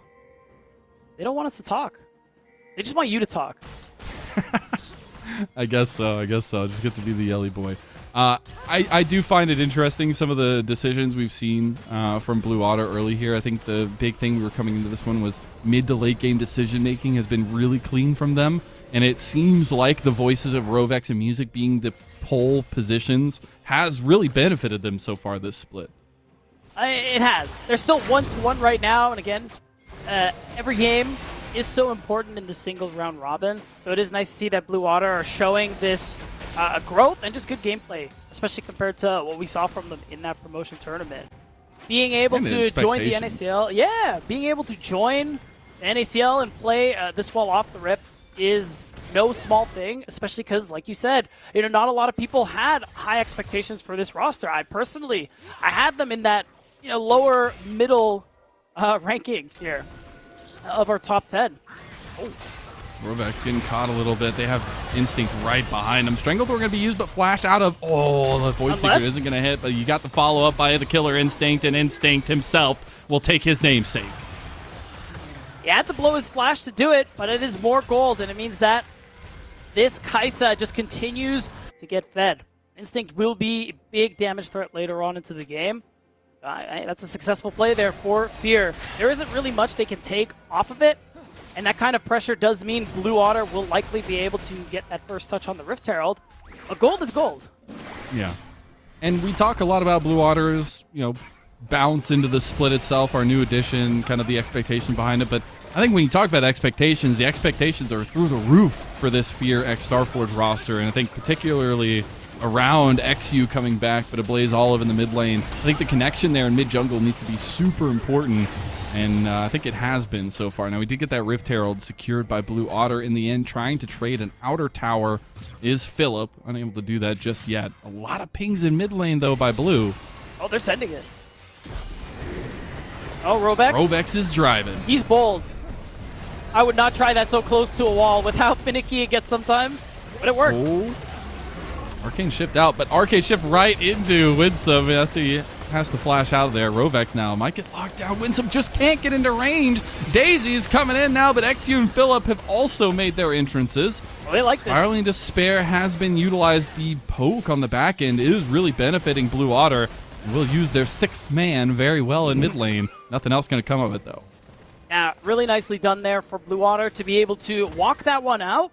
And I like this move to kind of walk Samikin down and escort him to that bottom lane, because Winsome, low health, but him and Fear, it look like they still want to potentially do something here, or at the very least guarantee them this bot tier 1 turret. It would do wonders for their ability to make space for this next dragon coming up, especially because they want to be soul stacking. Some playing with fire there. Yeah. They do end up getting the trades down. Still about 1,000 gold lead for Blue Otter. But also, we talked about the mid-late game decision maker for Blue Otter. I also think that's a strength for Fear X Starforge in some ways. We talked a little bit about XU wanting to take a leadership position, but when you have this much veterancy on the table, it feels like you're going to have a lot of really, really good decision making in mid to late game as well. And I think that's the big test for Blue Otter in this series in particular. Absolutely. I mean, you're playing against, again, the mid-jungle of this team alone, or while a lot of our expectations were here competing for that spot at Sao Paulo in September, competing for that top 2 spot, guaranteed top 3. These are 2 very experienced and skilled players. So Blue Otter definitely have their work cut out for them in this series. But Lennon, if they got a win, wouldn't that be something? The upsets, man, they just keep coming. Keep coming here. You'd love to see it as well. Now, Dragon is up in about 15 seconds or so. Already, Fear are pulling around this area just to see if they can catch anybody stepping a little bit too far. Their vision game is so strong right now around this objective. I do not expect Blue to be able to put up any fight. No, probably not. And Fear, you feel good about that one. Even we're seeing... Oh, plays all of the TP'd into his base. Yeah, he must have believed he was under danger. There was going to be a threat here, but I think this is a little crazy. XU going for his hand in the cookie jar, 2 of them at the same time. It looks like he got both cookies and ate them real easily. Now FXS, they moved over, took out Samikin, took the objective, and they get everything. That's a peculiar fight, Lennon. Not sure what we were looking for there, especially with Quacker still remaining onto the top side. And that ends up being very costly. You were never going to get that dragon to begin with. Now you gave away a bunch of gold in the process. Yeah, Blue Otter, they're still ahead. They're still in an okay spot. But I think the gold split is something we're talking about here, especially because Quacker is the majority of Blue Otter's gold lead. If he's not in the area, Blue Otter's ability to fight, it's not as great. But look who's second place. Instinct. Yeah. He does a lot of damage at this point in the game, and it's only going to get worse. He's hit 2 items. He is a big threat to be spoken of. I love the 2-item spike there with the Gwynsu's for Kai'Sa as well. Just gets so ridiculous with the burst damage. I do also want to highlight the convergence completed for Quacker on the Olaf. So not going for a full damage build here and realizing maybe they need a little bit more front line here for themselves. But Samikin, he has taken the ire of FXS. We'll see if The the, whole Reaper team. comes to town. Looks like nobody else is going to be able to follow that one up as Winsome needs to get out of there. Does Dredgeline his way to safety. Wow, that's the solar flare too. Really good Spider-Manning coming through from Winsome. And to be able to walk that one out, but nothing ends up happening from this play here. Next thing to play for, really, it is just this dragon. Oh, maybe. Maybe there's a potential play happening too, at the very least. Blue Otter, they just want to clear up some vision. Baron's going to be up very soon, and while I don't think Fear are going to necessarily do it on spawn, they do it kind of fast. They can, at least, yeah. I think the interest is if they're willing to try to pull the 20-minute Baron fight, as they will have a lot of bodies up that way, but they don't really have presence around the lanes there in the end. They have been doing a good job of tanking up a lot of the dragons for themselves, so they'll have that to play around as time goes on, but it has been kind of objective dominance for Blue Otter towards the top side of the map so far. 100%, and I think for the That's moment... us. Oh my god, I know those guys! Lennon, I gotta say, I like that shirt. Thanks, it's one of my favorites. It should be. I tried not to wear it all the time though, because it's like You don't want to like play it stands out. You know? I don't want to. I don't want to wear it yeah. like every single. They're gonna be like, oh, this guy only has one shirt. What's going on, man? You know what? And so if I do, all right. So Yeah, if what's the I problem? do. No, luckily, as a broadcaster, we don't stick to one shirt. Though that'd be maybe really not. funny if that was your brand. You just have the one shirt all the time. If you could have one that you wore all the time, would it be that one, or what would it be? Probably the bomber I'm wearing now. Okay. I like it a lot. Okay, respect. Now We I got know. the bomber bros today. It's fine. Yeah, that's just true. no That's us. Gragas, I guess. Am I Gragas? Maybe I'm Gragas. I don't know. We could be the Bomba Bros. There you go. It all works out in the end. Yeah. Speaking of working out, though, we are getting 2 second item completions across the board. Philip just a little far behind, but we did get the Moonstone complete for music. So really the damage potential for Blue Otter is in favor of themselves right now. Yeah, and again, that value coming through from the shielding from this Ivern, it definitely can't be understated when you're at that 2-item mark. So Blue Otter definitely still have plenty of ways to play this game out. They, unfortunately, are not able to really threaten the Baron, in my opinion, so trying to start it as a bait, I think will be very difficult for them. So primarily, their goal is just going to be set up vision, make sure Fear can't, sneak it or do it without them knowing, and hope that you can find a better fight elsewhere. And harping on Blue Otter a little bit more, we talked so much about their mid-late game decision making. I think it's really crucial with a composition like this that their execution is near perfect. Yeah. They have Quacker in the side lane. He will win out that side lane, but you've got to use it efficiently. You've got to be able to, at least right now, he will be winning out in It's some Zeke's. regards, right? I think in general, And at 2 items, I agree with you, but I'm just seeing Zeke's, and I'm unsure, you yeah, know? Maybe, yeah. But I wonder what his impact is going to be as time goes on, right? Yeah. Is he going to try to be that side lane pressure, or is he going to try to have the same impact that Philip will have? And speaking of impact, Samkin, it's Dredgeline combo there in the end, and Spiraling Despair will be thrown right back at him. Quick response from Samikin, but it just wasn't enough. Again, that point and click from the Nautilus is simply too good. I mean, music is here, but he's just wasting time. And the reason I like this is that, it will take a little longer, potentially, for Winsome to be able to join the bottom side. So maybe they make a play onto XU as this dragon spawns. I don't think Blue Otter want to let this one go, because Infernal Soul, it's a really nice thing for Fear to have. It's crazy, I know, but I don't know if they actually have a chance to stop them. Here comes Blue Otter. Got Daisy out. Dragon pulled off of. Instinct kind of out of the fight now as well. TP is going to be Teleport's used by far. both mid laners. We're going to try to bring it in. Looks like we're going to get a 5-on-5 here beatdown. And I'm excited for it. Winsome doesn't have ult. I think that's the big thing going for Blue Otter this time around. It is a 50-50. Oh, the smite goes over, but it's not either. Philip is the one that gets it. Now FXS, they're trying to fight their way out of this one, but Blue Otter are all over them Look like at Quacker. otters over seashells.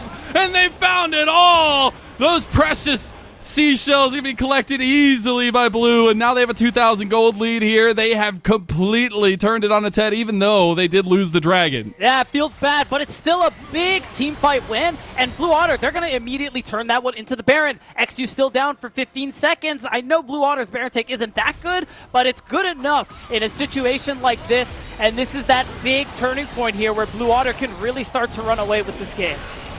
There's an answer by Samikin to try to back and stop this tier 2 going down. A Blaze Olive taking advantage of the map, though, and will end up getting a little bit of gold back, even though they lose the Rally Cry Baron buff at 23.5 minutes over to Blue Otter. A really nice injection of gold into Blue Otter's pockets, and we're going to see the replay here again. This is tough because the Blaze Olive ends up coming very late. He has to TP to the turret, and I think that's part of what allowed Blue Otter to get such a good position here at a 50-50.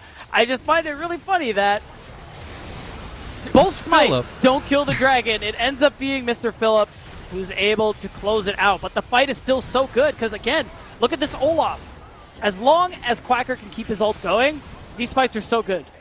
Yeah, and he's literally just running over people at that point. Unstoppable in every way, shape, or form. Also completed Sterix now as well. So third item spike for Quacker. He is the strength, it feels like, of the team at this point. You end up seeing that outer tower taken down on top side by FXS.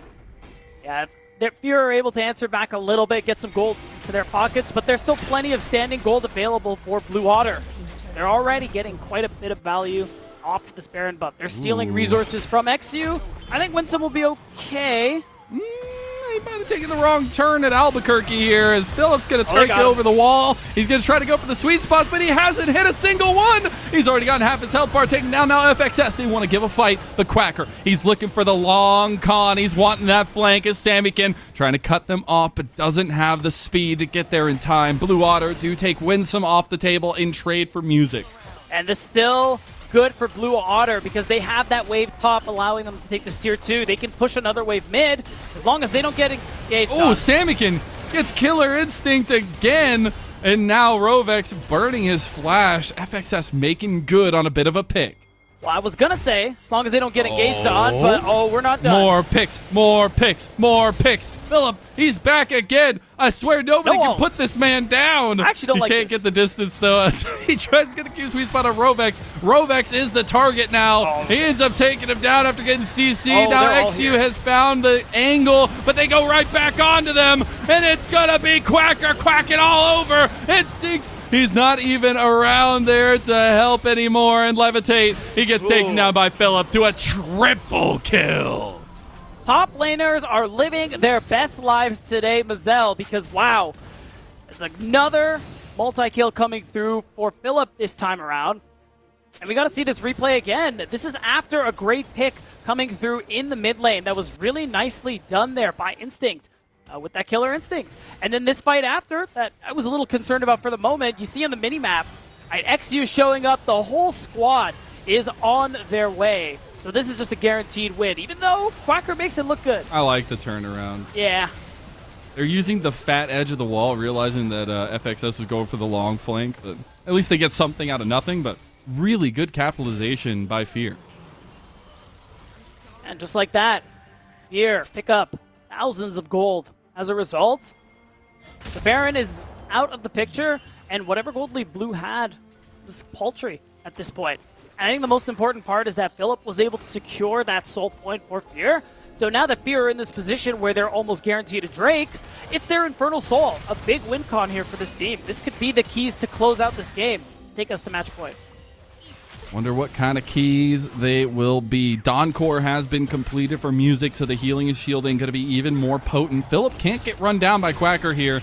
Does end up getting a little bit of support from Winsome holding over. 25 seconds, though. You could cut the tension with a butter knife.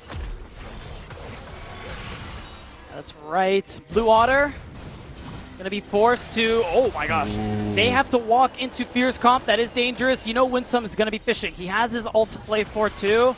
Luckily, they got Daisy. Daisy just goes in there, is a body, and finds the engage. He's going in with it, too. Oh, Zenith Blade over top. True Shot Barrage goes wide. Look at Quacker, though. He gets immediately shut down. Wow. Spiraling Despair onto Winsome. Will take out that trade, though. Now we're in a 4-4-4, but a little bit different because you don't have the engage for FXS. The only thing left is XU finding roots or Phillip finding a big backline engage.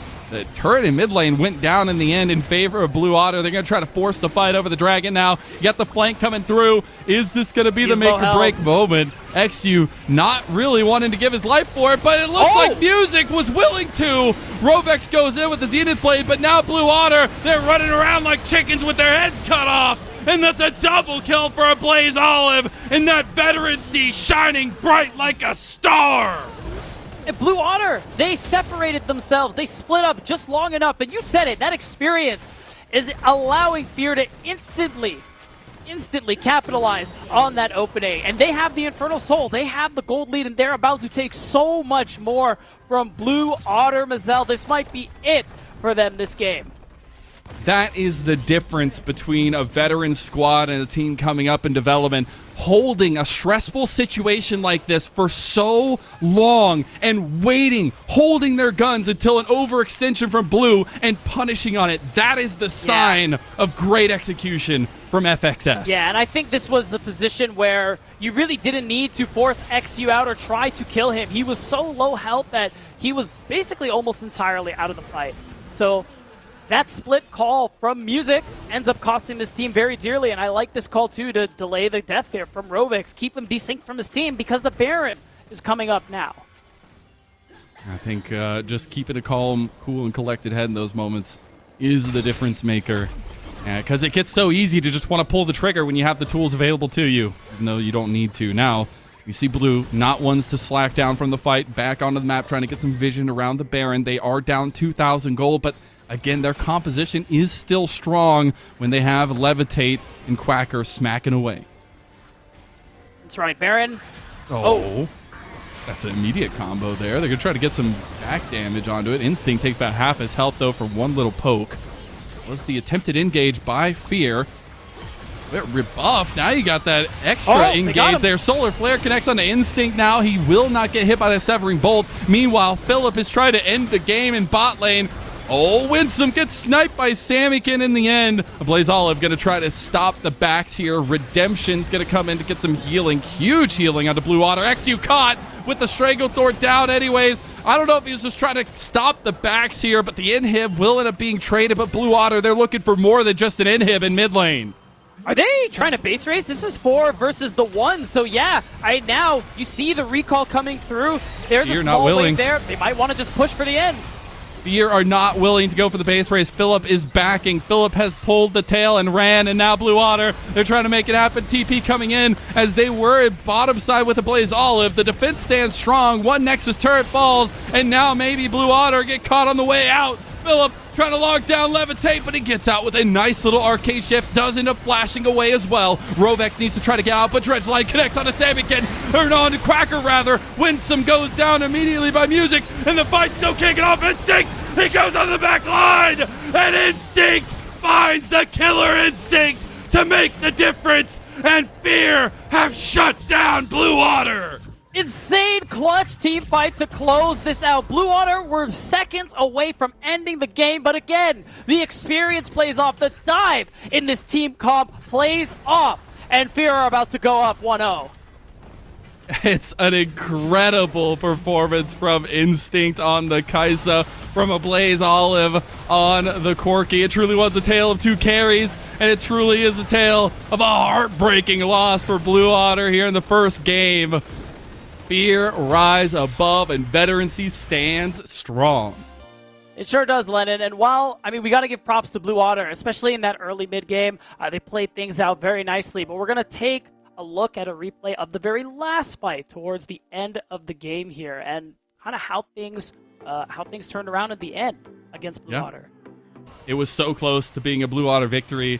It was a base race that FXS didn't want to fight in, and ends up coming up clutch for them in the end. Yeah, this is the tough thing with that call, because Blue Otter's comp, it's really bad at walking away, kiting. They want to be the ones doing the chasing, especially when you have champs like Ezreal and Hui who have such insane long-range poke. But as soon as they're on the back foot like this, the damage from this Aatrox, who's level 17, from Instinct, who is just on fire this whole game, on top of the Infernal Soul, it's just so easy for them to run them down. He truly stepped up to his namesake. That man's killer instincts were instinctual, and every time it seemed like it made a massive impact.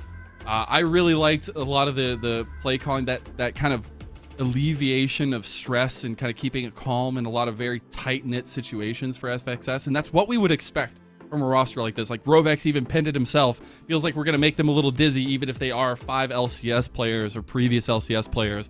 But they show that they're able to rise above some of that craziness. Instinct will take our player of the game here on his Kaisa. A classic for him, but it was the decision-making and the entrances that I liked so much. Yeah, I mean, I think Instinct is definitely a fair shout. He had a great game so far. I think he's been playing pretty well on Fear overall. We talked about it before this series started, Lennon, about this bot lane, even going into Game 1, and how much they've been a part of this team's success, you know, alongside Xune and Blaze Olive in that mid-jungle duo. The mid-jungle duo actually ended up being pretty potent this time around as well, but I really like that we're actually getting some highlights down towards the bot side, especially with how contested that 2v2 was earlier on. But it is something where we could take a little bit of introspection onto the other side for Blue Otter. Still really like their mid to late game decision-making, still liked a lot of the play calling and decision-making shot called by Rovex and Music, but it's not being able to hold out long enough against a team like FXS. That is the word. Yeah, part of the problem, I had a few issues with some of the calls in that mid to late game. Okay. There's that third Drake fight that they really didn't need to fight for. They were not in a position to fight for it at all. But Music ends up getting caught out, and they give away a lot more than they have to. So that's not really what we want to see, but these are things that can be improved on. And not only is this only the third match for Blue Otter, so they're not in the worst position even if they lose, the series isn't done yet. Still have another game to play. And with how contested a lot of that game was, I do expect this series to be heavily contested. Now, we are going to send it away to a short little break while we get ready for the game 2 of this one, and we'll see you there. Yeah, I'm going to go ahead and let you pick the first category that we're going to be choosing. I'm going to do Google Translate 200. They need inner balance so they don't bury their heart in others, but they also need outer balance. Kindred. Kindred, it seems like a good guess, but it is not the right answer. Nobody's going to get this first one, guys. Obviously, this was Udyr the Spirit Walker. Who would number 6 from Battlestar Galactica main in League of Legends? Do you guys know what Battlestar Galactica is? No, not at all. Misfortune. That's a good guess, but not who I think she would actually main. Well, guys, the answer to this one was Vi in Roman numerals. I couldn't get this game now. Yeah. I'm at Brainbusters for 500. Dr. Mundo goes where he pleases, but where does he please? Your mom's house. Good answer, good answer. So if he goes where he pleases where he goes. Wait. I accidentally went a little bit earlier, but Shochi, you still got it correctly. Quacker's gonna get half points, but Shochi, you're gonna get full points for that one. They travel the world in search of different animals, especially big-eyed kayaks. It's Rise. Rise, it's not Rise. It's Rengar. So at some point, they translated Kazakhs to kayak. What champion is this emoji? I mean, I was thinking who has like 4 different guns. Jinx. Yeah, let's go! It's Jinx! Quacker, that's another 500 points, up to 750. Quacker, what sea? Bilgewater Sea. It's not Bilgewater Sea, but you're getting in the head. It's actually an eye. Oh my god. And my. Does anyone know what this symbol is? It's the Fleur de Lis. Okay. I don't know, Jarvan. It is not Jarvan. So it's Liss and Ra. Wow. Be careful not to fall again. I'm gonna go Riven. Riven, Like it's not Riven, but I see where you get that. I see where you get that. Nasus, the Curate of the Sands. You're actually really close there. We're not meant to be a team, but I think it's time we form like some sort of alliance. What does Africa want in League? Niles. The player Niles. I'm gonna give you 1 point for that one, Shochi, because it is funny. Africa wants Morgana. All right, Shochi, who would Mordekaiser main in League? I don't know why the R is cut off, but it just goes to show this is the worst League game show ever. Thinking between Viego or Pantheon. I'll tell you, both of those are wrong. It is, in fact, Hui. Oh my god, Mordekaiser's numero uno! Numero uno and Priscilla, Hui. Quacker, if Fiddlesticks and Gangplanks, who would? Maokai? It is! It's Maokai! Who would Mozart main? Okay, I'm gonna say Sona. It is not Sona. That seems a little obvious. Think of the word Wolfgang? Warwick. That's it! it's Warwick! Because he's part of the Wolf Gang! Let's go! Philip, you're on the board. Who would a Wiimote main in League of Legends? Wii Sports, tennis, Trundle. It is not Trundle. The answer, guys, is Rumble. Shochi, what champion is this? Scorpion's the one where he's like, get over here! So get over here and give me a kiss, that's like Blitzcrank. gonna give you 100 points, but that is not the correct answer because scorpions are part of the arachnid class. No.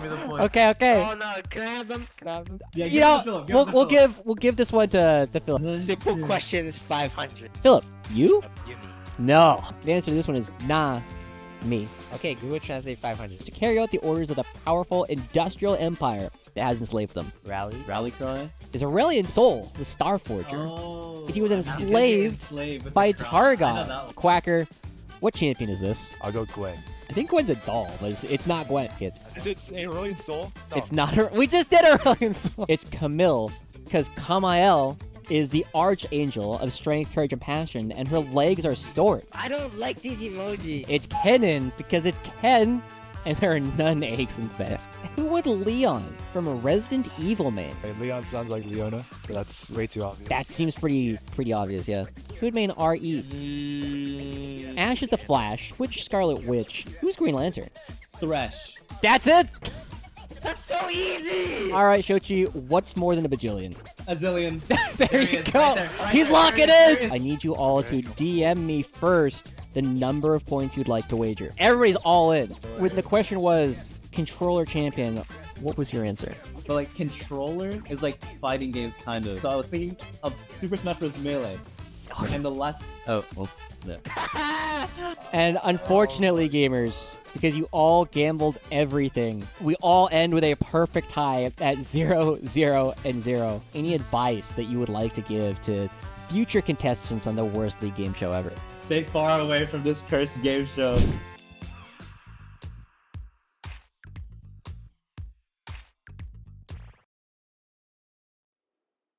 Welcome back, everyone, to NACL 2024 Summer. I'm Mazel. I'm joined by Beatdown Boulevard, and what a game one to kick off this second series in a way that maybe was expected, but we didn't get there in an expected fashion. Blue Otter had some really good looks, and we're so close to ending the game. Some of that veterancy shining through for Fear X Starforge. Yeah, 100% too. And I think despite some of the good looks Blue Otter had this game, Fear's comp, they played it out nicely, and a few core mistakes there from Blue are what gave the opportunity for the game to end. Props to Blue Otter, the fact that they were honestly seconds away from ending the game and having quite a different result, but they couldn't actually close. I love to see me those gold graphs, and those, that is yeah. one for the record books right there sure. for sure. But it shows how contested this series has been so far, even if it is a 1-0 lead for the supposed favorites in this matchup here, even though we've had a lot of really good looks from Blue Otter. Would say they're still the underdogs going into this one, but yeah. That is a place they feel very confident in, and that's where I want to kind of look at what this next game is going to have to offer for us, because it is full Omega Drive Fearless 5000, That's right. and it means that these champions you see on your screen will not be available to either side in this game number 2. Yeah, 100%. So now, especially when you look at some of the champions picked for Blue Otter, I think Samikin, when I think of the Hui, is definitely a champion he's very proficient on. Couldn't get the win, doesn't get another chance. So, the bright side is that some really strong champions no longer available for Fear X Starforge. As we go into draft for our second game, we'll see if Blue Otter, who haven't changed sides, by the way, can get a winning draft this time. Little update. As I Yes. love it, and I already talked to you about it in the off time. You did. Blue Otter Tell have them. now officially lost on blue side for the first time of the split. FXS have still remained undefeated on red side. So we still have some stakes going here for Fear X Starforge. But speaking of stakes, we're going to have some of those dwindle down here with the bans. Blue Otter on the blue side will ban out that TF for the side lane pressure. And the Udyr are going to remain a constant so far for FXS. Yeah, unsurprising. Music's one of the couple of junglers in the league, definitely willing to play it, and I think so far Udyr has really shot up in priority too. So I expect that to just be a ban for the remainder of the And patch. Quacker just gets to have his fun in the side Also lane. true. Both times we've seen it so far from him, been very interesting to deal with. I feel like it is going to be the continued ADC focus though. The Tristana is not going to be anywhere let into this one. Neither is the Lucian or the Ashe. Yeah, that's interesting that they banned it out, because it's that instead of something else, because there's a good chance that you could have easily just forced Fear to get that ban. But instead they just show they're not really willing to play the Tristana, so instead they have something else in mind. I like the Rumble ban towards Quacker though. take away a little bit of that aspect of what he can bring to the top lane and team fighting specifically. Obviously had a fun time last game and the kind of 1v1 matchups there on that side. But I do expect a little bit of priority given to these junglers, as they were a primo pick coming into this series to look at. And it is the Nidalee first pick for music. Look, man, Mark, if you're watching this, I'm sorry, man, but B1 Nidalee's not it. It's really not. She's okay. But I mean, I like instantly, the Talia a lot. Exactly. You just immediately get a response like a Talia. Just champs that are really good at controlling space. And if you have no prio as Nidalee as this draft goes on too, and you can't do anything at the early levels, well, GG, well played. And the Vi is like even worse. That's like, hard. You're not poking anything. You're getting dove on repeat. Yeah, I'm looking. The CC combos there are going to be so hard to deal with. I expect a lot of safety from the rest of the picks coming in and trying to dissuade some of that follow through that FXS are looking for. All right, if it ain't broke, go with the confident, or if it did break, I guess go for the confident picks. It is the Ober Omega Comfort for Samikin on his Zoe. Yeah, I mean, Zoe is a champ that he was very well known for. Banned against him consistently during his time in Tier 3 last split, and also during the promotion tournament while we were covering it. So it's a champion that he's very competent on, comfortable on, and it kind of fits alongside with the Nidalee. Yeah, we haven't gotten to see it this split so far here in NACL, so very excited to see his signature pick come through. The Renekton was locked in as well. So you have actually a lot of really interesting chains of action that can happen for Blue Otter right now with the picks they have. The L, though, so much CC just being thrown at your face right now by Fear. Yeah, good luck. Good luck trying to create space against this roster. I was going to say, like, you just insta-ban Alistar. What else? Ban maybe Braum or something? I don't know. Maybe if they think Robex is playing Galio, like we saw from Kim Down earlier, or just anything anti-dive. Get it out of the picture, and Blue Otter, I don't know how you play this game. I think Poppy would be a big ban as well if you want to go with something along those lines. But I don't know. We'll see what the tank matchup is going to look like there. The Jax is going to be banned away yet again against Philip, though. They're trying to take a little bit more onus towards that Renekton matchup up there. Yeah, 100%. I mean, look at you, Lennon.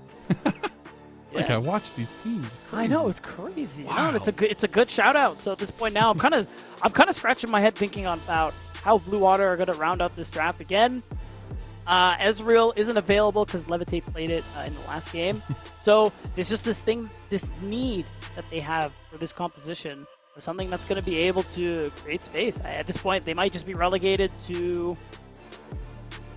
I'm trying to think. Leona's also unavailable. Nautilus is out of the picture.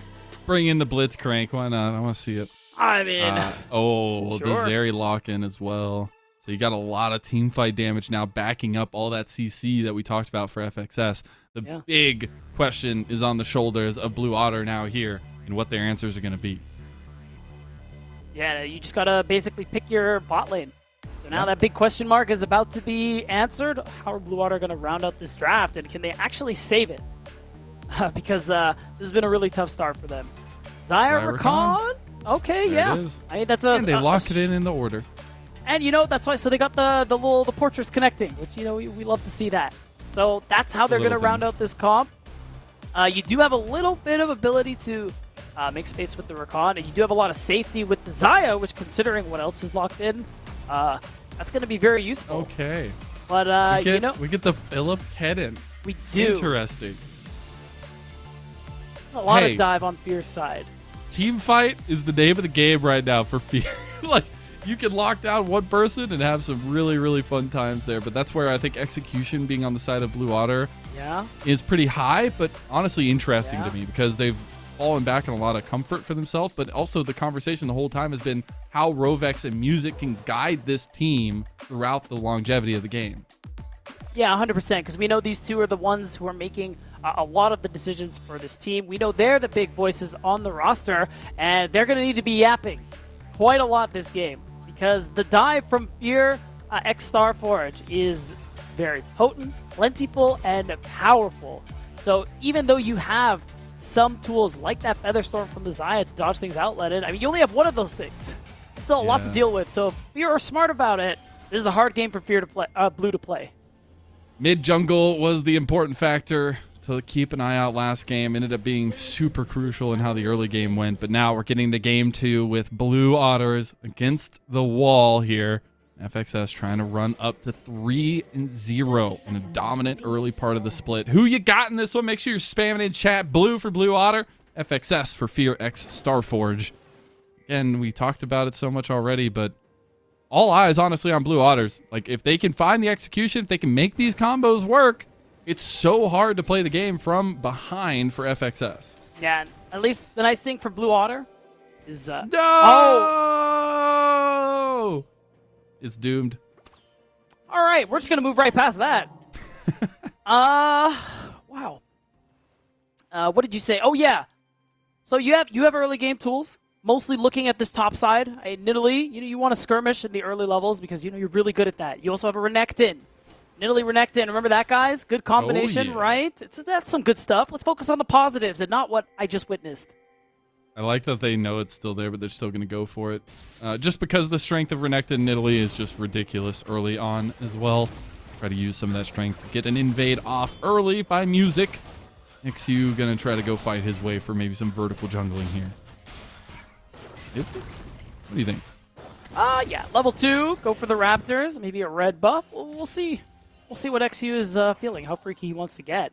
And by the way, who got this, guys? A lot of Blue Otter fans in the chat. I want the comeback. I want 3 games too, so I'm here for it. I also want 3 games, so let's hope the fans are right. Let's see.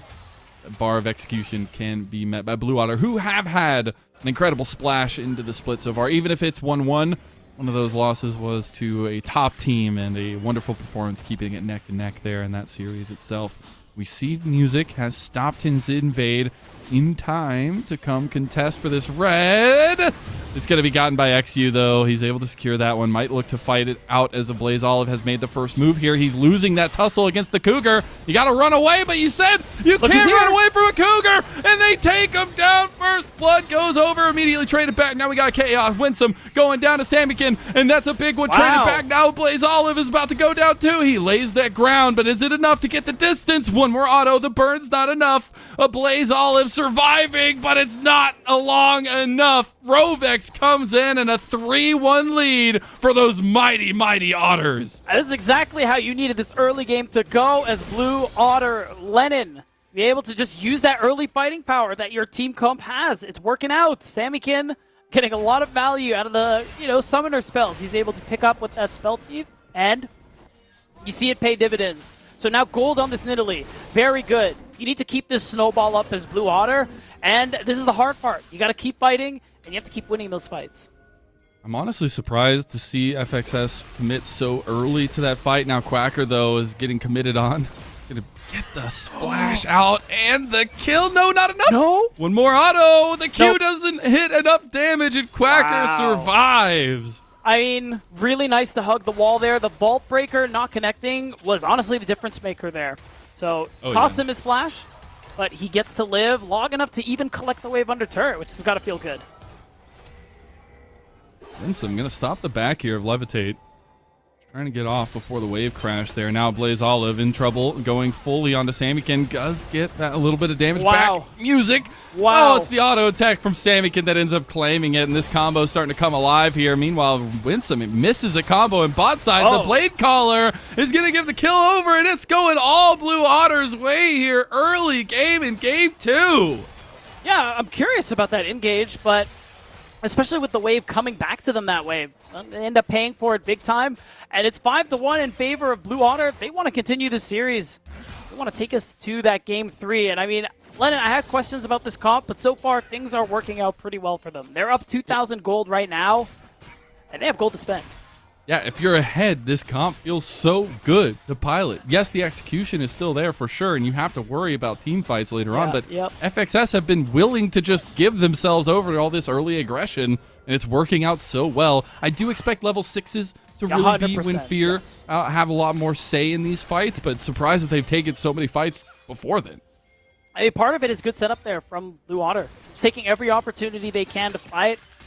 and it's working out well for them. But I completely agree with you, Lennon. Level 6, this mid-jungle, this top lane, that's where a lot of the value from these champions come from. And that's where Blue Water are going to run into their first real roadblock in this game. And if those fights don't go well, they're first of many roadblocks. And it's such a cool picture to paint because we've talked this whole time about Blue Water, the new entrance into the league, Fear, having been here for a little while, but also a newer face to kind of the franchises and stuff. But it really has been an interesting culmination of a lot of the growth on both sides because we see a lot of that leadership come through clutch for Blue Water and a lot of their mid to late game decision makings, but really FXS has relied on their veterancy, the LCS presence that they've had, the experience there to try to come in here and have a dominant split, and they've had so. Yeah, they sure have.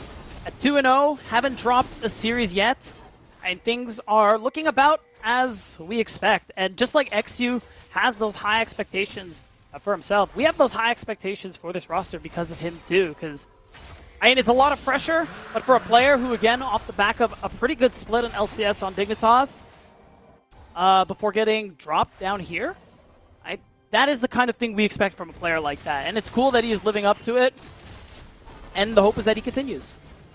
Blaze Olive getting caught between a rock and a hard place. He will be put to sleep, and a spear headed his way. Wow. There you go. That's the combo you expect to see pulled off time and time again in a 3-0 Samykin to start the game. And it's a specialty again. So competent on the Zoe. 3-0 right now, while Music is sitting at 1-1-2. I mean, the poke from this comp is going to be feeling really good at this point. It does. And now, the only thing we're really waiting for to see what Fear X Starforge's counterpunch is going to be is XU's level 6. Engaged there onto Winsome. They didn't catch the double grand entrance in the end, but able to push them off that wave. Did see all 3 grubs secured by Music. That'll be something to return to later on as well. Yeah, for sure. And the fact that top We're lane. looking. Oh, hold on. Yeah, they want to fight. Oh, yeah, Quacker just overextends at the worst possible moment, and Philip will claim that kill. And it's tough, too, because that wave looks like it was going to be going away from Quacker. So this is actually just good recognition from Philip and XU to know that, hey, man, Quacker needs to all in here so we can get this wave in. You show up, we kill him. So it's just a nice play there from Fear X Starforge. This feels like such a kind of picture-perfect game of what we were kind of laying out for this series as well, because you have a very strong early start by Blue Water, the upstarts, if you will, and Fear laying in wait, kind of watching their opponent and finding ways to be impactful later on when that decision-making, that kind of stress buildup maybe gets a little bit too far like we saw in last game. Yeah. We'll have to see, because Blue Water doing a good job so far in this early game of getting pretty much everything that they want. They got the first grub spawn. They got the first dragon. They can build towards a Dragon Soul. The hope is that they can roll a good one to kind of help them snowball. You know, if they roll something like a Chemtech, you know, even though I'm somewhat of a Chemtech fan, I think that is not the soul that you want to roll as Blue Water this game. True. Anything else is good. We just see a little disconnect there, but everything's just fine. It's okay, everything's fine. Everything's fine. No pause, no pause. Nope. I do want to see a little bit more mobility out of this bot lane now, though, that we're going to be getting level 6s for Rovex and Winsome. I think that's been a stark difference in this game as well, as we haven't seen any early moves just yet from both supports, but it's been pretty locked in the 2v2 in lane. Yeah, it has been. And I mean, that's part of what you like about Zyra Khan. It is a really good duo. And we saw Levitate and Rovex already get the advantage over Instinct and Winsome with their first kill early on. Hey, Mans Zoe, was man. just chilling there, bro. Minding his own business. And out of nowhere, paddle star to the face. Oh, we got another one coming. Oh, never He mind. was threatening the Sleepy Trouble bubble over the wall there. But it's also really cool to see Samykin flex his muscles on a pick that we've kind of seen coming from him for some time. And a lot of other teams have, too, by banning it away. Yeah. But the proficiency on a champion that you love is something that hits different. And this is one of those situations where we've all seen it time and time again. It's the same old story where there's someone who very proficient on a champion, you know, former one trick or just a champion they really love. and it gets banned until it isn't. And then when it's not banned, they have such a great game, it goes back to being banned every time. And Samikin obviously making waves in the off-season little proving ground stuff that we had as well, with a lot of the big events held by EG and others with those combines. Now we see Instinct Levitate going at it, both popping barriers. You know it gets a little serious when those summer spells start getting burned, but I think Samikin has been a wonderful addition to the league, but also really cool to kind of follow his growth in such a short time. Yeah, 100%. He's one of the players, one of the new players I'm excited most about. Just because of the potential he showed in Tier 3 and in the promotion tournament in general. And I think he's been pretty solid thus far. So he's definitely a player to keep an eye on this roster. See if he continues to make a Blaze All of Hate his life here in the mid lane. 3-0 to 0-3 feels real good for Blue Otter. And their execution has been on par for what it's needed to be so far. 2,000 gold up. We still have yet to take a dragon. There is the other spawn of grubs coming across that Blue Otter seem to just be giving over for this first dragon of the game. Yeah. Now it's going to be a trade for that grubs on the top side. I mean, Blue Otter, you would have been nice to have that grub spot, rather than Grubageddon, I should say, or something close to it with Void Mites. But being able to stack towards the Dragon Soul, I think is super beneficial for them, especially as a comp where you do want to snowball. Okay, I was gonna say want the dive. Oh, they are gonna get the re-engage with the Magnet Storm. Lightning Crash is not gonna be available yet, and they do get Instinct. Blade Caller not used. A Blaze Olive coming over for Levitate, flashing away, and nicely done. Levitate showing his smooth moves now, as they were able to come away with one. Music makes it good for two. And overall, really nice dive coming through there from Blue Otter. Again, it's just this snowball keeps on rolling, and there's no Nunu in this game. And one thing worth mentioning, this is Blue Otter's second Drake. We did have an overlay thing. Blue Otter did pick up an Ocean Drake at the start of this game. And Lennon, unfortunately, they rolled the Chemtech Soul. Oh, and Unfortunate. As, yeah, Philip was trying to make the hero play. That makes a massive difference down there, too. 100%. That Slicing Maelstrom's available. It's a completely different story. They do end up getting him, I believe, no? Got the No, they just let it go. I mean, respect to Quacker. That's huge. And that is exactly, by the way, what you're just seeing right now. The Empowered Blast Code is why I think this is unfortunate for Blue Otter. You have a comp where you have to face check into Renekton, Nidalee, Zoe, and things like that. You want the map as dark as possible so that they have to push into fog.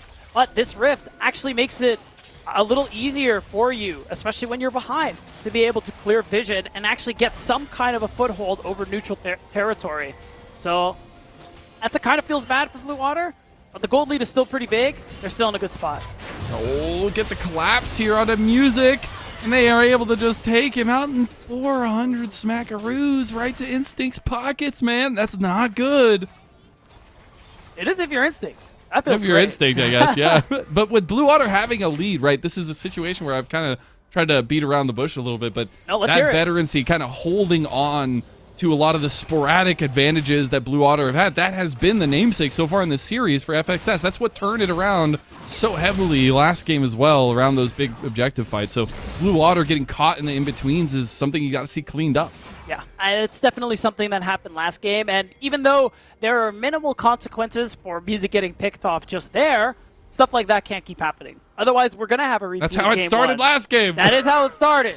I mean, I will say, honestly, I would argue that a lot of music deaths in that game were all very consequential. But I see your point, and I generally I agree. This is something that definitely can happen, especially when your comp is going to run out of steam at some point. And it's even going to be hard to deal with years all in, because think about that dive bot side. If Philip showed up, even that could have drastically changed the outcome of the fight. I think this 2K gold lead doesn't mean to me that Blue Otter are just automatically going to win every team fight that they go for. They still have to deal with so much engage, so much dive power from Fear.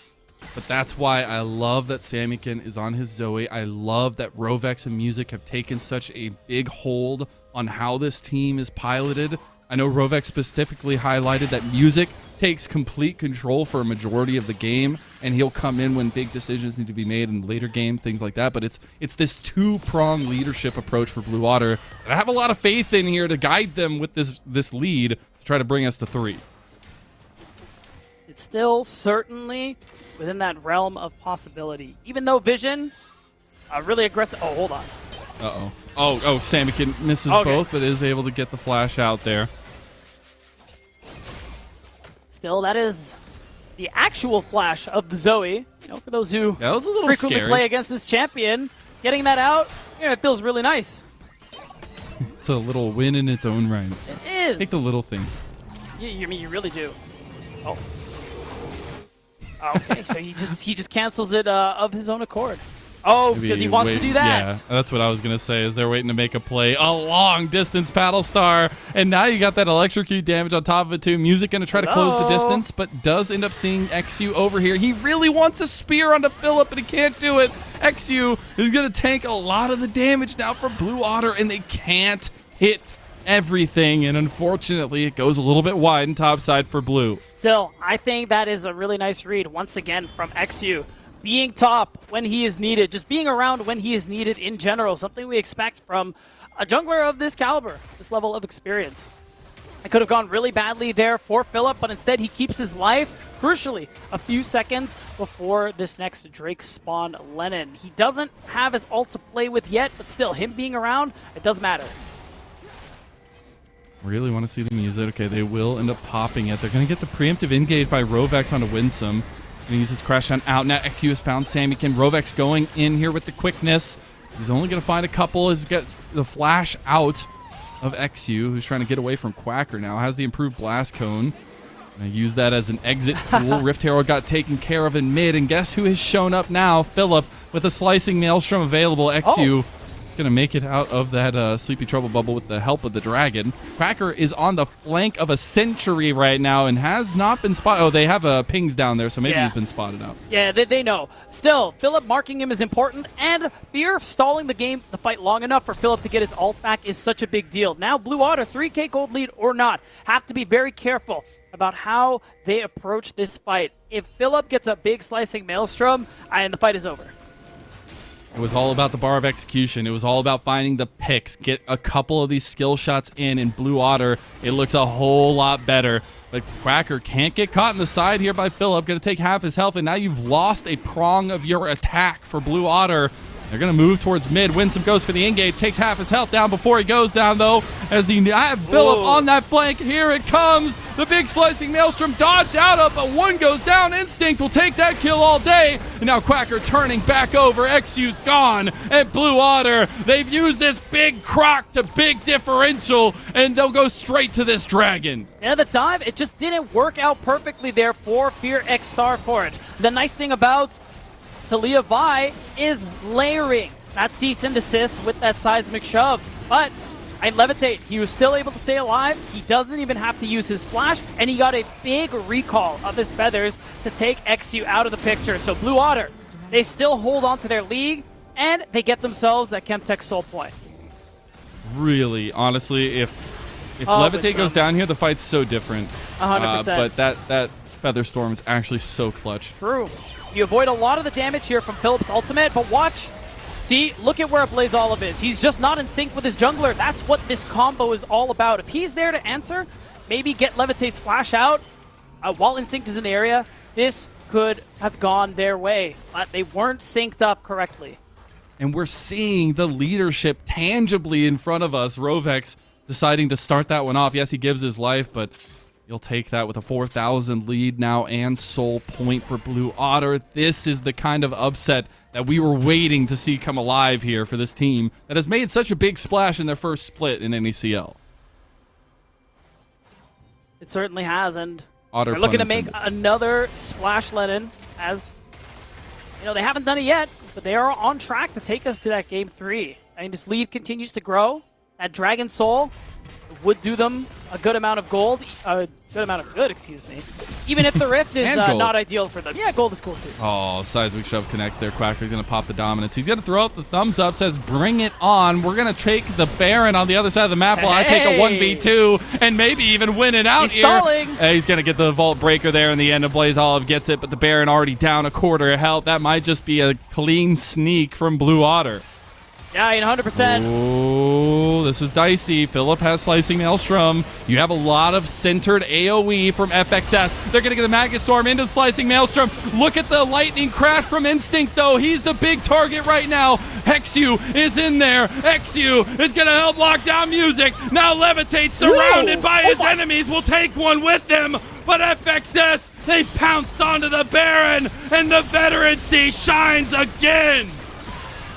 And there it is. Everything Blue Otter have worked for. Gone in one fell swoop. I got to give Rovex a lot of credit. He saw the angle for the engage, and he locked up both engage members of Fear X Starforge. But Levitate was under so much pressure in this fight, and Samikin going down as early as he did was really what sealed it there. Despite the bot lane of Blue Otter's best efforts, you're missing a lot of damage when that Zoe goes down.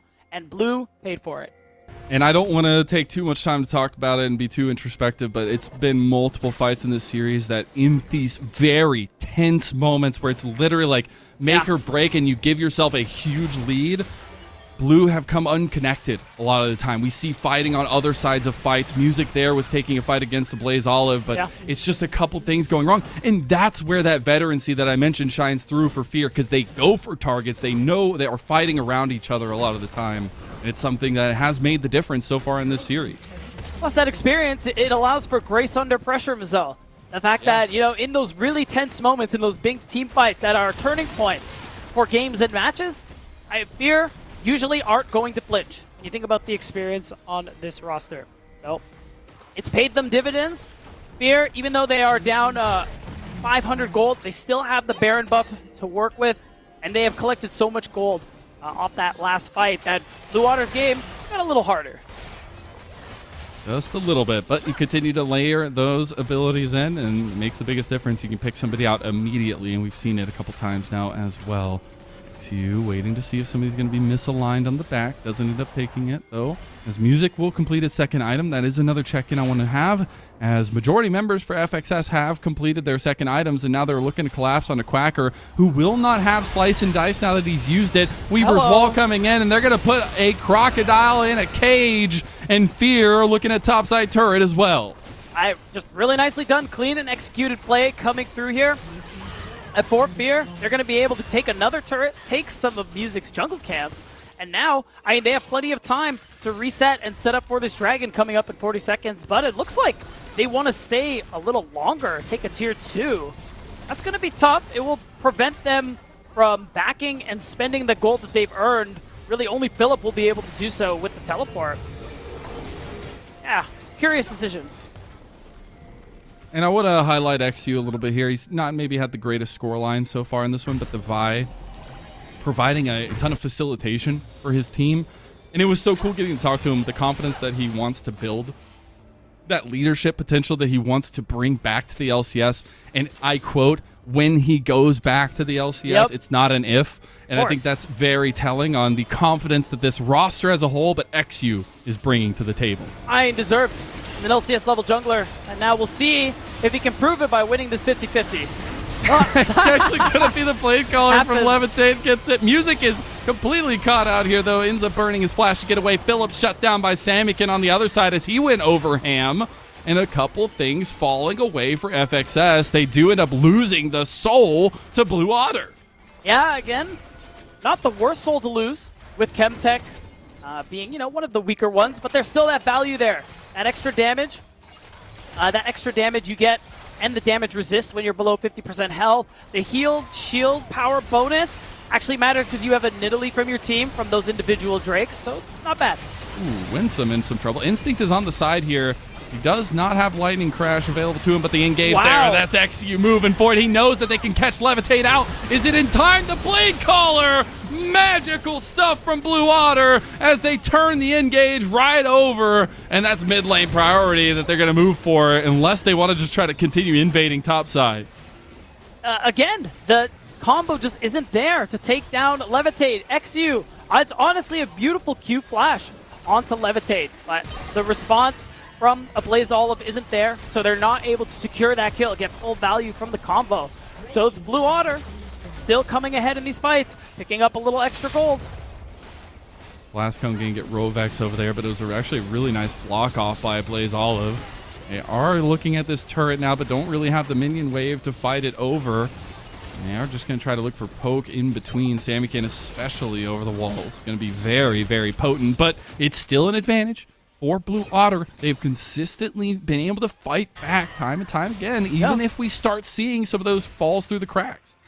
And at this point, Levitate, very strong right now on the Xayah. He is more, just about an item ahead of Instinct, and once that looks like probably Lord Doms is going to end up being completed on him. I mean, those feathers, it's going to do unreal amounts of damage there, Lennon. So if that goes through, he will be a force to be reckoned with.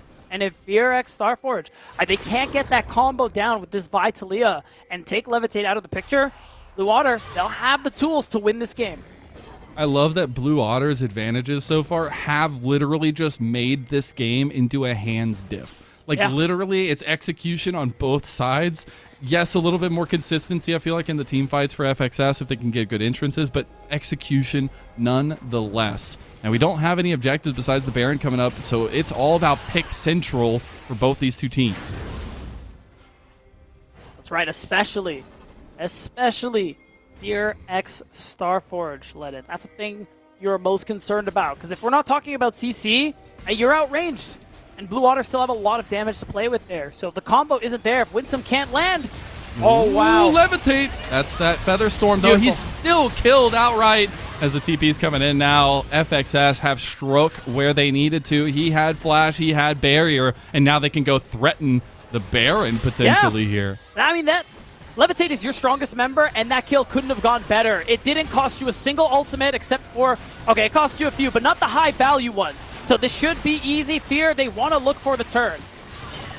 Try to get in. They got that cease and desist there. Philip gonna miss the slicing Maelstrom in the end, but still getting a good amount of work on a Quacker. Now XU is tanking up the other three members of Blue Otter now. XU taking down on the back end of it, and now Samikin, this is where he thrives. This is where Blue Otter can turn it all around, and they find the engage from Rovex. The leadership coming clutch here with Music and Rovex back to back. An ace for Blue Otter, and they're looking at a tier 2 in topside. And that's just more gold, even without Levitate. Blue Otter just proved that they can continue winning fights. And we gotta see this one again, because this was such a good spot. Your big combo isn't used, and you can see it. The flash ends up coming through from a Blaze Olive to get that CC layer, but Samikin was prepared. He flashes and is able to put so much damage down. And when Fear's Wombo combo doesn't land, I mean, the ability to run down this comp is so good there for Blue Otter. Now you can see in the picture-in-picture,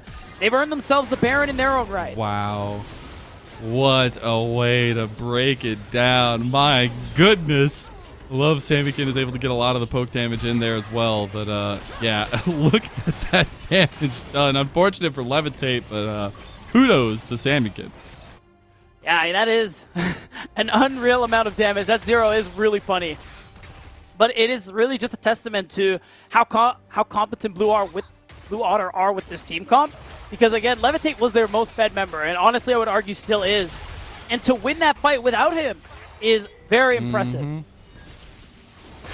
now they have the Rally Cry Baron buff to face off with as Eric Starforge looking for some picks on the bottom side if they get anybody overextended. But we have an Elder Dragon in about 40 seconds.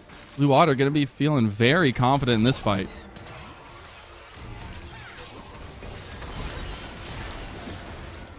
Yeah, this is the Elder Drake, Lennon. 30 seconds.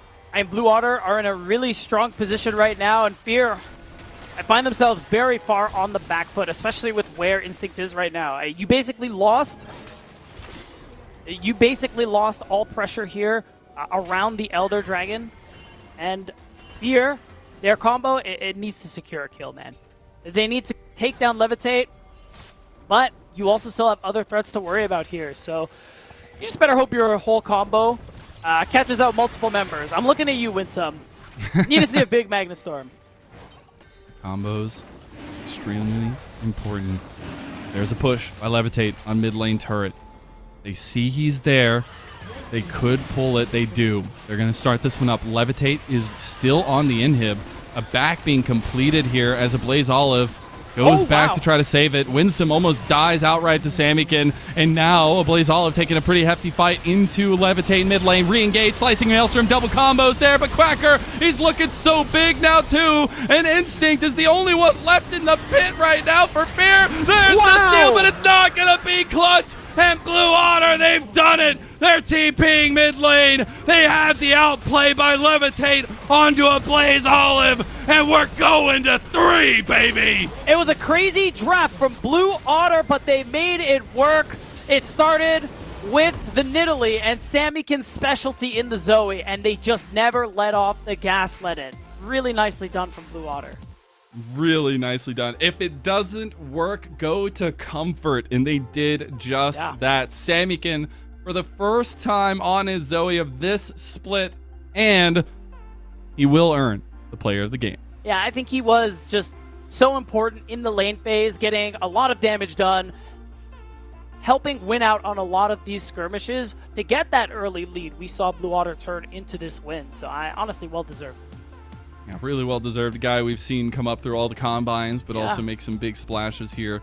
Also just lovable personality as well on top of it all, but the Zoe gameplay coming out clutch. I think it was a group effort, though. I really like to see the tangible leadership within Blue, and especially Rovex and Music having a lot of say on not only how it's going in on the comms and things, but physically on the map.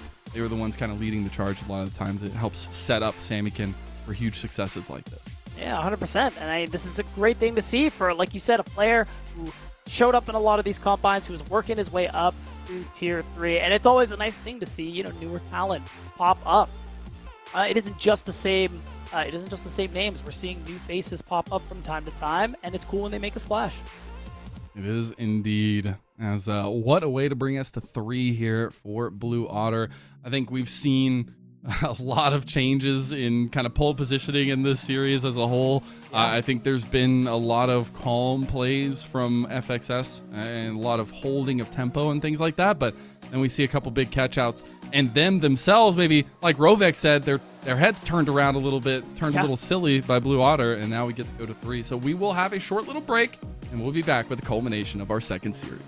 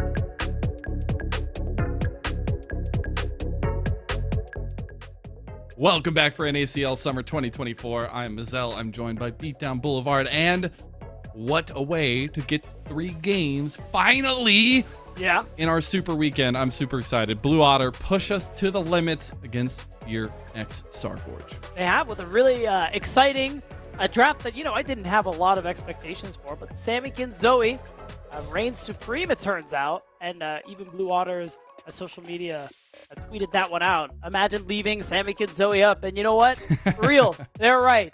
He was very important in that early game, and for that early lead, Blue Otter took to the win.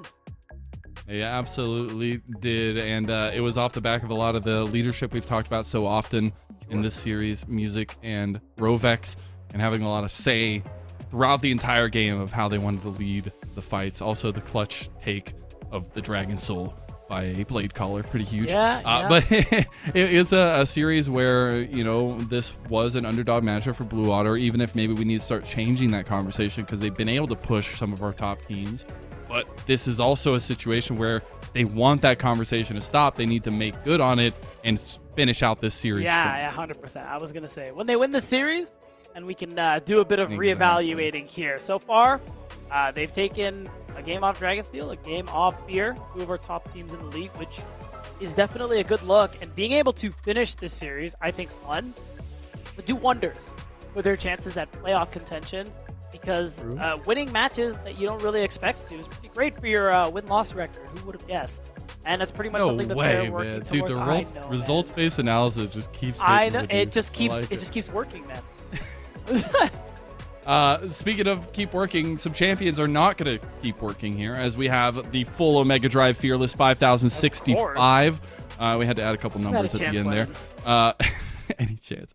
Game 2 does mean that we have 20 champions no longer available, as well as the 10 that will be banned away throughout the picks and bans. And that's just to give you a small hint of what Super Omega 5065 Fearless is going to show to us when we get to playoffs and we get even more games and more best of 5s.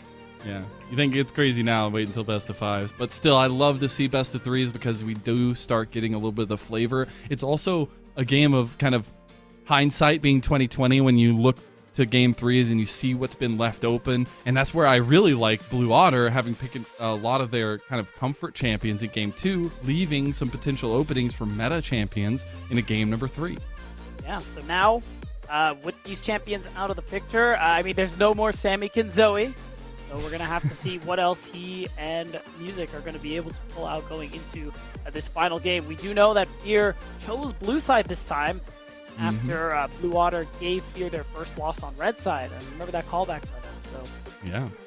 Yeah. Both teams have now lost on the side that they were undefeated on going into the series itself, which honestly is maybe just a perfect situation for this series as a whole. But it's been one where we've talked a lot about leadership, a lot about growth, the new kids on the block, as social media would have proclaimed them, in Blue Otter facing up against Fear, who have now become an established name in NACL. And it really is also a story about an up-and-coming squad of maybe returning NACL members, but also some new members against a very veteran LCS experience-heavy squad in Fear X Starforge. 100%, and we'll see if Blue Otter are going to be able to complete that underdog story and topple Fear X Starforge in this final game, because this is it.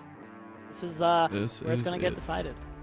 We do get that Udyr ban continuously against Quacker and Music, but continue to see if the ADCs are going to be extremely rampant in the bans. The Tristanas, Lucian, Ashes, they've all been kind of banned away every single game. The TF is that first ban by Blue Otter, though, on the red side.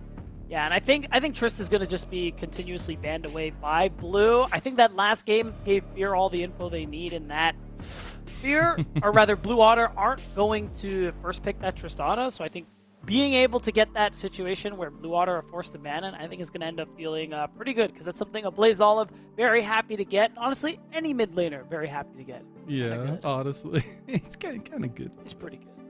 I do also like the Senate ban to try to take away some of that kind of scaling aspect of Fear. Again, I think a common theme has been Blue Otter out the gates, really rampant, rambunctious, trying to make the head swivel of Fear, and Fear have been trying to kind of maintain composure. And last game didn't work out for them. See if they want to do that again this time around. The Tristana either needs to be banned here or probably will be first picked. We'll see, as the Ashe was that ban.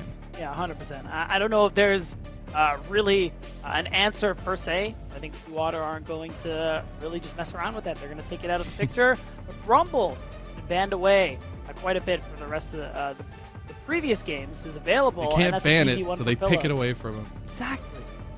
Easy. Man, they just don't want to see Quacker succeed. And I think rightfully so for their team. Yeah, I mean, you want to win games, right? It's kind of valuable, I would think. But I do want to see what the answer is now that we've had top lane be picked so early. Wild craziness could go bot lane. But I would expect top lane to be picked at least a little bit more in priority here. Yeah, you could pick it now. You could pick it on 3, but you know There it likely what your matchup is going to be. I know there's rumblings of Rumble Jungle. It is kind of a thing. Oh, so God, maybe no. Beer throw it that way, but I'm not really expecting it. I think Rumble top lane is perfectly fine, perfectly strong, perfectly acceptable. So with top lane locked in already, it's just about getting yourself a strong maybe bot lane. You go for a mid laner for Sammykin. We know he leans towards the mages, so maybe they want to give some time for that. We get the Jhin. Hey, Lennon, that's I'm your excited guy. about it. It's my champ. It's my go-to. But also really interested at what that means for the rest of the draft, because when you pick Jhin, it's a little bit more utilitarian focus. You want to look for other things around the map that can be helped by his deadly flourishes and his curtain call follow-ups. See if Music and Sammy can want to take a little bit more prio in their own right.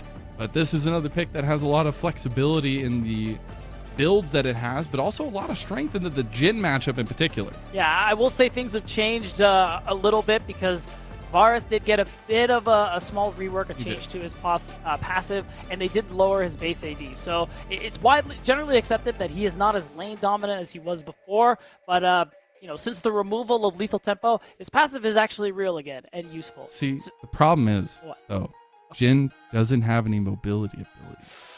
That's true. The Hail of Arrows is really annoying. Good.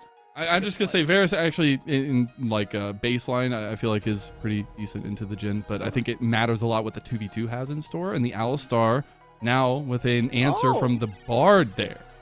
All right. I mean, that's going to be nice for lane, especially because, I mean, when you're double ranged, you're going to be able to get that priority that we've been talking about all day, which is so very important, especially if Music still goes the route of a farming jungler. Rovex, you have the ability to roam. You actually have the ability to start fights, because you talk about Jhin not having movement abilities. Well, neither does Varus or Rumble. So being able to catch people out with that Tempered Fate is also a really nice way to start fights with a Bard. Yeah, because the thing is following up on that Tempered Fate, and that's what I'm really looking at for picks 4 and 5 for Blue Water, to have 100%. those kind of follow-ups. We'll see what that is going to be. The Lucian does end up getting banned away to try to take away that mid lane matchup a little bit more, but the Sejuani is the focus here by FXS. Yeah, the Lucian ban is interesting because I'm thinking immediately for Sammykin he needs something with damage. Because right now, I see Cassante Jhin Bard. I'm thinking no one dies on the side of Fear.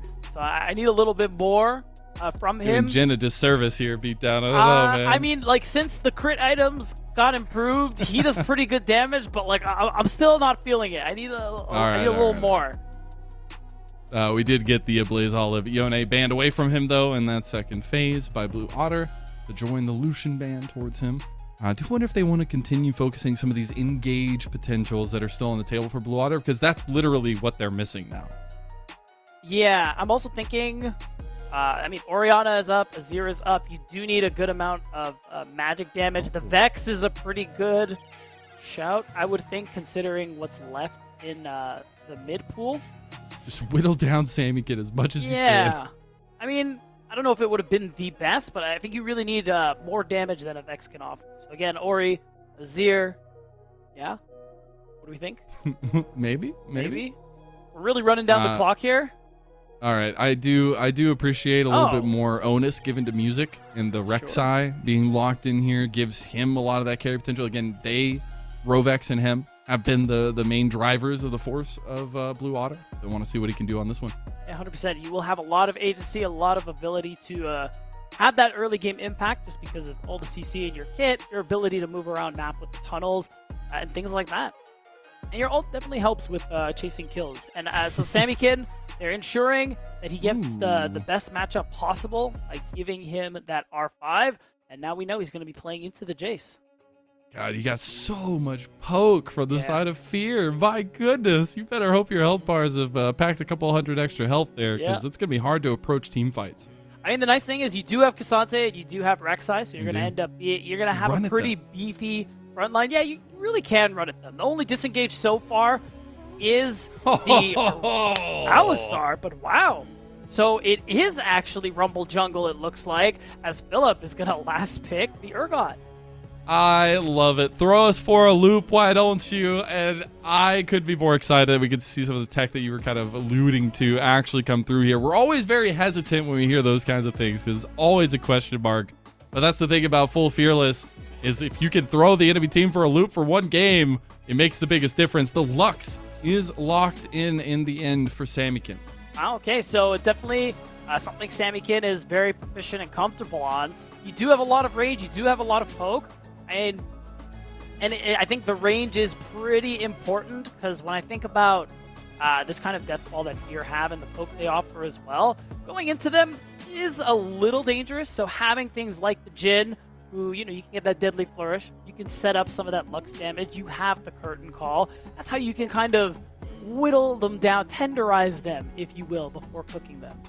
It's so funny because it just feels like we're about to go into a talent show. Both teams are like trying to set each other up with poke and things, and like see who's gonna give their health bars a little bit more, and then go in for the lethal blow. But I'm really excited that we get this as the culmination because it does feel like we're gonna have a lot of fighting across the board, a lot of priority gained, and now we also get to see what this Rumble has to offer in an important jungle matchup that we've continuously circled around. And it's exciting too because for Fear in general, I think the poke and the long-range damage that they have is really good. Even the equalizer from XU is going to be impactful. And think about Philip. He's playing Urgot. That ultimate is going to get a lot of value. People from Blue Otter, they're going to be chunked down from long range, so he's going to have a pretty easy time, I would guess, as long as those spells land, to be able to get some of those instant kills and get numbers advantages in fights. Been a conversation about Blue Otter's successes so far this split, even in the 1-in-1 setup, the mid jungle duo, but also the mid to late game shot calling, super important for them. But it's also FXS, Fear X Starforge, who have a team of LCS experienced veterans, but also a team that's just trying to make a big splash. Again, the biggest difference here is you either go 3-0 and you're joining the likes of Dragonsteel up at the top echelon, or you're going 2-1 and tying up with Blue Otter in the 4th week of the split. Yeah, and you got to imagine with the pressure that's on XU, from us as talent and viewers in general, and as well as the pressure he puts on himself, what kind of blow that would be for him as a player to end up losing in this situation where you're heavily favored by everyone except chat. So, if you're a Fear fan and you haven't a lot voted of Blue yet, Otter fans, go ahead and do so. But otherwise, community here today, they are big believers in Blue Otter. But I would still expect Fear, especially going into this day, that they would be the ones to take this one. So it would be a big deal if they lose. I'm also just really excited to see the mic checks that come out of this one. Both these teams putting out some very hilarious mic checks They're so far. Good. And God, I just can't wait to hear what happens in this one here itself. But let's talk about some map movements here, and especially the map priority, because we do see music going for these invades. It looks like vertical jungling might be initiated here in the end. Will they spot it out, though, by that ward as XU goes into the topside jungle? Yep, so it's just going to end up being that trade, and there's that opportunity. You can see the pressure. Maybe they want to look for a dive if that wave can get crashed. I think that, this is level 1 Alistar we're talking about here, so there isn't too, there isn't a whole lot here. Okay, there you go. They really want to make something happen. XU is already topside here. Quacker, not level 3 yet, and needs to hit that one if he wants to survive here. He's going to get dragged down, though, and first blood goes to XU. Philip, he's alive, baby. It's just so easy. Nice and clean. No summoners needing to be blown. Just punishing the fact that Quacker doesn't really have a flash to play with there. So already, Fear start this game off on the right foot, getting some kills onto XU. This Rumble jungle is going to look to scale. He's going to look to do a lot of damage. And a little bit of bias. XU's been one of my favorite players to follow. I think he's been one of the most positive members of our kind of tier 2 moving up into tier 1, and it's been really nice to see the effort he puts in outside of game and in game. And again, the conversation has been he's really wanting to up his leadership and his confidence in that leadership as well as time goes on here with FXS. And there is no better time to prove it than after losing a game like they did in Game 2 of this series, Lennon, for him to step up and offer that leadership to the team. Seeing right now, he's stepping up into Music's jungle, stealing away more jungle camps, and just trying to continue, get this farm lead, get as strong as he can, and maybe get a gank off. XU got his chicky nuggies before Music was able to get his. On the opposite side, stealing each other's food here. As Rovex has made a roam first, though, and is here to provide a little bit of extra CC chaining there. You do see that Winsome's on his way out the magical journey. Will signal the engage on a Blaze Olive, and he gets it with the light binding. Nice little hammer slam back, though, but XU is there, and he immediately turns it around so that a Blaze Olive can flash to safety. Yeah, good of XU to be nearby. It's another value of that Bard pick, though. It's one of those champs where you can offer ganks from unique angles, things that players may not be expecting if they are not actively thinking about it. And I'm sure that's just going to be the first of many there. Even if it didn't get the kill, you get a Blaze Olive's flash, means you get another opportunity to try that one again. Now, we will have objectives coming up here, or sooner rather than later. Dragon is up on the table now. Junglers are resetting down to this bot side of the map. Are we actually going to get priority over these dragons here early, unlike we've had like literally all day? I think Blue Otter are the ones who definitely want to be dragon stacking. I mean, Levitate just got off a pretty big back. He is coming with the Serrated Dirk. So once this wave starts pushing in the other direction, you got to imagine it shouldn't be too hard for Blue Otter to make this one happen. They have vision too, so this bush play from Fear, not actually going to work. Oh, double binding there. Deadly Flourish to follow it up. Rovex playing cheeky little gameplay here with the combos provided. Yeah, nicely done. Just going to force Fear to walk out of this one, as Music's just going to go back to farming his jungle camps. No Drake started yet, but again, Samikin being able to get some pretty good push off mid lane and this bot lane being pretty aggressive as well. I think means that I think Blue Otter prefer to go for these Drake stacks. Yeah. I think the entrances into fights are a little difficult for Fear in a way that they just have to throw things, and if they get enough damage on the health bars, then they can kind of walk forward, but they, besides Winsome, don't really have a way in besides walking at people. Yeah, I think Philip can also do his fair bit of face checking, but yeah, I'm really looking towards Winsome. The rest of this comp is rather squishy, and that is something that Blue Otter have going for them. Again, that setup with the Lux binding, with the Tempered Fate, maybe even a flash knockup from Music are ways they can start these fights. Philip going to take the engage onto Quacker here, trying to get away from him. Does end up getting the nice little dash there. Blue Otter were looking at a Blaze Olive in mid lane, though. Won't find him there. Going to get a tussle over these grubbies as XU starts it up.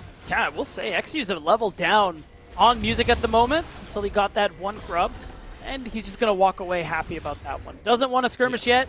You don't have the equalizer. Probably not feeling good about your ability to fight, but he's just going to do a nice little circle. And he's like, I'm just kidding. Let me take one more. Music a little hesitant to move over, especially with the way that movement had come over from Winsome. Final Spark does get committed to do about half of a Blaze Olive's health. The Grubbies are finally going down. All three of them taken by XU outright like that. Well, the circle pays off. XU is going to be able to get that first grub spawn. There's the opportunity for the Grubbageddon coming through here.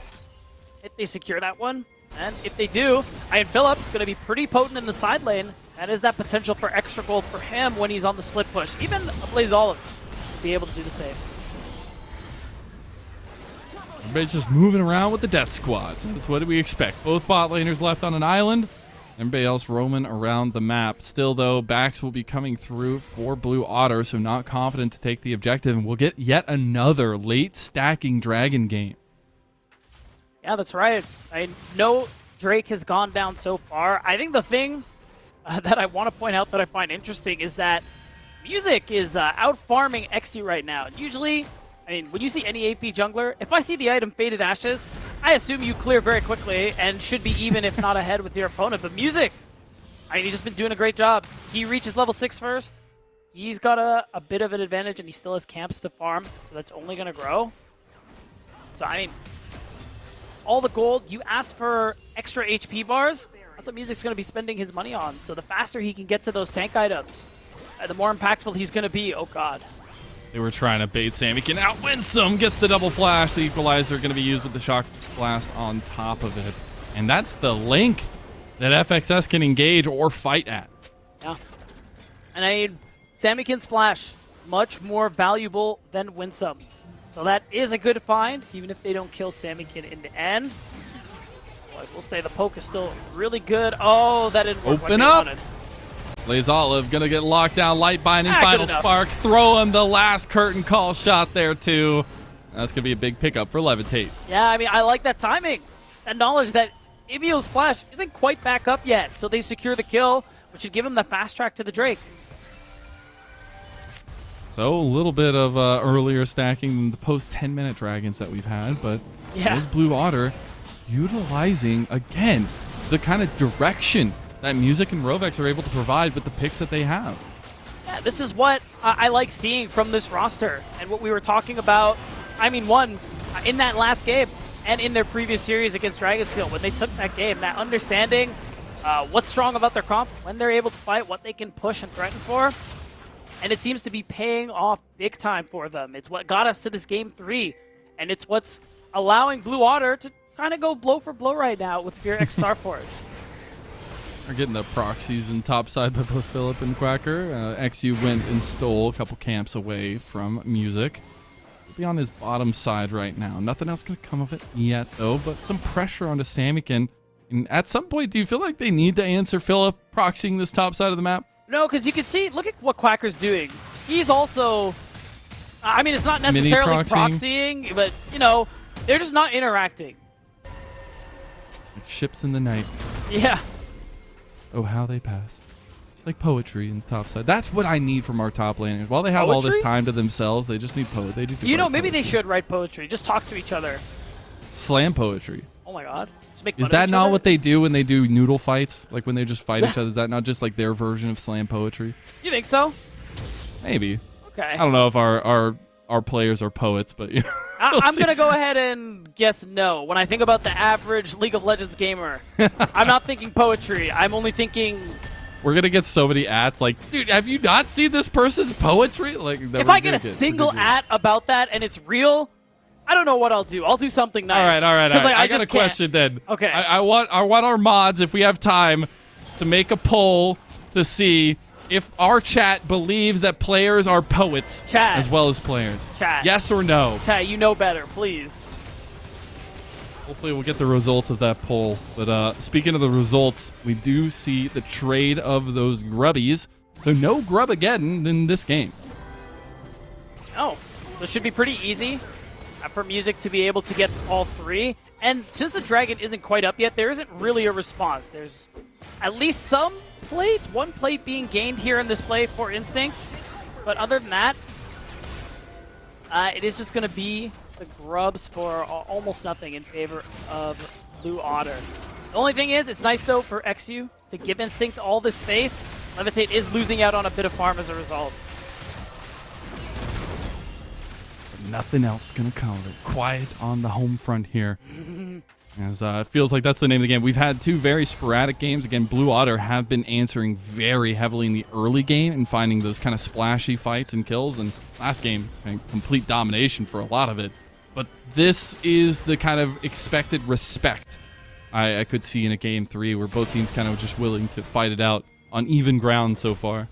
Yeah, it definitely is quieter. I agree. Oh. It's just a noodle fight. They're writing their slam poetry. I'm telling you. He really wants the all out, though. Okay, he's going to get it. But Xy's on his way. I don't know about slam poetry. Maybe it's group poetry now. As a Blaze Olive going to show up, and he doesn't have the damage. Does he do it? Yeah, they got him. There you go. Pulled into the grinder goes the Quacker. That's the Fear Beyond Death that we were talking about here. A nice response with the TP to secure the kill. And Sammykin, that one feels bad. You have no flash, no movement spells, so that ult is going to hit every time. Yeah, able to follow that one up cleanly as well as Instinct. They're going to try to hard push this bot side. Going to get a couple plates for themselves. So we're getting heavy trades across the map. That's the kind of setup you don't want to see. About under 2,000 gold for Fear X Starforge. I mean, this early in the game, it isn't nothing, I would say, especially because Instinct, he's going for the lethality build. It is slightly cheaper. He's already got that Ghost Blade going for him here, and the damage, you're already going to start to feel it. Your Blue Water, the other side. Only thing they really have to look forward to right now is getting your back canceled, and also the dragon in 50 seconds, which makes that, you know, kind of impactful that you delay that back a little bit. In fact, Rovex is choosing to stay. Now, I'm just like picturing in my head the Speed Racer, but with a Grim Reaper and a PC somewhere inside it. Because we got double Yumus and Swifties on bot side. Now, Philip and try to use his Speed Racer moves out. He's got all 8 legs. He can just walk his way out of that one. He's still alive. They're under turret now. You have to be careful against them. As the final spark comes out, it's not nearly enough. They will end up taking the turret for it, though. And this is what I meant to when I said, you know, not a lot of damage when we were in Champ Select. Uh-oh. Oh, Samikin. He's going to get away from the Bull with Horns. Okay, okay. Does that, they do know that he's there. Yeah, I was going to say, like, surely that doesn't work. Yeah, they do end up taking a return turret, a response, at least in topside for FXS. You get Music completing his first item as well as he comes back out on the map. Yeah, I think this is a good move. Blaze Olive doesn't have TP, but they put him topside anyway because, I mean, one, you want gold on this Jace, but also you don't care if this Drake goes down to Blue Water. It's not actually that important for you to go for a soul, but Fear are in the position where they can do it anyway. Oh, I'm telling you, man, they could just take you down from a mile away. Yeah. Rovex does end up dodging out of a Blaze Olive Shock Blast there. Music going to try to chase him down now as well. Does have the Void Rush if he wants to follow it up. He's 2 levels down and doesn't have the damage even after he completed his first item. You do have that same in return, though. Winsome almost dies. The curtain call going to be popped out. I just literally love it. Both these teams can fight each other off of screen. Yeah, it's really funny to look at, to be honest. But Fear are the ones who are still coming out on top in, we'll call it distance wars for the moment. Until I think of something funnier. Remember that tank game, that like the addicting games tank game, where like you have your tanks on opposite sides, you can't see the other person, you just have to kind of like aim your shots and. Is it oh, I know what you're talking about. Is it called Gunbound? Maybe I don't remember. Was it like cartoony and stuff like that? It was like 2D. Yeah. Like very oh my god, you're pixelated. talking about Gunbound. You're talking about Gunbound. I used to love that game. Oh my god, it reminds you of that. Both teams are just sending shots, even though you can see it a little bit more clearly here. Yeah. It's definitely that way. From multiple screens away. No, I catch your drift. You're right. See now, though, as bot lane turret went down to Philip. He has TP. Rift Herald had been started by Blue Otter, but immediately stopped. FXS are in position. Yeah, right now, though, not in a position to actually start the Herald. They're okay with that. They're very comfortable with this 3,000 gold lead. They have a lot of gold with the turrets going down that they want to be spending. So this game going nice and slow and just relaxing a little bit really favors Fear. And Blue Water, kind of like last game, find themselves in this position where they need to actually start to make more plays, collect more gold. But it's hard because, unlike last game, Blue Water are quite far behind. All right, Blue Otter moving with their leadership duo here. Levitate going to have to burn his flash immediately, as now he's just walking out. Again, you don't have any mobility from the Jhin. So they move in. Blue Otter started the Rift Herald. They have Samikin now. There is no final spark available. Tempered Fate coming in. Now TP will be there for Quacker. They got a lot of AoE, but Music is already gone, so the smite is off the table, and that means that Fear move forward, take the objective, and will move to this outer tower in mid lane with that Rift Herald. It's the last tier 1 turret as well, so Fear about to break open the map. Quacker! He just completely catch him out, hand delivered in a basket there. They do get traded right back, but now you got to be careful. That magical journey does end up getting Blue out of harm's way. The turret, maybe not so lucky, needing a journey of its own into death as Blue Water pushed off of the mid lane heavily. Oh man, this comp, Blue Water, especially from this far, Music. Don't worry about it. Keep going. He might have been setting up for a later one. You know, it doesn't matter. The point is, This is a tough spot to be in because, yeah, I mean, the angle is there, but there's really no follow-up. Music's in there by himself, and this comp, I'm sorry, Lennon, I'm just not seeing the damage. Samikin, he's doing some. He's definitely contributing, but I think this Jhin just isn't there yet. You're waiting for the Infinity Edge. And when you're in this much of a deficit, by the time that comes through, it probably won't matter. And we do see the nice little trade back in that moment, but Philip knew the entire time what he had playing for him. The triple fear going off there is so huge. And this is a kind of situation where a Game 3 draft like this pays dividends. We're in full Fearless. You don't really expect a draft like this coming out in a Game 3, and it comes and hits you straight square in the mouth. It sure does. And consider Blue thoroughly hit. I mean, respect the Quacker for that reaction, but it's still a tier 2 turret. Going down. Oh. I mean, He tried to get it. It wouldn't have done anything. Nice combos. Curtain call. They gets him. They took down XU now as well. They get the re-engage on the Quacker, though. Got to be careful. Instinct is popping heads on the side there with his lethality build. Music has been taking an outer tower and topside this entire time. Does end up strike good up there. Yeah, between that and the kill that Blue Otter just picked up onto XU, that definitely feels good and is going to give you that little bit of breathing room, but you're still getting structures knocked down on your side of the map. It's just getting harder and harder for you to try and go through your own jungle and approach these dragons that you want to be stacking as Blue Otter. They already lost the second one, so we're far away from any shot at a Dragon Soul, even if Blue Otter were going to be able to win some of these next dragon fights, which I don't think they will. It also just feels like Winsome is like the most important player on the map. He's like a Ronaldo playing with like a bunch of random people on the map, right? Yeah. Not in this regard, because Winsome is the person that like has the most thorough engage on the entire map right now, it feels like. And he'll have a lot to say in how Fear kind of approach the game itself in terms of how they can stop Blue from a lot of their strengths in the poke. That's right. And I mean, you got tanky members like Philip. You can see it, the Black Cleaver, the Sterix Gauge. Philip's going to be really hard to burn through. That combo between Samikin and Levitate, it really only applies to XU, ABO, and Instinct. And when you have beefy members, like the remaining two on Fear X Starforge, to block a lot of that damage, it's really hard unless Blue Otter just get the perfect pick, the perfect catch out. Yeah, it's the most difficult thing, but it's something that can happen, right? And we've seen how efficient it can be once they are able to get the kind of CC chain on them. But I think it's really difficult now that Fear have a lot of control of the map. Philip feels unkillable as well. And even though he doesn't have that kind of engage potential that Winsome has, he can just walk at you with all those scary legs. He sure can. I look at the instant respect. Oh. Tempered Fate got used. They were trying... Oh, okay. It was to trade back the ultimates, you know? Yeah. Sign of respect. You see he's throwing the thumbs up. It's fine. It's fine.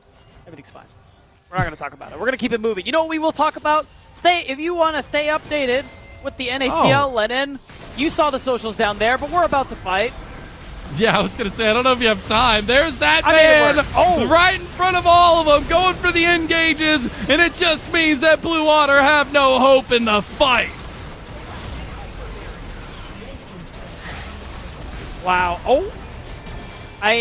Blue Otter just so thoroughly dismantled in that last exchange. Sets up Fear perfectly to just go ahead and start this Baron.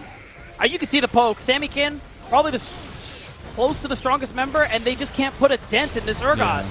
Oh, they're getting the poke down themselves now as well. But, God, it's just so lethal what Winsome can do here. Like, he just gets multi-man headbutt pulverizes and makes a big difference. We'll see if he can do that here now. It's going to be Philip that goes in for the engage, and then the end, it's Philip with all them shotgun legs that is able to take down Samikin. Baron a little bit dicey here. Chains of Corruption came back up, though, and Quacker knows just what has happened. Throws up the thumbs up, ends up getting out with a nice double CC from Rovex, but the Baron has been stopped.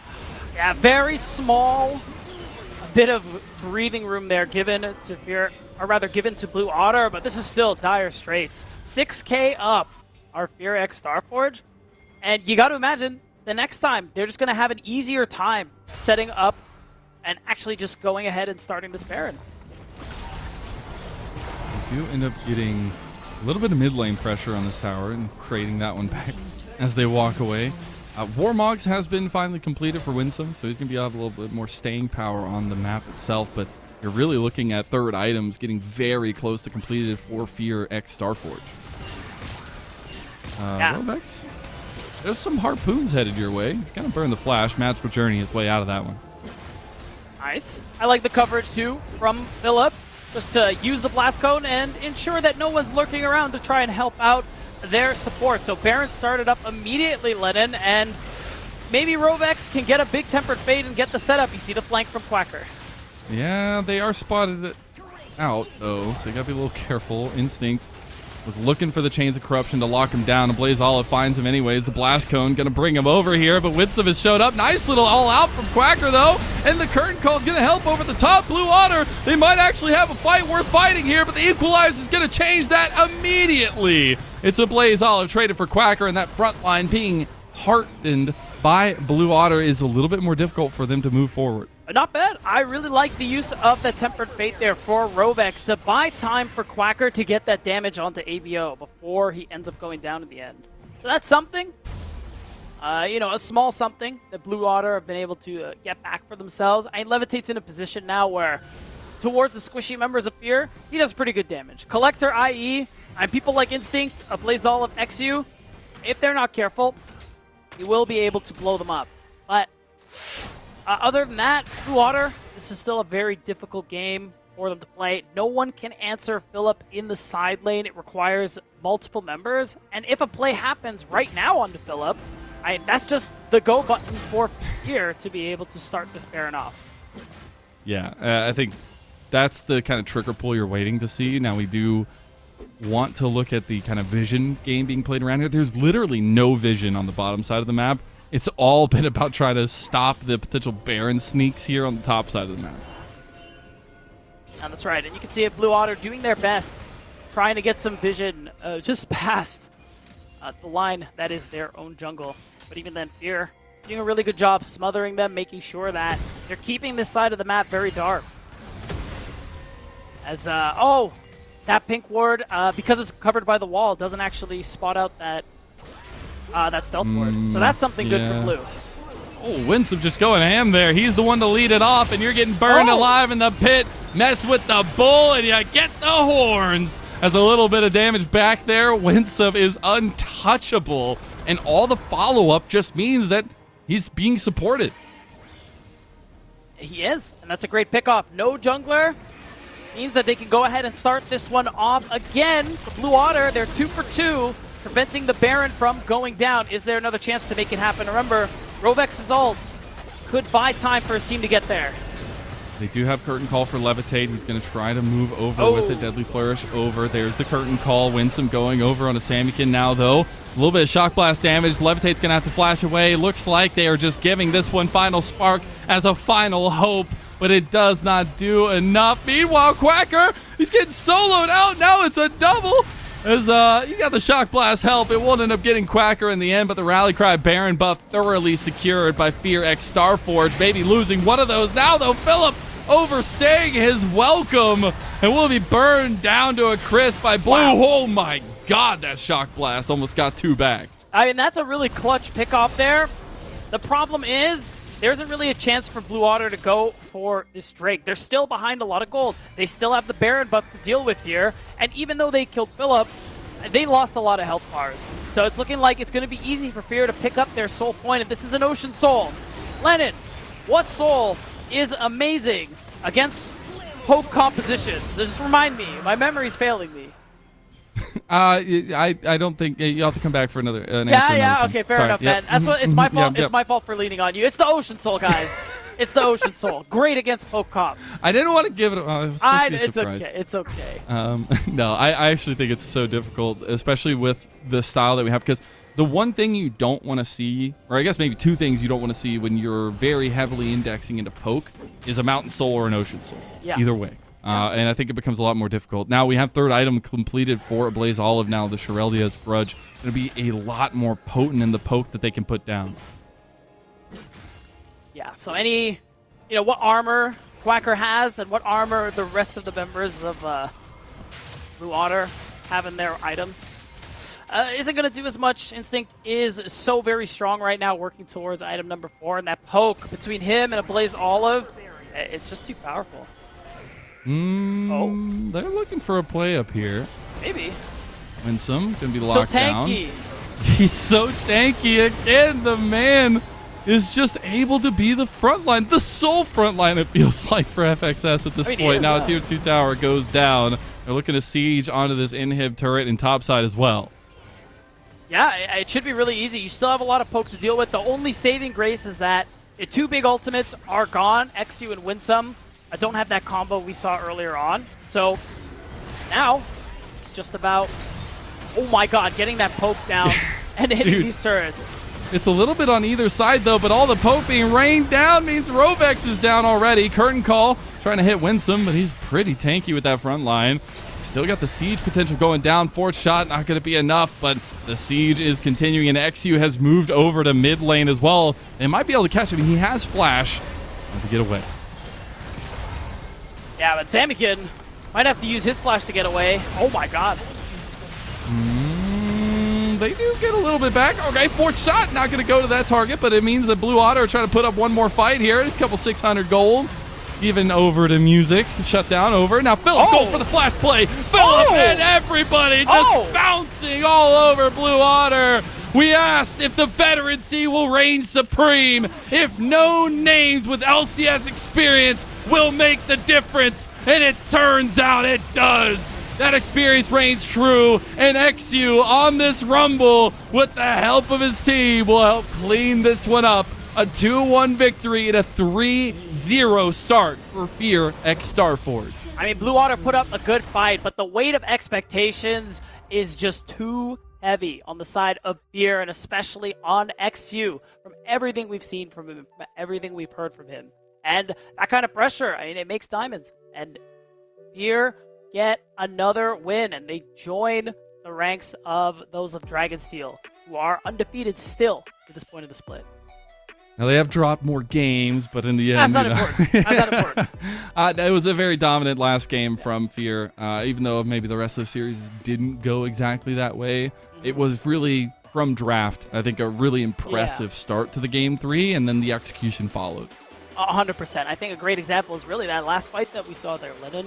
That recognition that Blue Otter were starting to turn things around, but Fear know that, hey, man, we still have this. If we all jump on them right now, we can just end the game, end our night here and now.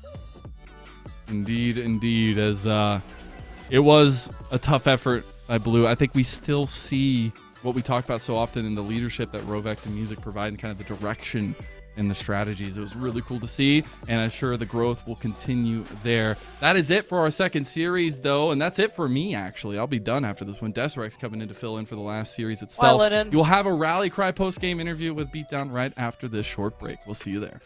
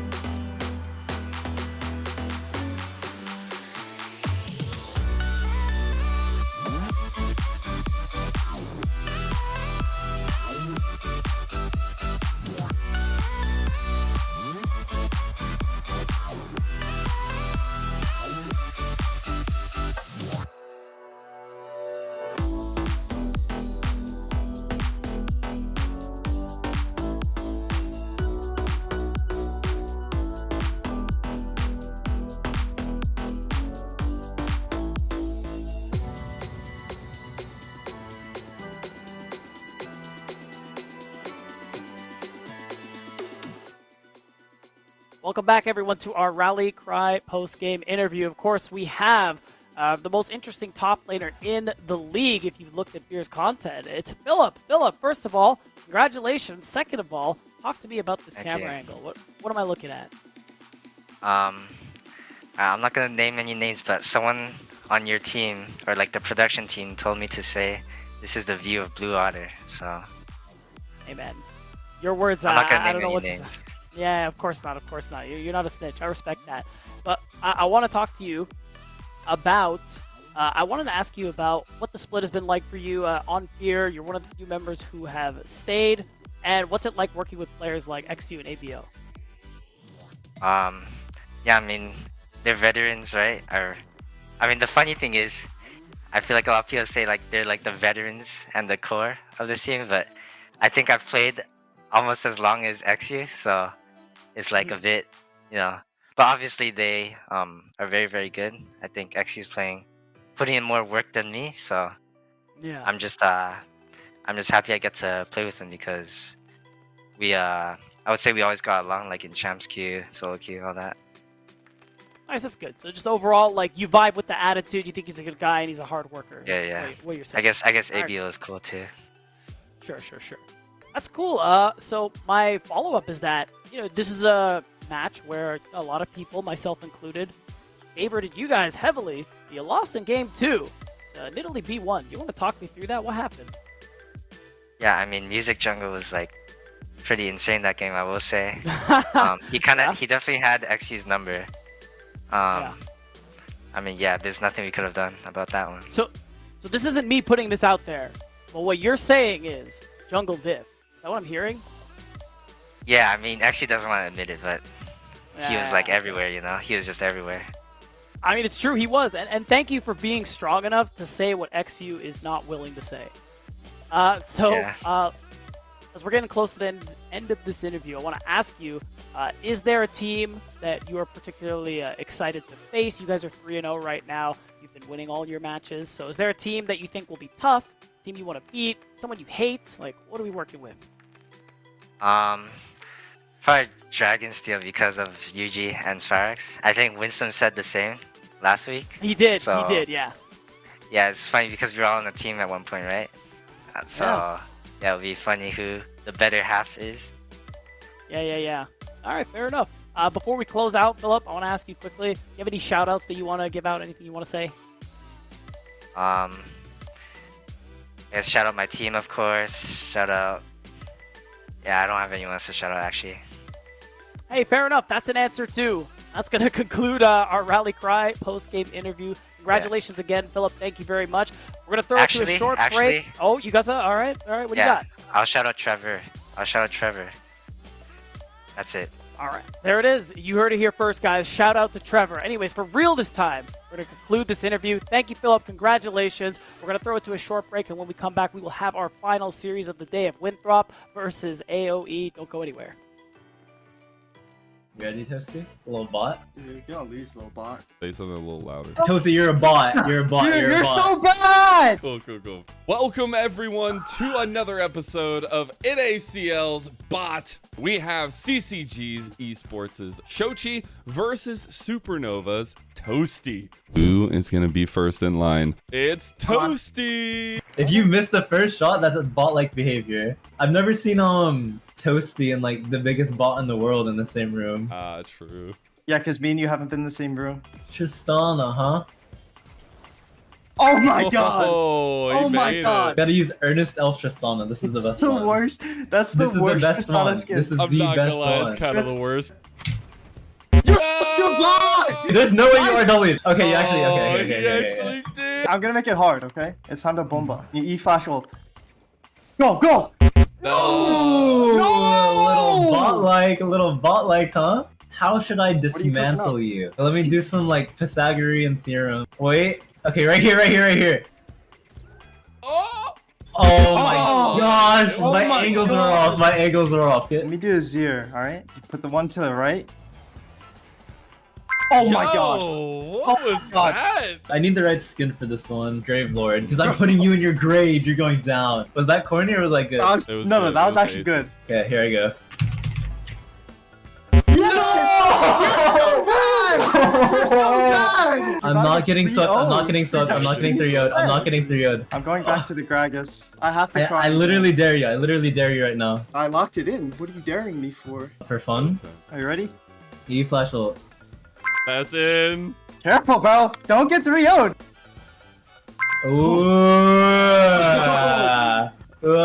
Back to you. You had to Pass it get back one to eventually. You are I'm not just- doing the No, Malphite one. it's actually so inconsistent, but I'm just gonna run it. Flash like over here, okay? Okay, fine.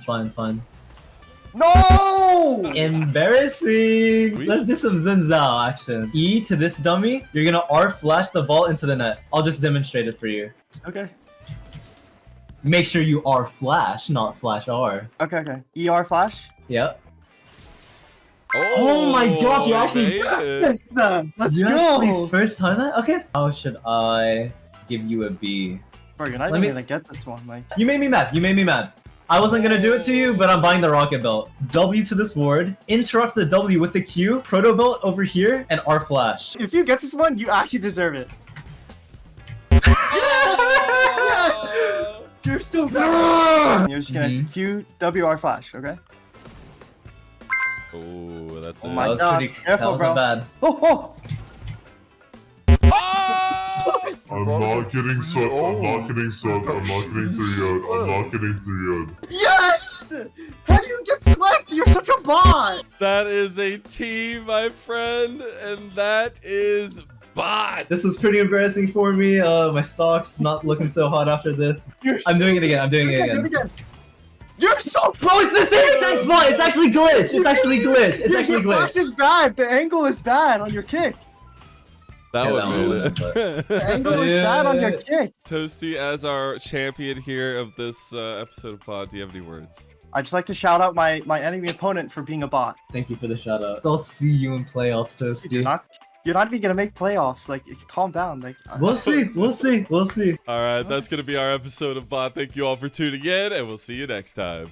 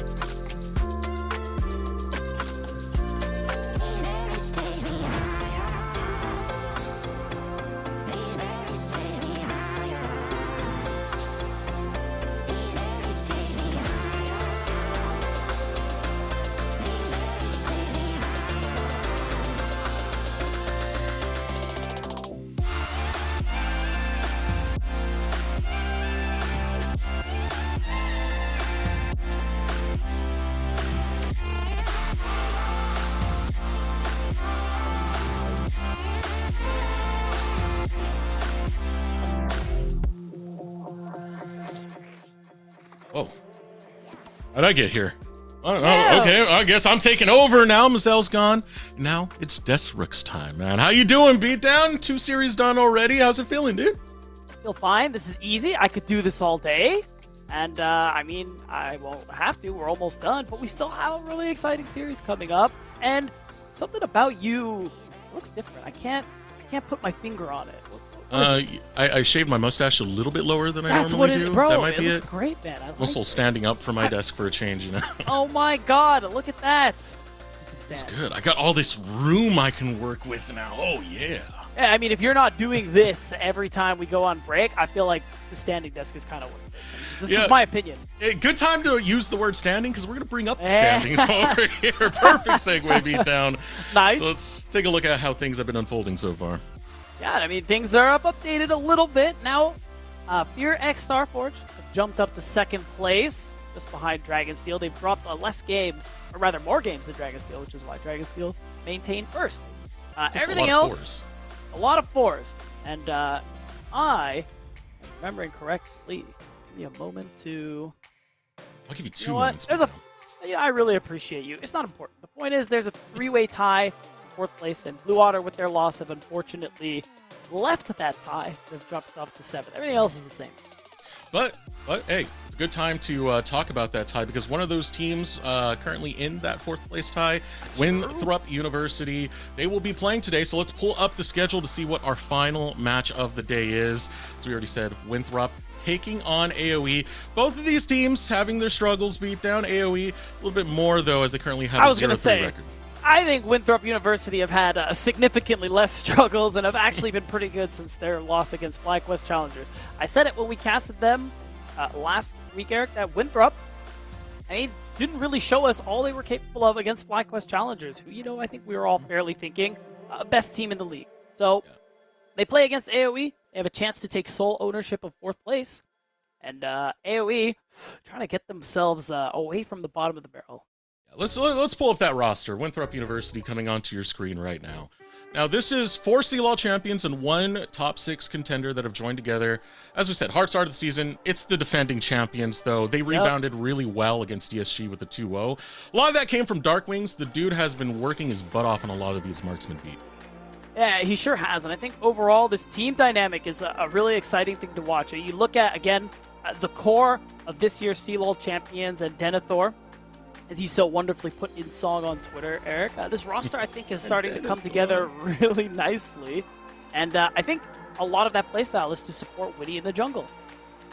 Right, and their opponents on the Rift will be AoE.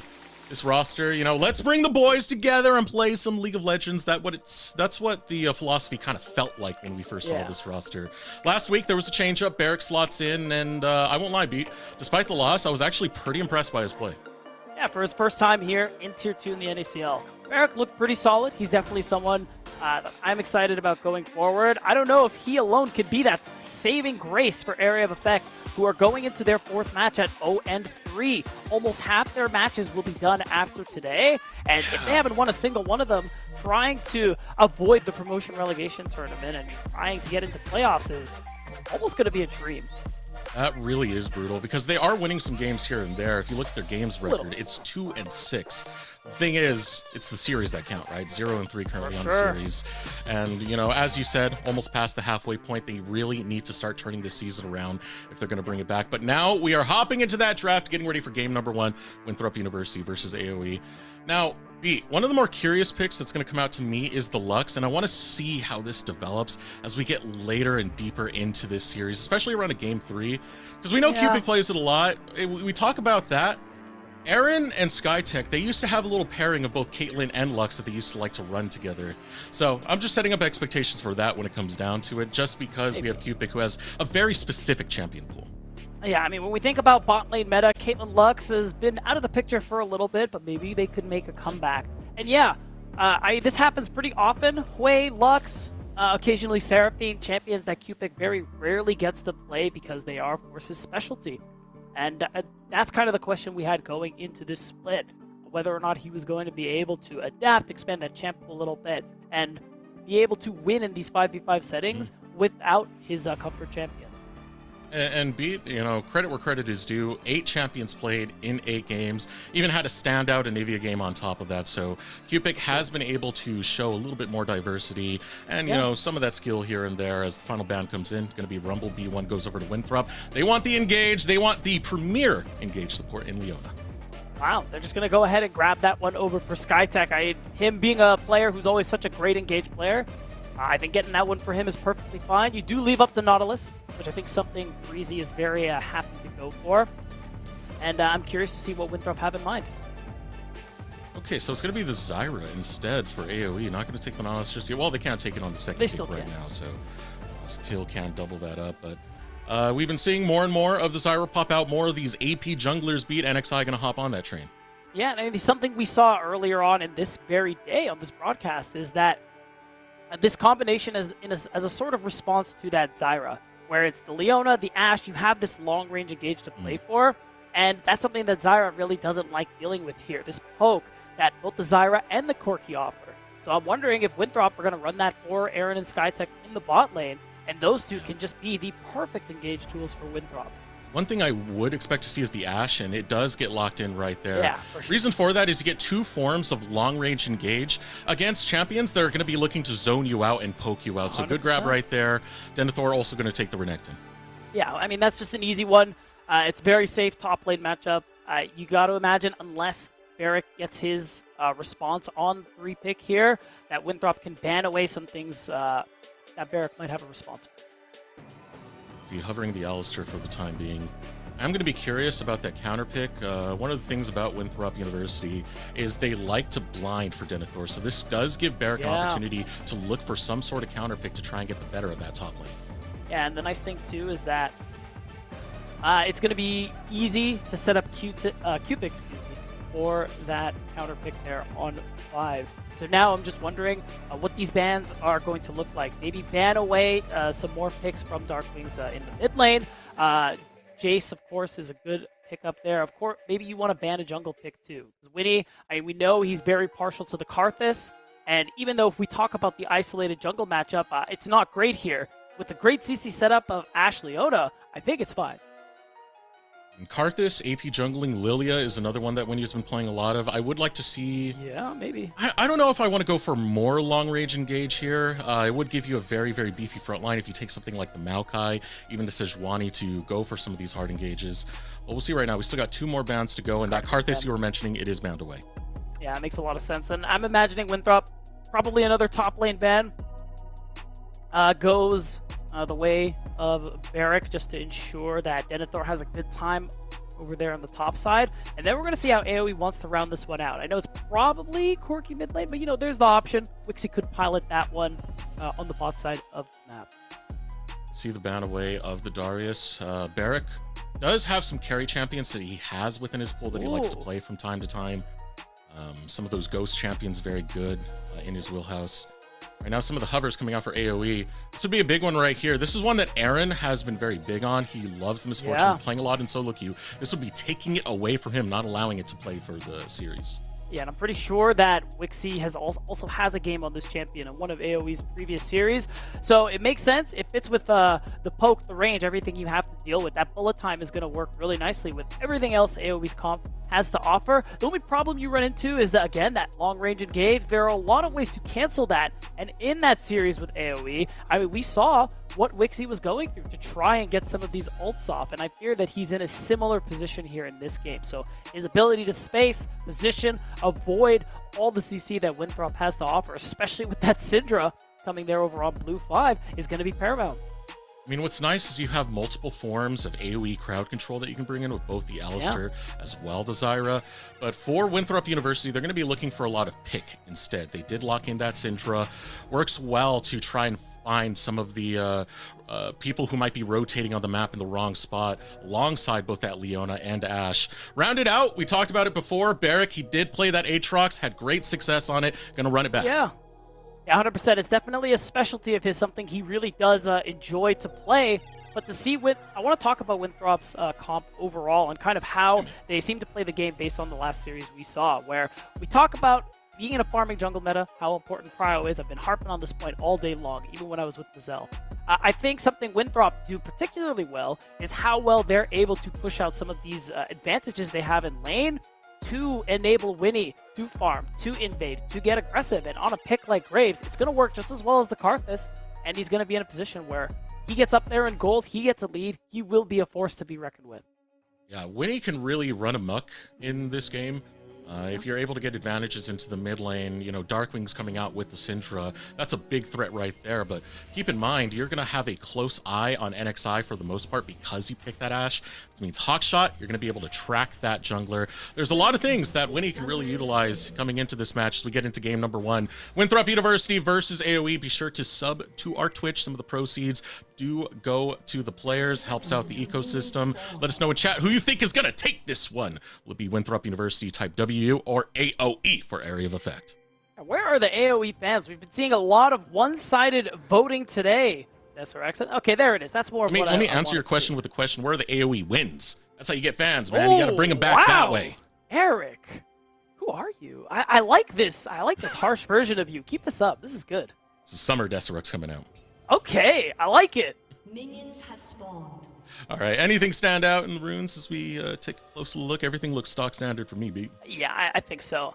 And the comment from Darkwings is kind of nice, just focusing on that lane damage, which is, again, kind of what I was highlighting there. Darkwings in particular, his keystone choice, usually picks for lane, played the Electrocute Lucian, and I looked up pro builds. He's the only player I've seen in 5v5 do that. And it makes sense into the LeBlanc. It was really important for him to just get that priority again, to make space for Winnie to do stuff like this. They have the information about this, but it isn't going to change the fact that Winnie is probably walking away with a blue buff.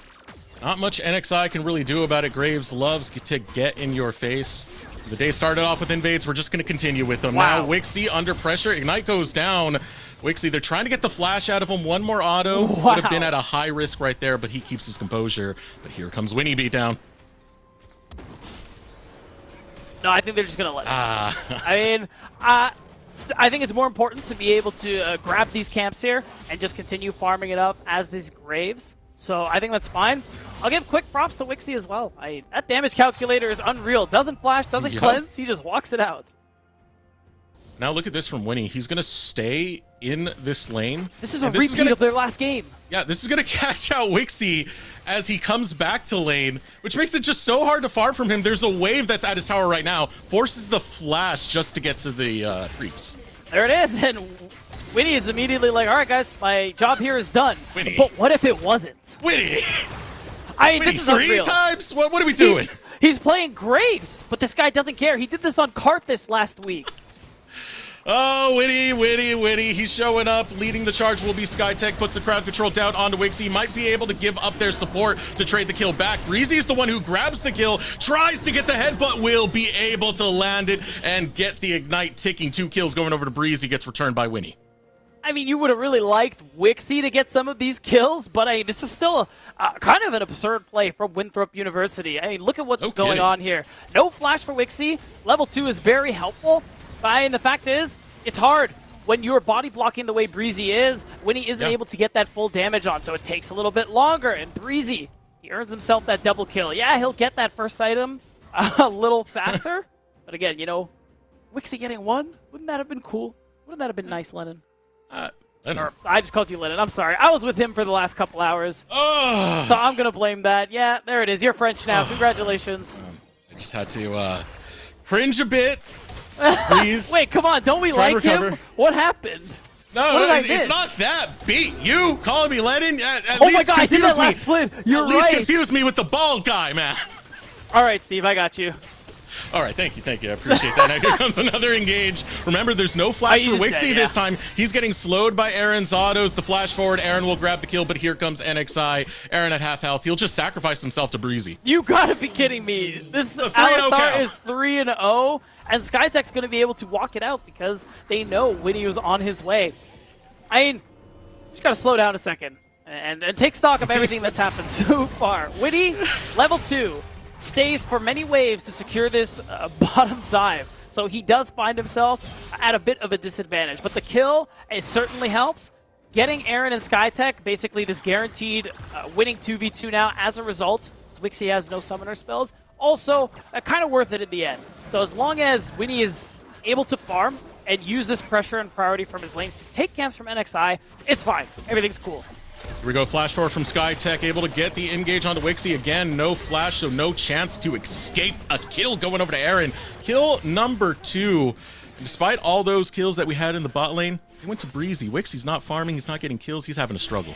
Yeah, this is really, this just feels awful as the misfortune. But yeah, you're playing into the Leona and Ashe. It's a very oppressive bot lane. You have no mobility spells. When you have no summoners, sorry man, you being on the screen, illegal maneuver. Oh, yeah, Breezy, remember, every auto slows you when you're against in Ashe, and fortunately for him, the headbutt does provide enough distance for him to escape. You can see the pressure that Aaron and SkyTech are really putting on with his Ashe-Leona combo. They're not allowing this bot lane of AoE to breathe. Oh, they aren't. And it's tough because this wave, you can see it, it's a big stack moving away. Wixie has lost so much. That's why you're seeing Winnie wrap around the way that he is. Because this misfortune still has no summoner spells, Winnie, by the way. What are you doing here, Winnie? Come on, man. At least bring a tent. Why are you staying here? Build a hotel. Do you have enough properties? Do you got all 3 colors lined up?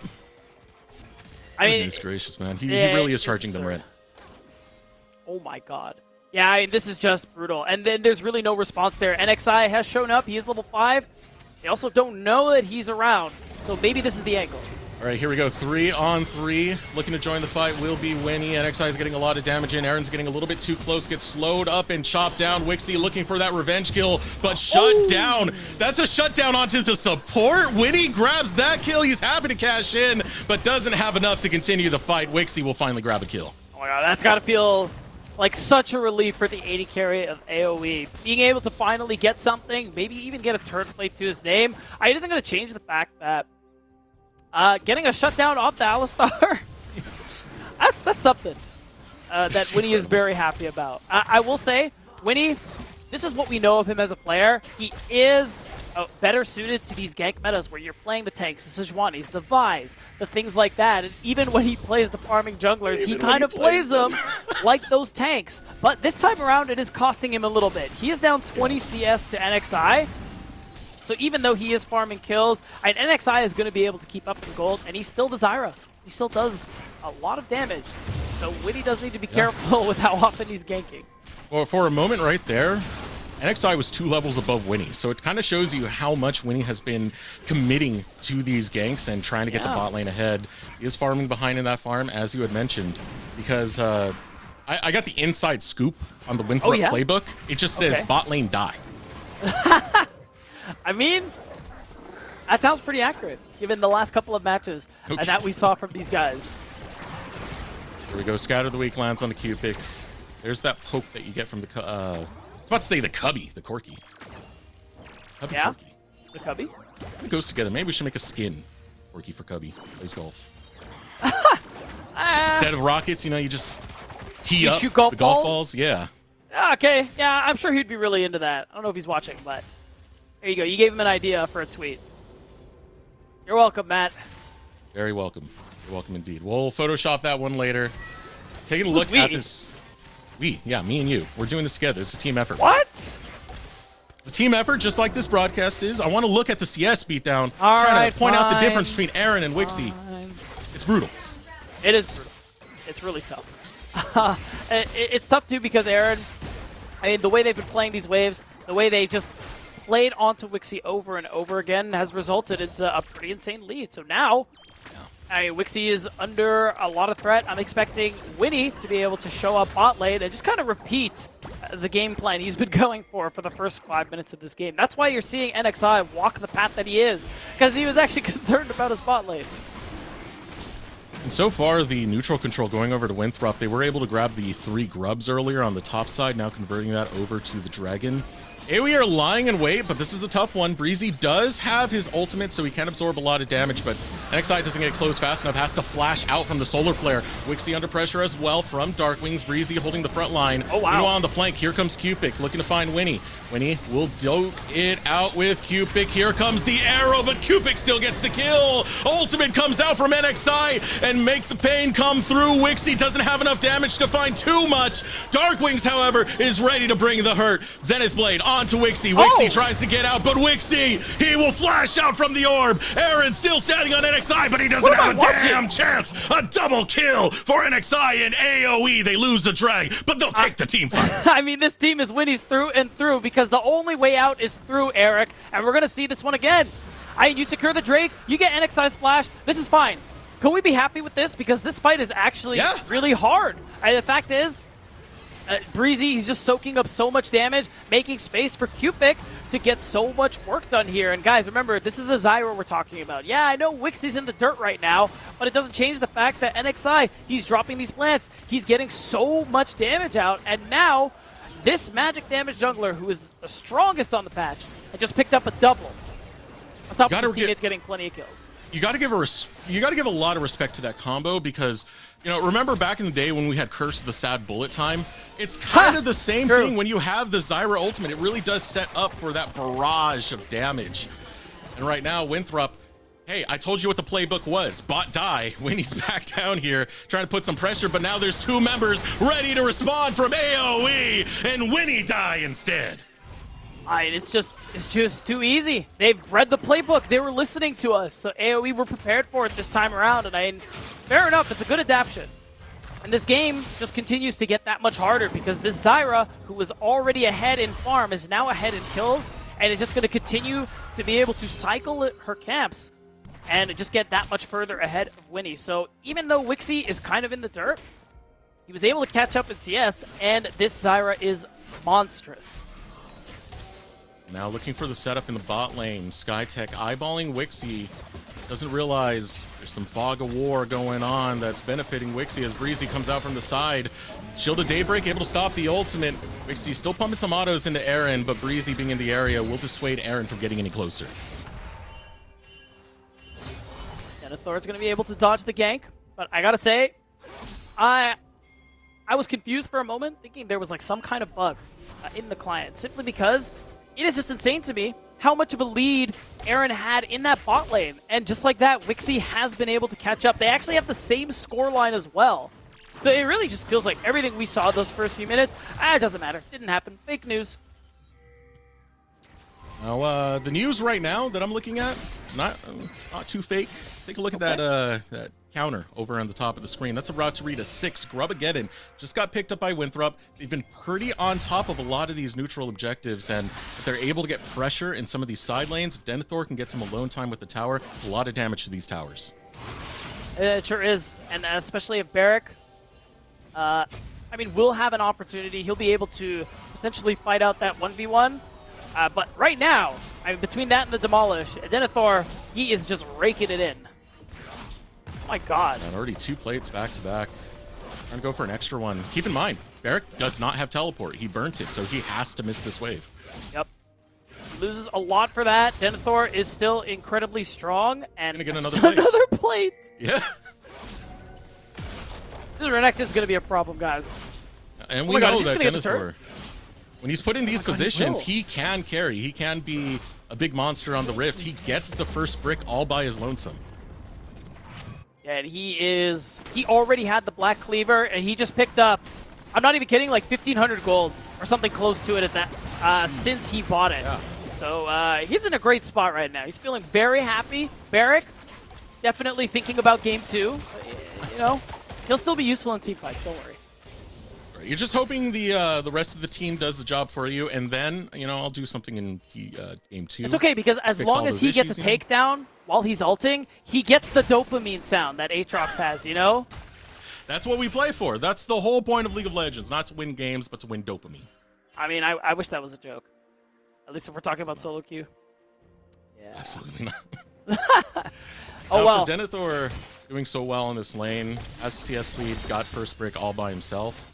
I do want to expand upon that a little bit more because Denethor, as I said, when he's put in these situations, he can usually clutch up pretty well. We've seen it in the past, back when he was playing in the promotions. We always had a very close eye on his play. We did. He's a player who we already thought could compete decently at NACL before he ever even joined the league, and it's great to see that as he's joined, he's been living up to that one pretty convincingly so far. And now that he's in this position, we could see him have that impact you're talking about, Eric. I mean, this top side has been that constant point of pressure for Winthrop, even though the playbook for Winthrop University was bot die.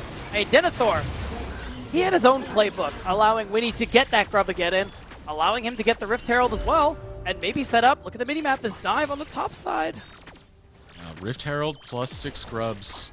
Gonna be a lot of pressure. Cupik tries to equalize it over in the bottom lane. He does get a solo brick by himself. AoE responding to what Winthrop are trying to set up over here. Winthrop gets caught out, but there is the crowd control coming up from Winthrop University. Barrack takes a huge chunk of damage. Shelly gonna crash into the tower, and this tower is not long for the world. Breezy still trying to hold on, but he's starting to run low from a lot of this poke. Tower goes down. Barrack might as well as he gets chased down by Skytech. One more orb to pop him, and Darkwings grabs it over the wall. Here comes the bullet time. We'll be able to claim one. Winnie falls. Another scout of the week finds it on NXI. NXI has the plants up. They're doing a lot of burn. They're doing a lot of hurt. Wixie ready for the chase. Skytech will create some distance, and 4 low members of Winthrop will be able to escape while Cupid continues the siege. Yeah, I mean, the fact that they're able to trade for turrets like this and get a kill in the process, that is such a big deal. Yeah, because Cupid's able to kind of equalize the gold a little bit. The only thing now is that double TP, surely. He's holding the other part of Slice and Dice because he's expecting a flash over the wall. Hops over it. We'll have to take the long way back around. It's a shutdown nonetheless, going over to Denethor, who already has a lot of gold in his pocket. I will say that shutdown, that was very costly, Eric. 2 teleports to make it happen. True. They probably won't be up, or maybe they'll just come up when we get closer to that dragon. So now, I think Winthrop won't be able to play as forward when trying to set up vision, trying to push out these side waves, just for fear of AoE making some sort of play while those crucial summoner spells are out of the picture. Well, we do have a moment right now. I do want to take a look in at the gold. Denethor. That's it right there. Dude's been getting kills. Dude got a brick by himself. He is leading the charge, and closest to him is going to be Cupid. And I was going to say, Cupid's been doing just about the same blow for blow in terms of knocking down structures. Probably didn't get as many turret plates, but still, a lot of gold to his name as well. Tech forced to flash out, got caught up right next to Breezy. Big, beefy Breezy. Those 3 kills from earlier. Wants to be a real tank, damn it. And he will make his way over there as he contests with Skytech. So far, control of the river Winnie. From AoE. We are playing with fire right there, man. He always is. Fair. But back to Breezy. I think when we were looking at this roster before the split started, we all got together and talked about how, we hope that this bot lane be the ones to try and step it up for this team, because I think both of these players, individually and together, have had some pretty good performances here in the NACL. And the hope was that even though things, haven't started off great, this team is 0-3, that they'd be able to scale and play like we remember. Here we go, Denethor looking to turn it around on Cupid. Oh. Cupid, he gets out, barely lives, but Breezy's now here, and Denethor's waiting on the cooldowns. We'll have a slice and dice to try and make it over there in time, but the bullet time is enough to seal the deal and take down Denethor. Oh, but the arrow to cancel the back. Is that a kill? Oh, almost got the kill, too. Yeah. As you said, it does cancel the back, which means a lot of lone time. 6 grubs. This is a lot of damage to towers. Yeah, and this tier 2 should go down. You can see the pressure Darkwings is applying to the bottom side as well. So that is a good response here. They're even going to force out the teleport. So it actually gives Winthrop a bit of a gold lead at the end of it. They're up 1k now. They're able to move down into AoE's bot side jungle and just apply a little bit of cover so nobody jumps on Darkwings. And they have a lot of gold to spend as a result. See some of the game plan trying to come out from AoE. It's about setting up Wixie's bullet time for these big kills, these big team fights. And you were talking about Wixie a little bit earlier, and Breezy as well, and this bot lane. The expectations we had were pretty high, especially for Wixie, because I remember back in, 22? I think it was spring 22. We had the 100 Thieves Academy versus TLC 5-game banger for finals and proving grounds. Wixie was on that squad. He was a very, very promising prospect. It's just been limited success for him. And we're hoping to see that next stage come out soon. Yeah, and you know, before this split started, we were under the impression that he was going to retire, and that was the last spring was the last we were going to see of Esports him. retirement, baby. I was going to say, that's literally what I said when I saw this roster. But it is nice that we did at least get to see him come back. We'll see if he's going to be able to kind of live up to that hype that we've been talking about, what we've seen from him before. Who is at least living up to some level of hype is NXI 404 at the moment. Looking pretty good on this Zyra, and it's frustrating to fight against Zyra like this, especially if AoE have first set up on objectives. That means you have a lot of plants you have to get through that are putting Leandries as well as Rylas on you. So not the best position to fight into. Now, walking into Fog against this team, very dangerous. Again, a lot of the ways you're going to set up these fights for Winthrop if they want to win. It's going to be off Skytech, it's going to be off Aaron, trying to get that CC from a distance onto people like Wixie, NXI, Cupic, whoever you can manage to land it on. Because there is a lot of burst damage on this team. As we hit a bit of a lull in the action, I want to go through a checklist with you, Beatdown. All right, what is it? So far, it does seem like Winthrop are more in the driver's seat. What do AoE have to do? What's the game plan right now to change that outcome? I wouldn't even say Winthrop are quite in the driver's seat. I think AoE are honestly in a pretty good position, all things considered. When we talk about... They got a cheek and a half on the driver's seat. Sure. We'll go with cheek and a half. When I see Zyra, when I see two marksmen, I think 1,500 gold is not enough of a lead for you to reliably win the game, especially when you have a front line like this Aatrox, like this Alistar, and Winthrop's comp. It's all about the burst. It's all about the combo, who you can one-shot. And once that combo is out, you have some sustained damage. You know, Syndra, Ashe, Graves, they can definitely do damage over time, but that initial burst is really what they're looking for here with this combination and this team comp. So I think AoE are in an okay spot, especially because they are pretty close to a Dragon Soul. They just need a few more Drakes. And if we get far enough that Soul is a conversation for them, well, then they're already happy. Getting a Dragon Soul, getting to scale up. I mean, for the most part, they are competing with some of the scaling that Winthrop have, but I do agree with you. I like the scaling more for AoE, still double marksman for Winthrop. And they're holding control of the jungle pretty well thus far. You can see the rotations coming out for both top and mid. A lot of deep vision coming in there, but we have to do something with that vision. Yeah, we certainly do. Right now, at least Winthrop are able to keep that vision on the Baron. So while Denethor splits on the other side of the map, Winthrop can get aggressive into that topside jungle here of AoE. And it just means that AoE don't really have an option to start the Baron right away. They do take it, honestly, kind of quick. So that's something Winthrop really need to worry about. Double marksman, Zyra plants. Pretty good. Leandry's on top of it. It's a pretty quick take. Yeah. But, you can tell right now that AoE are at least having some caution as they approach that side of the map.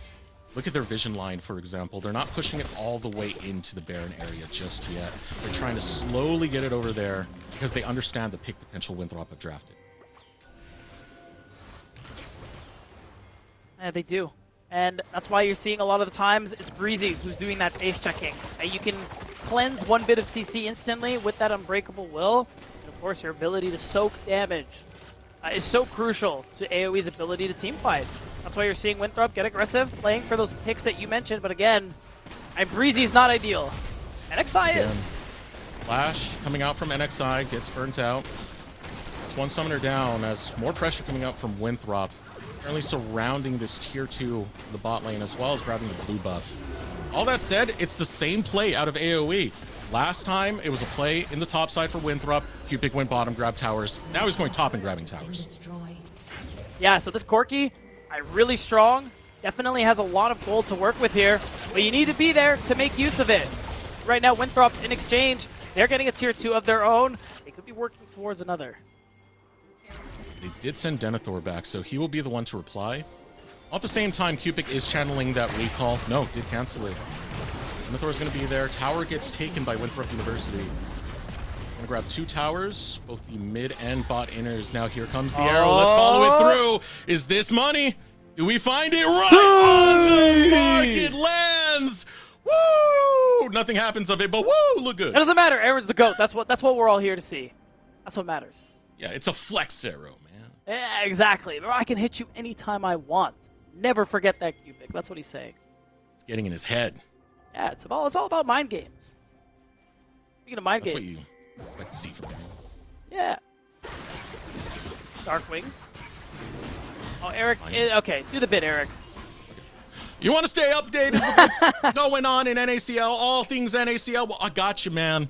Look at our socials. Go on YouTube, go on Twitch, NACL, no problem. Go on X, aka Twitter. I'm still going to call it Twitter because it's a very confusing name to call it X. Watch NACL. You got all your updates there. Of course, be sure to sub. Supports the players. Anything you can to do, anything you can to help out the economy, whether it's just watching or subbing. We appreciate you being here.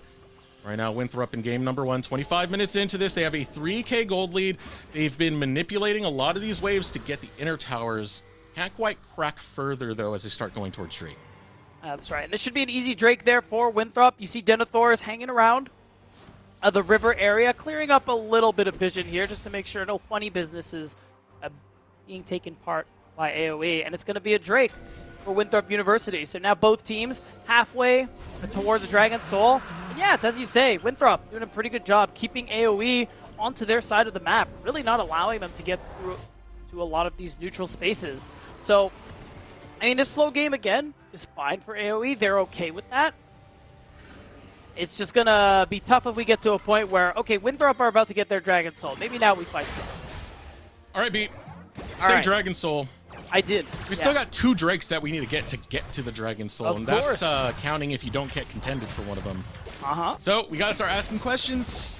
Maybe Twitch chat can help us out with this. Maybe we can get a pull up. Are we going to see a Dragon Soul in this game, Beat? Oh, I like that one. What do I think? You know what? This is tier 2. We're going to see a Dragon Soul.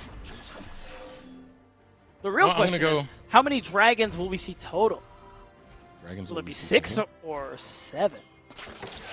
6. Okay. The next say 2 7. dragons over as Breezy goes for the engage on Winnie. Winnie's taking a lot of damage, but there's not too much to really back up Breezy to continue that onslaught, so Winnie be fine. Denethor postures up in the top. Same thing for Barrack in the bottom lane. Yeah, it's just about pushing out some of these waves. Again, Barrack's just going to be on his own in the side lane. Now we're seeing AoE start to posture and try and set up some sort of vision. Oh, we have a play. We don't know. Ruthless Predator stuns the cow. Cow stuns back. You do then. You have to just walk away. You just walk away, yeah. Still, Winthrop dancing around this Baron at the given time. Barrack does have his teleport, so he can stay into that bottom lane. Denethor is going to match him. Yeah, I mean, that's just kind of the game between these two top laners. It's mostly been them alone, trading, ping-ponging waves back and forth on the bottom side. The action is where the cores of the teams were, and that's what we've been watching most of this time. Now, just taking stock of items. Cupic, big... Oh. No knockup going to be found. Skytech, a bad way. W does time out, so it doesn't have as many defensive stats. Needs to find his way out of there, but the rest of AoE are starting to collapse onto him. Scatter the weak, provide some protection. Here comes the enchanted crystal arrow. Critically low is Cupic, and Winnie will cut him down. Out comes the ultimate bullet time returns. Dark Wings over the wall to flash. Shutdown found by Denethor. Chases on to Breezy and Winthrop University. They get a team fight win right next to the big purple worm. Hey, you couldn't have asked for a better situation or a better fight for Winthrop. It's going to be a huge lead that's getting even bigger with this Baron secured for Winthrop University, and this is what they need to do. Maybe we won't see a Dragon Soul because now they have the tools to be able to close this game out in this next few minutes. Oh, Dragon Soul. That was along the lines of my bet. Did I say that, by the way? Did I actually make my bet? I don't know if I did. Let's take another look at the fight and how this completely unfolded. And it is pretty funny. I mean, this Leona, super tanky, buys enough time for Dark Wings to get a clutch scatter. And again, like this long range engage, just the ability, like, imagine being Cupic in this fight. That just feels terrible. Yeah, landed right on the money. That's the thing, Solar Flare. If it's in the center, it stuns. If it's on the outskirts, it slows. Very got true. stunned up, man. That's rough He right did. there. That's the crowd control that Winthrop needed. Take down a very crucial high-value target. Keep in mind, we're talking about Cupic on the side lanes who's getting all those towers. If he's not there, that gold isn't doing work. 100%. And already, Cupic. I was gonna make some kind of Magna joke if that one actually ended up hitting, but you know, Cupic lives to farm another day. But it is a great pointer. Cupic, he is the most fed member of the team. He's not around. That really hampers AoE's ability to team fight. Solar Flare comes out onto Wixie, forces out the cleanse. Aaron is gunning away right at the tower. Tower is going to fall. Here comes Breezy trying to force an engage. Doesn't find it though. And now he's in a bad way. Gets chased down by Skytech. Blow time comes out. But look at Winthrop. They just walk right on out of it. Barrick on the side tries to fight out with Denethor, but the Gators A-OK. Scatter the weak onto NXI. Unleashed Power finds its way onto Barrick. Health bar is getting lower and lower for AoE, so they have to head for the respawn. Winthrop want to head for victory as they challenge the Nexus Towers. They might. They still have Baron to play with. Breezy's not here. Weak. Onto Barrick. Barrick falls to about 1,000 health remains. One Nexus Tower goes down. Barrett empowered push from Winthrop University. Screw Dragon Souls. We don't need those. We just need to take the dub. We need a style on them. And with long range engage like that, it's going to look good for Winthrop University as they close out this game in a mess. They'll take game number 1 of the series. And it was an exciting and a bit of an unorthodox one start to finish there, Eric. But it was a good win coming through from Winthrop in the end. Again, that long-range engage from this Ashe Leona is just so powerful. It's why we're seeing this combo drafted together as frequently as possible, because it makes it hard for carries like Zyra or Misfortune to play the game. As you said, Cupic standing there, have no choice but to just watch the team fight unfold on top of them once you start getting ground control. Let's take a look at our player of the game. Winthrop University's Darkwings is going to take it on as Syndra. Had a lot of big picks. That Scatter the Weak is a great stun tool. He utilized it well. Was present in a lot of those kills for Winthrop University. Yeah, I think so far this split, he's been such a big playmaker for the team. Again, plays so hard for lane as part of the rest of the team's effort to set up Winnie for success. And I think in that regard, he has some of the highest impact there right alongside this team's bot lane. And I think he had a great Syndra game this time around, so well-deserved. It turns out, you know, he can play marksman really well. He can also play mages really well, you know. It's almost like he's a mid laner. How crazy is that? Wow. Wow. You'll never catch a bot laner playing mages. It's just shameful, man. Well, congratulations over to Darkwings for taking player of the game and Winthrop taking that game number 1. But again, best of 3, and it's a fearless best of 3. So that means champions you just saw not allowed on the Rift for the next one. So we're going to throw it over to short break. When we return, we'll get game number 2, AoE versus Winthrop.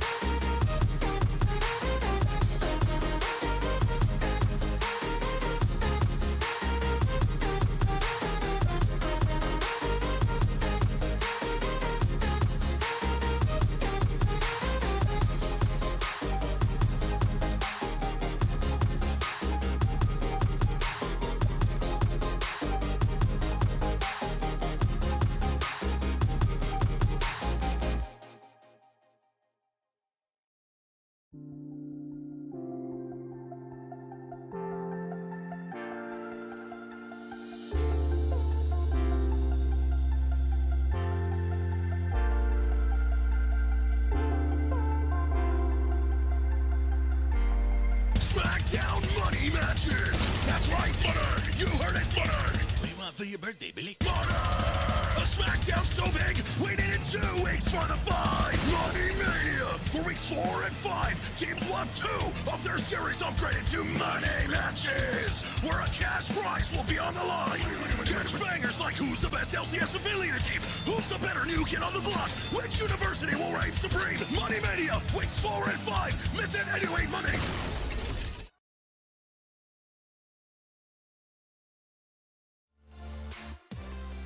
Money matches. Not time yet, but it is coming up tomorrow. We're going to have those big matches beat down. I'm very excited for those ones because every single team, they'll have 2 of the regular season series turned into those money matches. So that's 2 opportunities to make the bank. Yeah, 100%. And yeah, it is going to start tomorrow. It is going to be, if you win, you get $1,250 per money match win. So, that just... Is that not incentive, Eric? I don't know what else is. I'm incentivized right now, man. I am too. Like, can we play? Yeah, let's get in and just get absolutely stomped and Yeah. Just at least absolutely feel destroyed. like we had a chance. For like the first minute. Yeah, getting into the series now, the last game that we just saw unfold, Winthrop University, taking that in what was a little bit back and forth for the early stages. The Zyra pick really did feel like it had a lot of work that it paid, but once Winthrop were able to seize Cupic, get that long-range engage going, they felt unstoppable. Yeah, that Ashley Ona combo is just so filthy and disgusting. And that's something that Winthrop, I think, took great advantage of. Again, Winnie playing the jungle the way Winnie knows how. Farming on Graves, I sleep. Yanking bot, level 2? Whoa. I can't believe this man beat He down. already did it. He already did it last week. No, I can't. I know what you are, he Winnie. Did it on Karthus.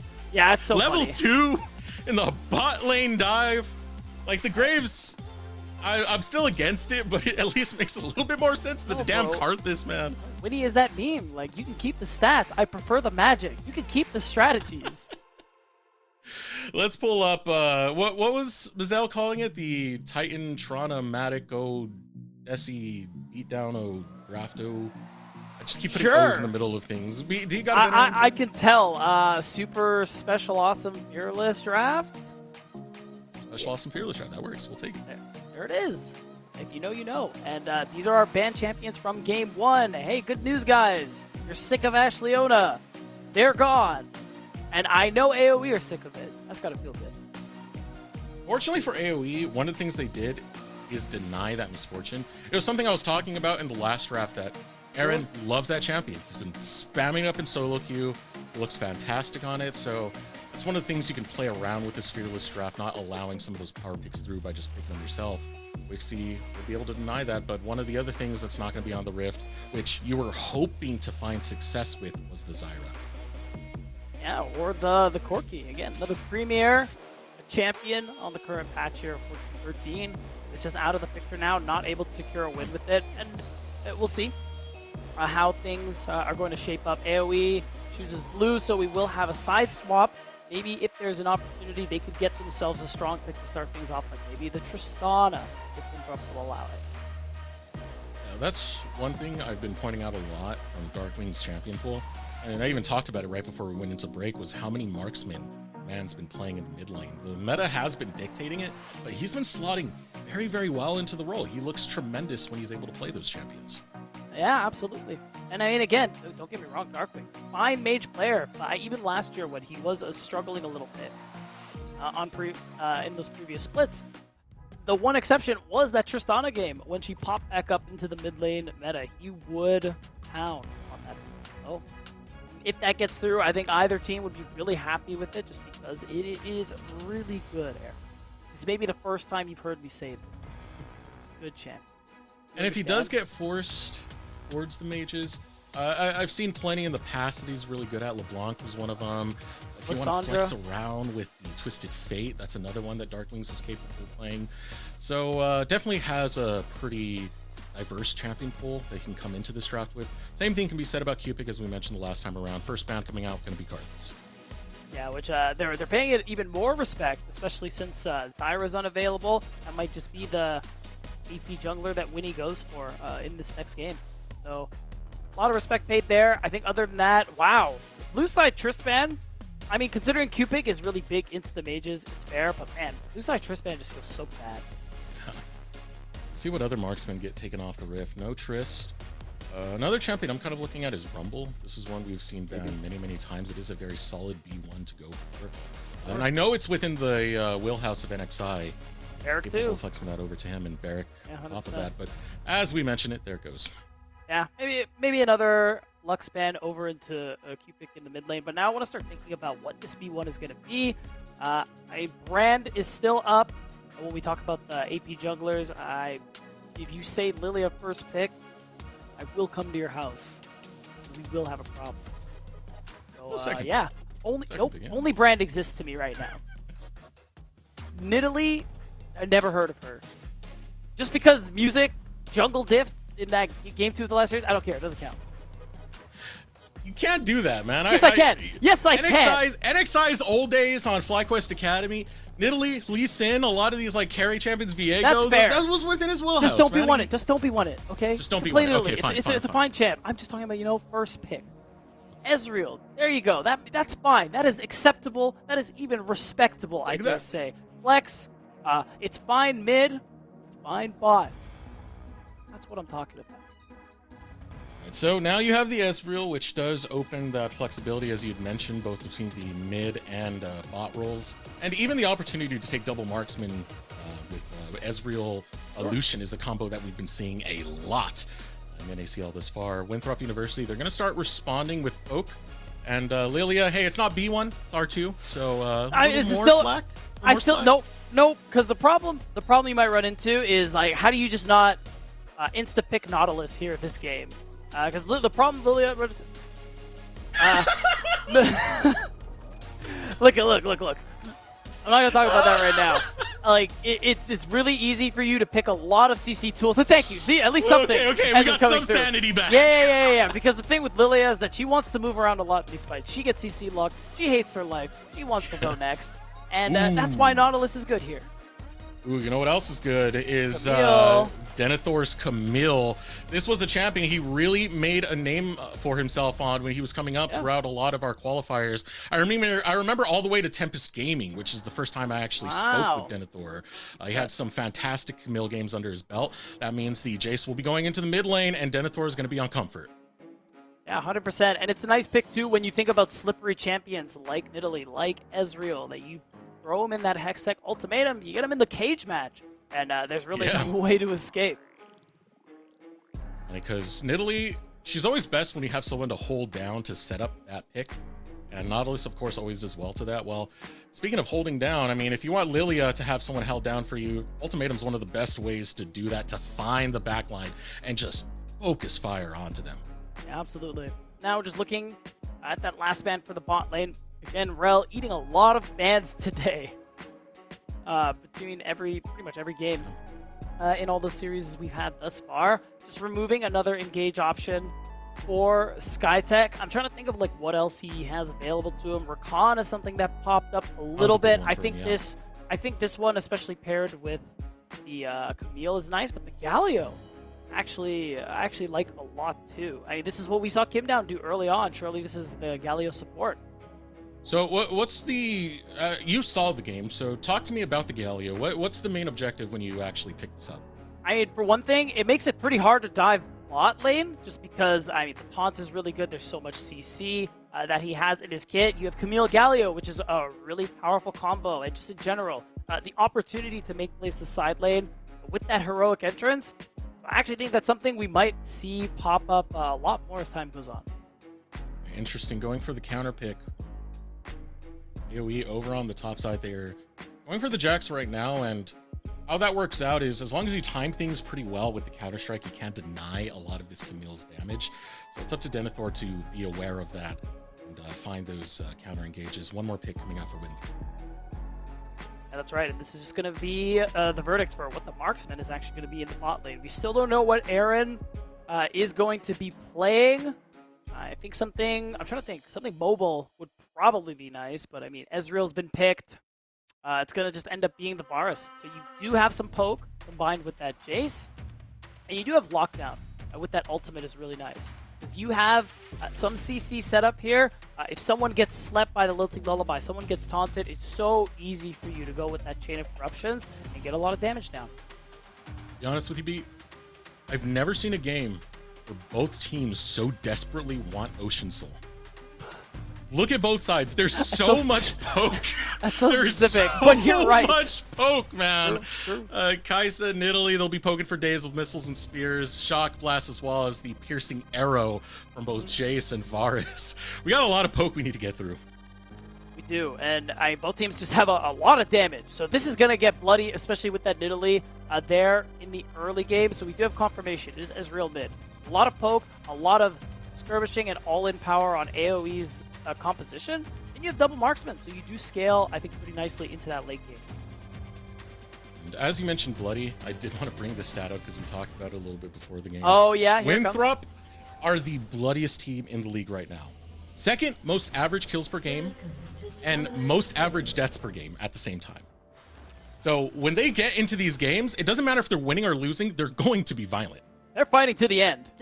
That is that's something you love to see here in Challengers League. None of these slow games. We talked about this last week when we were casting Eric. It's just about blood. We want it all. Every last drop. Those last games where we just struggled to figure out what to talk about.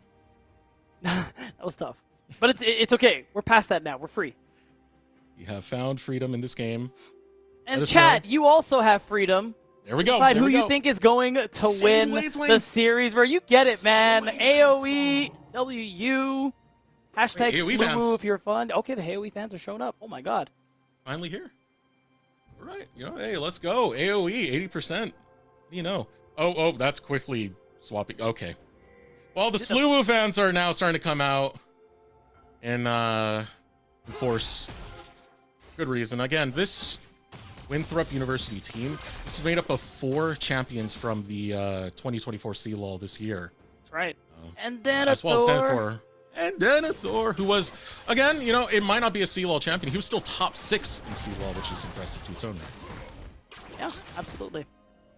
I think overall as this game starts off, we see both junglers pathing in that same direction, so there is going to be that meeting early on the bottom side of the map, and okay, you have a little bit of scrapping going on the bottom side. And again, this is just a lot of what we've seen from this Winthrop roster, especially the bot lane. They fight really hard for that early priority. They try to get these leads so that their jungler Winnie can be really aggressive, can try and threaten champs like Nidalee. I think, trying to fight Nidalee early, it's very dangerous, but you're very mobile. So if it's 1v1, maybe Winnie has a chance.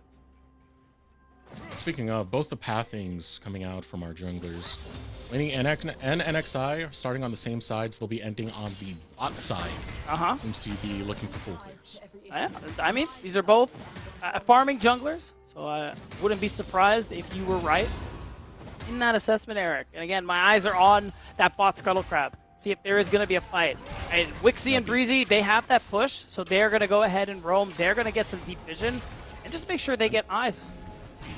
I'm not focused on the bot Scuttle Crab. I'm focused on bot lane. Okay. Winnie, when are you diving this squad? The playbook, we've already seen it. No, What, but like this 2 is tough times in a row? They don't have the prio though, so it doesn't really work. So top can't die this game, unfortunately. Right, they figured out the bot counterplay to can't Winnie, die this just game. get prio. Yeah, I mean, That again, easy. farming jungler meta, like that's not even a meme. Here comes NXI coming in on the invade. We'll spot out the blue buff of Winnie. With priority coming out in the mid lane from Cupid, Winnie has to concede this blue buff. Absolutely. Might potentially just try and go for a steal on his own blue, but no, he's not going to be given the space to do it. NXI gets the blue and gets out. Yeah, I mean, going for that steal is just would not be a good decision. So NXI, he's going to hover around mid to see if there's a play or if Winnie tries to gank in transition, and he's just going to be able to happily get that bottom Scuttle Crab that he happily wins out on. Really good stuff from AoE early on. Hook lands onto Skytech, but Skytech willing to taunt him right back and take the fight. Breezy starts to run low, and NXI runs to the Tribush. He is spotted out. Breezy, 100 health does remain. Has to watch out for that piercing arrow. Does have some of that regen taking away. Recall coming out from NXI. Kills in the bot lane. Yeah, I mean, there are no first bloods yet, but I think we're going to be getting there pretty soon. Denethor really just wants to get that wave in, and Winnie's there to cover in case there's a play. At this point, I think it's just about both these junglers cycling their next set of camps. Just spending what gold they can to see what value they can get in skirmishes. I know Winnie, he's trying to get that Faded Ashes. That's why he hasn't actually recalled yet. Wants to clear until he has enough gold for it. And on these next set of respawns, should be able to find it. There's another hook on a SkyTech. SkyTech, he's going to go down this time. It's first blood. Gets returned. Aaron, 1-for-1. Marksman both getting kills. Parting gift is a missile from Wixie. We get our first 2 kills of the game beat down. Yeah, we sure do. It is in that bot lane. Of course, the advantage to Wixie for getting that first blood. It was a nice setup there in the brush from Wixie to be able to secure that one. And you look overall, Kaisa getting kills, and she's going to be a problem later on into the game. And this is by no means doom for the bot lane of Winthrop. I remember, again, I said this in the last series, Varus, he did get some changes, so he's not as dominant in lane. But whether you go on hit or the poke build, you do scale a little nicer now. SkyTech out of position. Let's put up the taunt. We'll walk away, but here comes the hook from Breezy. It's for the timeout just to get some chip damage. And you can see right now the duo, both Breezy and NXI, they're walking like they own this side of Winthrop's jungle. And for the most part, seems like they do. Yeah, 100%. Now, Aaron, he might be in a little bit of trouble, disconnected from his support. And the rest of the squad are here. Oh, I think we have a fight on our hands. Right now, right into this choke point. Breezy goes for the hook, finds it, and the support, SkyTech, is not long for this world. Gets dropped in the process. True Shot Barrage goes through. Breezy has about 200 health remaining. Wixie has to flash forward. Going on to him is going to be Winnie. Gets 1 kill. Aaron nets it up onto Breezy. A couple more autos, and Winnie will grab the other. Really nice response coming through there from Winthrop University. And you can see the damage just isn't quite there for NXI. He went the Lucidity Boots Rush versus Winnie's Faded Ashes. Even though NXI was able to secure 1 kill, the damage wasn't there for the rest of that skirmish. That's but he probably has enough damage for this. Ooh. Oh, unless.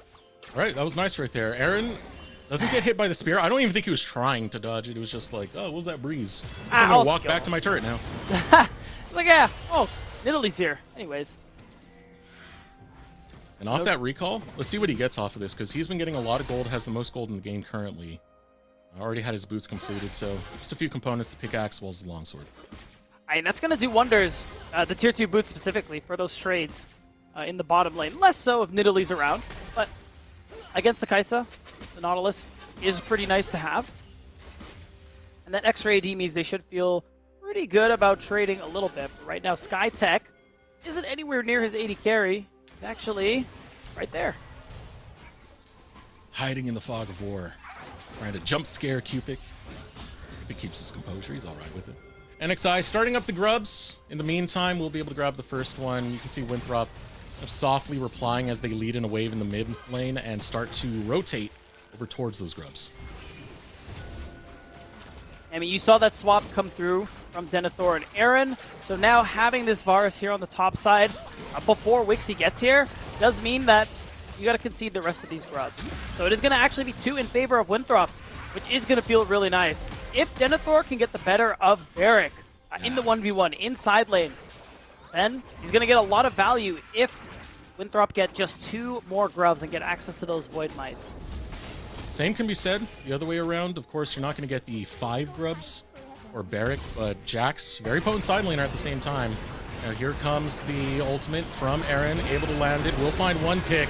Now the sleep, wilting lullaby of Winnie. Back to back, they made it look easy. And there is the setup. Now they have access to those big teamfight ultimates there for Winnie and Aaron. And instantly, they get some value for it here. And just like that, AoE. Seemed like things were going well in their favor, but suddenly, it's all falling apart. A good bot lane play here, a nice top lane invade there, and suddenly Aaron is 3-0-2, and he's going to be a menace.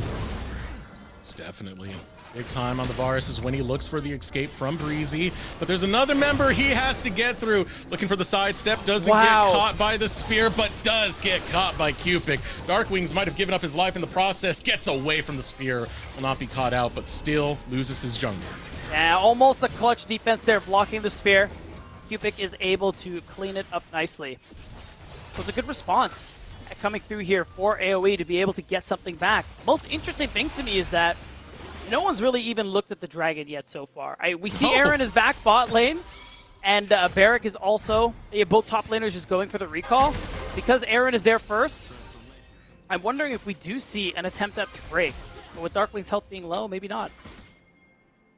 Darkwing's is low and he doesn't have teleport, so there is an opportunity for AoE to try and take control of the dragon area.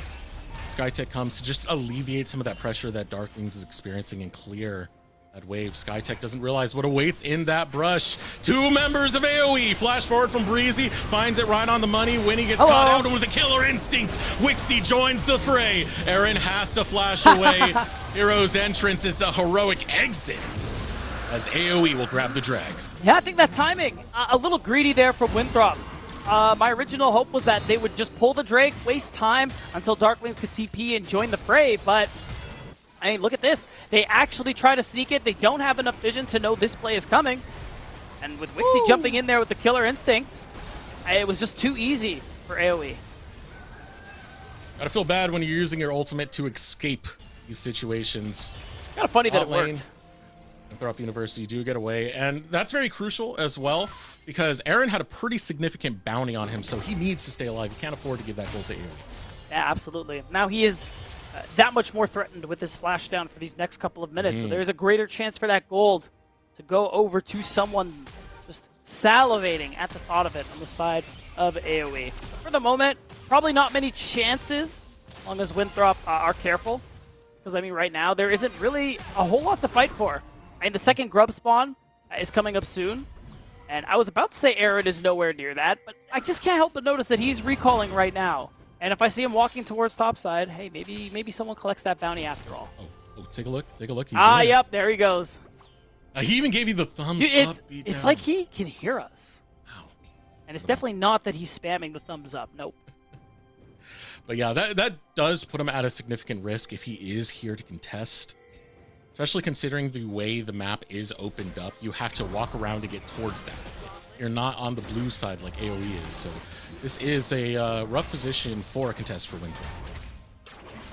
It really is. And it's tough because Winthrop, you really just want 2. If you can secure that, that is definitely a good look. I mean, it's looking like Denethor got the better end of some trades because Barrack is kind of in an awkward spot, a little lower on health. But it's still AoE who get that first move. Really do feel the pressure on Aaron as AoE set up towards the grubs. 3 minutes before dragon spawn, so this is the primary focus as Aaron starts stepping up. Gotta be careful, depth charge gonna land. Wixie has his eyes set onto Aaron, but there's more members of Winthrop here, and Aaron will go unstoppable. And the lockdown, it is just that easy, and I love that confidence from Winthrop to just continue walking forward, knowing that Nautilus is the focus. Ooh. Oh, Skytech's gonna get dropped. Aaron might fall as well. Wixie. Remember, that's a big shutdown that Wixie could pick up, and he will score it on his way down. Wow, nicely done there. From the bot lane of AoE, or well, more specifically Wixie. He does pay for it with his life, but it is that shutdown we talked about being picked up onto Aaron. I still lean Winthrop's way, particularly because they are going to end up with the 5 grubs. So that turret damage coming through from people like Darkwings, Denethor inside lane is going to matter a lot. But for the most part, when it comes down to the gold, Wixie has just caught up significantly and is tailing right behind Aaron with that big shutdown. So it was huge for Wixie to be able to grab that. Still gives, as you said, more to Winthrop, but some of the win conditions are starting to come online with that influx of gold towards Wixie. For sure. That second item is going to feel really good on this Kaisa.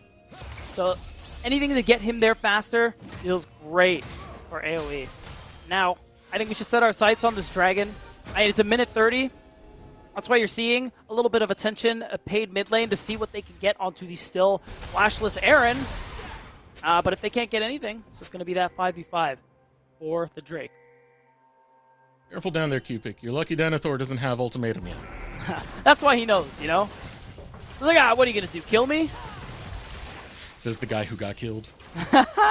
Yeah, to be fair, yeah, true. But it hasn't happened yet, so it's fine. It is a Trinity Force done for Denethor. Cupid just finished his at the same time. But off of that recall, it means Denethor gets get some solo time with this tower. 5 grubs, it goes down pretty fast. They're doing work. That is first brick over to this Camille as well. Maybe without plates, but that is still something you're really happy to receive. And on the opposite side of the map, that's a Herald. Could be easy setup for this next Drake. Drop it mid instantly and walk your way down to that objective. So sidestep from Winnie. Jelly is not right there, so True Shot Barrage not gonna be good for any attempted steal. This is painfully long though. Watch He's Winnie holding on to the smite. Like, sure, Yeah. What else could tell you that Drake is on his mind? Of course, of course. It was just awkward. Same time now, Denethor looking to defend his tower that Eric is just wailing away on. Will be able to find it. And we said side lane control has been matched. Denethor, big presence in the side lanes, but so is Jax, so is Barrick. 100%. And because the Winthrop backs are coming in rather late. Oh, NXI, what was that move? Getting caught out. Wilting Lullaby should follow as the piercing arrow finds its mark. Bringing down the hammer will be Darkwings. Wow. Breezy left to be fed to the wolves. Winthrop University will grab 2. Yeah, and I'm kind of curious that Cupic, again, is just spending a lot of time in the side lane. Decides that he's really not, doesn't think this fight is winning, maybe. And the fact is, with AoE's comp, you get engaged on like that, it is an instant loss. So he probably thinks the call is just to get a turret in response here. But it doesn't mean that Winthrop will halt the dragon stacking of AoE. And we've seen the strategy used by AoE. Winthrop set up elsewhere on the map. Hey, Cupic, you know what? Go on a vacation, enjoy yourself, go get some gold, come back later. Don't worry about us.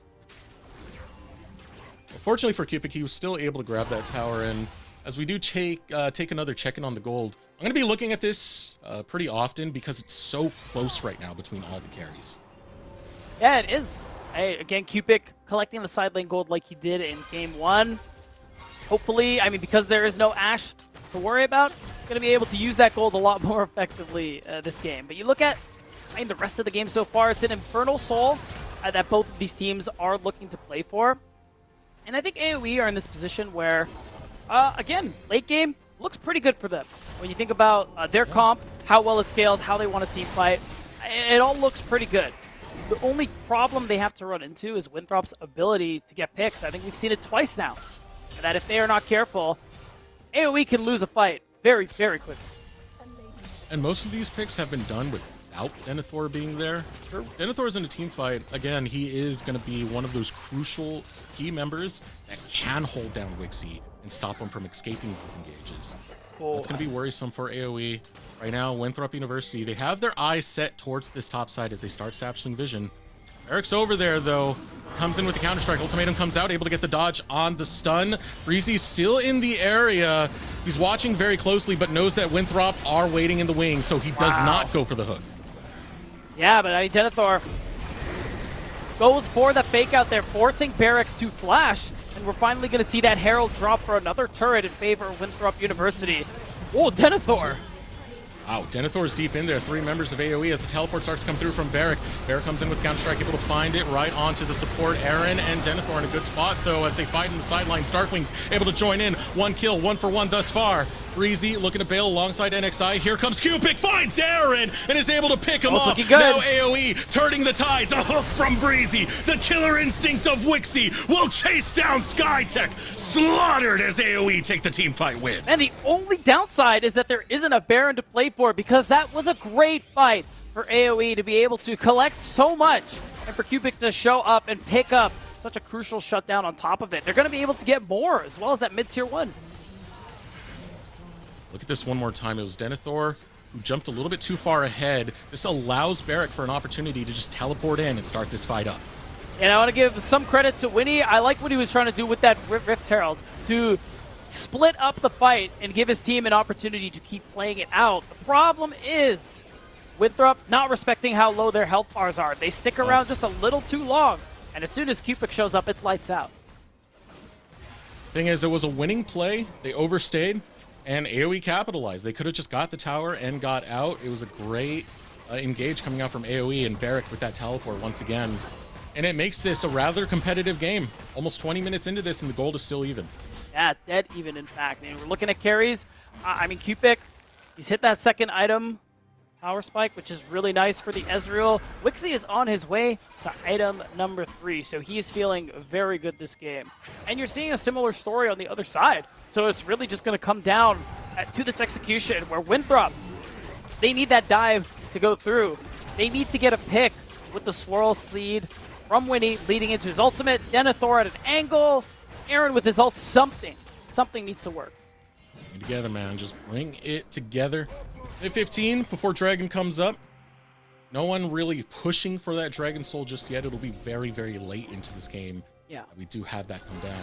Darkwings is putting his attention on the top side. Wants to grab God. Cupid, but look at the damage that's coming out of Cupid. He's chunking out Darkwings beat.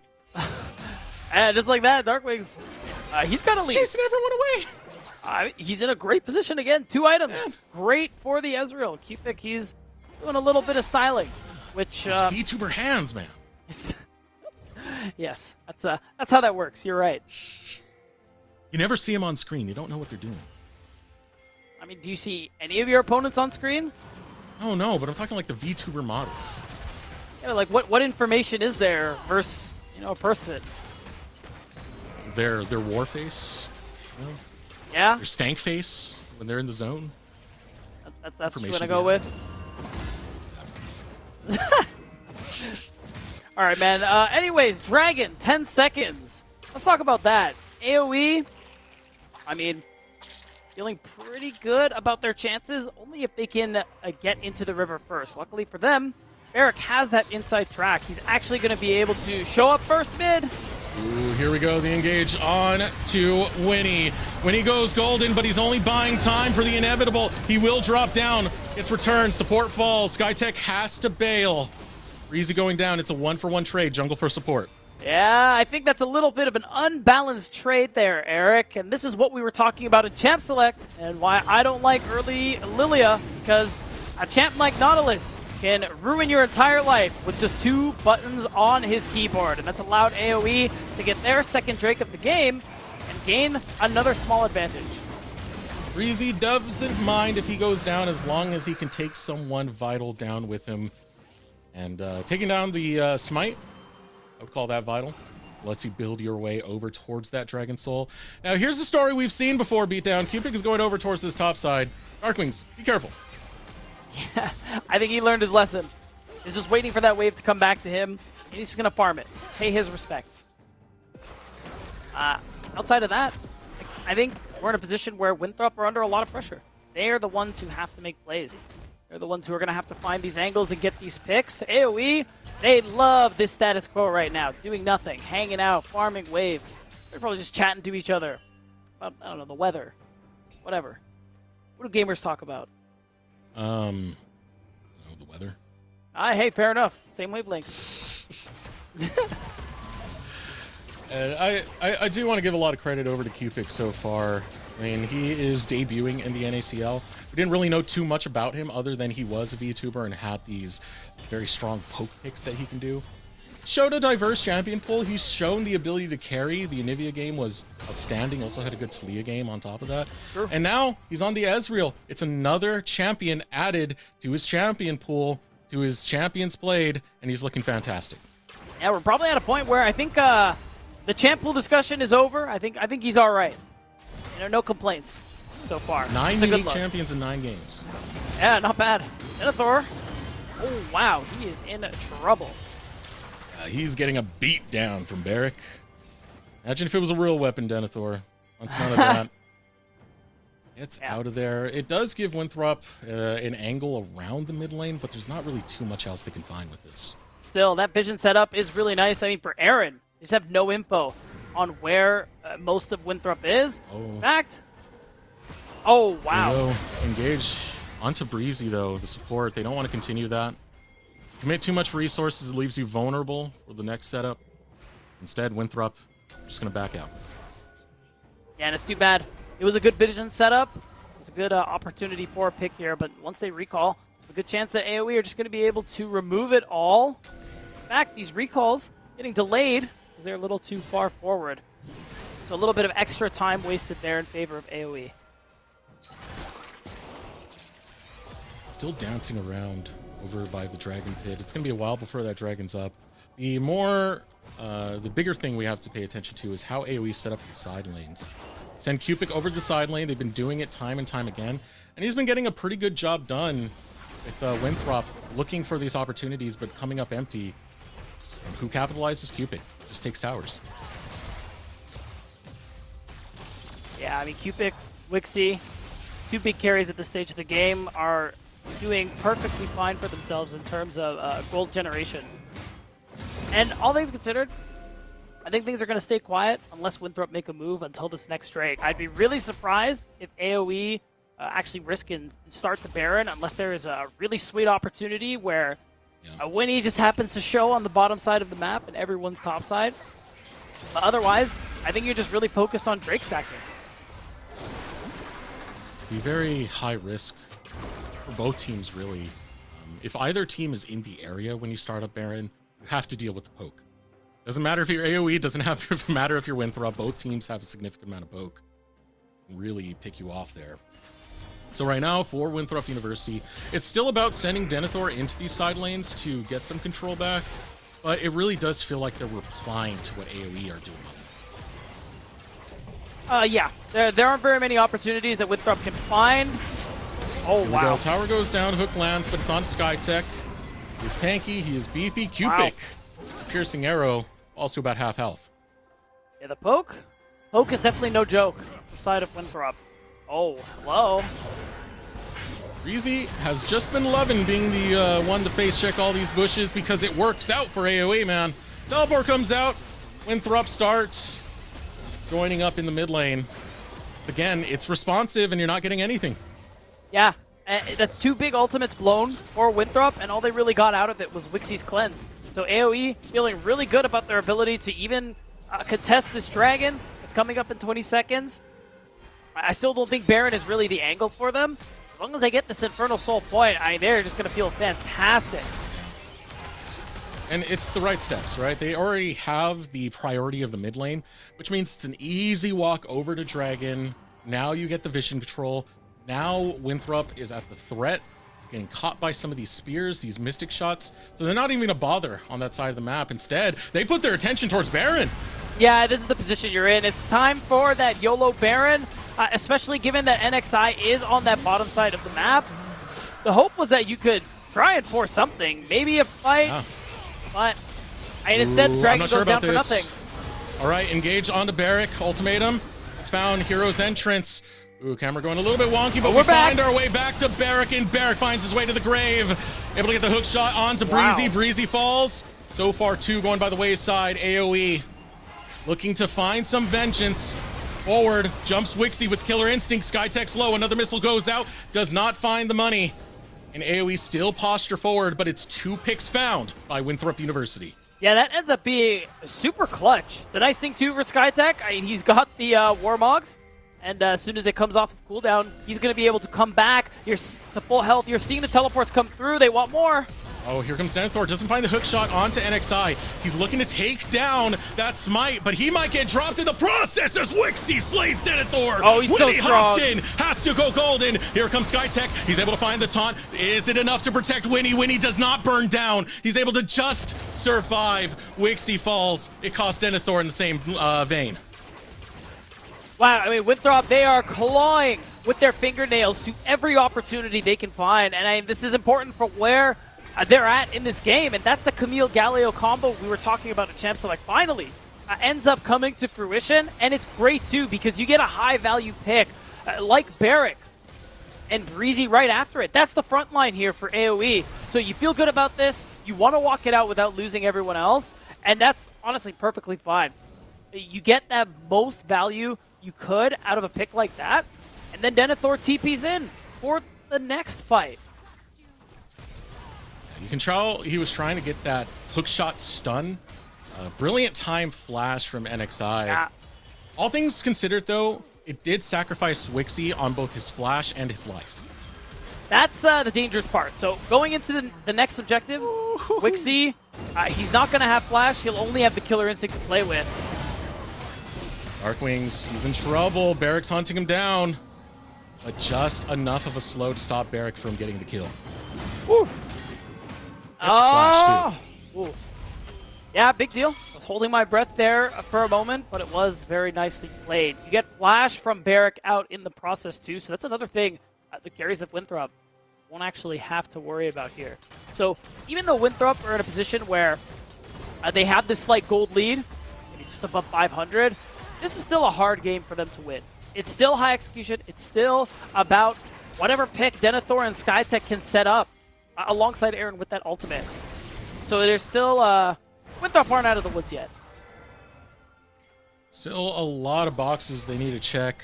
Yeah. They want to find their way back into this. Their pressure is going to be placed over towards his top side. Clearing out some of the camps and, of course, staying present around Baron. You see any missteps from AoE.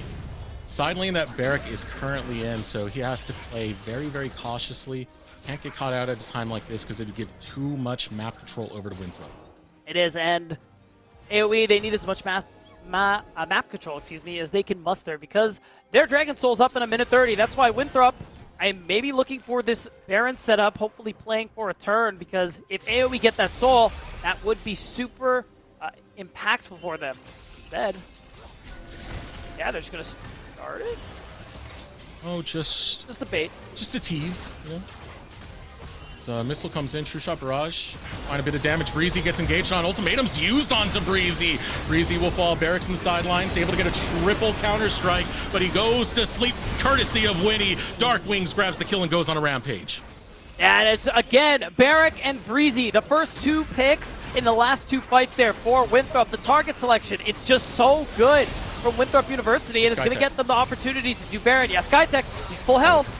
All right, NXI, here comes the hero's entrance, but Denethor goes down too quickly. NXI's trying to get there in time. Dark Wings is critically low. He dies, and the steal is found. Look at Wixie. No, it gets secured over to Winthrop University. NXI still looking to come over to the top as well as Wixie. It's a triple kill found by NXI. Winthrop barely able to grab that Baron. How much is it going to cost them, though? NXI still posturing up. Aminina is there to protect Aaron. Cupid still looking for more Mystic shots. Big price to pay, beat down. Oh, and I think the price is going to get even bigger. Look at the Dragon timer and look at the spawn timers. Denethor and Winthrop, it's going to be really close. I'm AoE, I'm sprinting to that Dragon because you want this Infernal Soul so very bad. There are no TP wards either except on that bottom Tri-Brush. I think this Dragon's just gone. This is an easy Dragon picked up, and not a thing Winthrop University can do about it. Infernal Soul to AoE. And that is just so impactful. Wixie is already so strong alongside Cupid. You're seeing him and NXI finish both their fourth items respectfully. So the poke, that burst damage from this Infernal Soul, AoE are just in a fantastic spot to win this game. I want to take another look at this because Denethor tried very hard to get on an NXI. He wanted to stop that smite, couldn't get it done. Yeah, the damage is just so good from the side or the remaining members of AoE. So it's really hard for Denethor to stay alive long enough for that setup without the Hextech Ultimatum. So because of that, AoE, they had an angle. They were able to remove 3 of the Baron buffs. And while Winthrop are happy they got the Baron, the problem is what we just mentioned. Infernal Soul to AoE. That was the real cost. It's a very big cost that Winthrop are going to have to pay. Will they pay with their base, though, and send us to a game 3? Question we're waiting to have answered 33 minutes into this game. AoE. Not in the gold lead, but 33 minutes in, it doesn't matter. 800 gold, it's not going to do a damn thing when it comes to this game's outcome right now. AoE really are sitting pretty, and Winthrop, this is one of their angles right now, trying to catch out a member of AoE in the jungle. Yeah, they do have a bit of pressure here. I mean, the Baron buff is certainly helpful with that as long as it remains. So there is some easy gold they're going to get as a result. And they can keep that pressure in the bot side jungle. The pick comp, is still basically their comp's entire identity. It's just that they can't go blow for blow in terms of poke anymore. They're going to get dogged on by AoE. And that's the fear. Yeah. Fear deeply instilled into them as they fight for their right to have a chance to take this in a 2-0. AoE responding well as they continue with the poke. Cupid has been very, very aggressive with this Ezreal. Now, I do want to give him a lot of credit because he does not back down from a lot of these challenges Winthrop have been throwing at him. He's been willing to contest back. now Winthrop, they're doing a good job again, just maintaining this vision control on the bottom side of the map. Just keeping AoE's jungle, or their red side jungle, dark. But I think AoE, they found their angle. They want to look. A lot of ground they have to cover if they're going to find this engage, and too much. AoE will instead back off. Denethor, in the meanwhile, is setting up a wave over in the top lane. Barrack will respond to. Denethor is just going to go ahead and walk away. So Winthrop, honestly, doing a pretty solid job with the map state, considering they're contending with an Infernal Soul on AoE side, and this double marksman comp is, they've scaled up. They're here to play, Eric. So the one thing you can hope to play for is that this Elder Dragon in 3 minutes. That's kind of the last thing that can turn the tables in your favor as Winthrop University. They want to close the series out 2-0. They want to start off this super weekend with a bang. AoE, they don't want to go 0-4. They want to try and claw their way to their first win. Again, it matters so much on the season because you only get one round robin. You're only going to see these teams in the series once. Gotta find a win sooner than later if you're AoE, otherwise it's the bottom of the ladder for you. So far, AoE are doing a good job. They continue pushing a lot of their vision forward. The time where we have a minute 30 before Baron spawns, they have Baron vision established, and Barrack has been running amok over in these side lanes. Yeah, he really has. He's been giving Denethor a bit of a run for his money in the 1v1. Denethor is not really trying to take those. That's not what he's playing for this game. Again, it's just trying to get a wave push, trying to move and shift up to his team so that he can potentially get a flank angle, get on top of a carry, and actually use that Hextech ultimatum. And like, he just wants nothing to do with Barrack. Nope. I want to fight the Jacks. Never mind. I'm gone. You enjoy this lane. You do you, boo. Same thing in the top side. Cubic has also been running amok in side lanes. 3-0-6 on this Ezreal takes me back to his Anivia game that we saw a week or two ago where he was just dominating on that as well. Yeah. I mean, that's everything you could ask for AoE, and it's so much weight on the shoulders of Winthrop. The 1v1s inside definitely look great for AoE. Now we're 30 seconds to this Baron coming up. Surely that's just going to be theirs. At the very least, they have that presence on the top side, and there's not really a response there for Winthrop. Maybe just maintaining control bottom side. They have a pinch onto Barrack. They can get him to flash. They can get a turn. Oh, that's a shift forward from Cupid. He has to flash back immediately. Gets caught out by the chains. More poke coming through, but it's only landing onto the wave. AoE see this as an opportunity to start posturing up around Baron. Yeah, I mean, they have teleports to work with here. Yeah, I think they're just going to use them. Here we go. Wixie goes forward, tries to find it onto Winnie. There's the wilting lullaby. Wixie does not care, though. He's not in danger. He's the danger. Will take down SkyTech. Going golden's going to be Aaron. Has to flash over the wall. Winnie goes golden as well. Uses the hourglass, but Cubic will wait it out. Mistimes the Mystic shot, unfortunately. Only a support down for Winthrop University. Still, the damage is done because look at the Dragon timer again. That's twice in a row now. Winthrop don't have the 5-man squad for the next Dragon. This is one where you can't afford mistakes. It's the Elder Dragon. And everything AoE need to take us to a game 3. We're seeing the second teleport come through, Eric.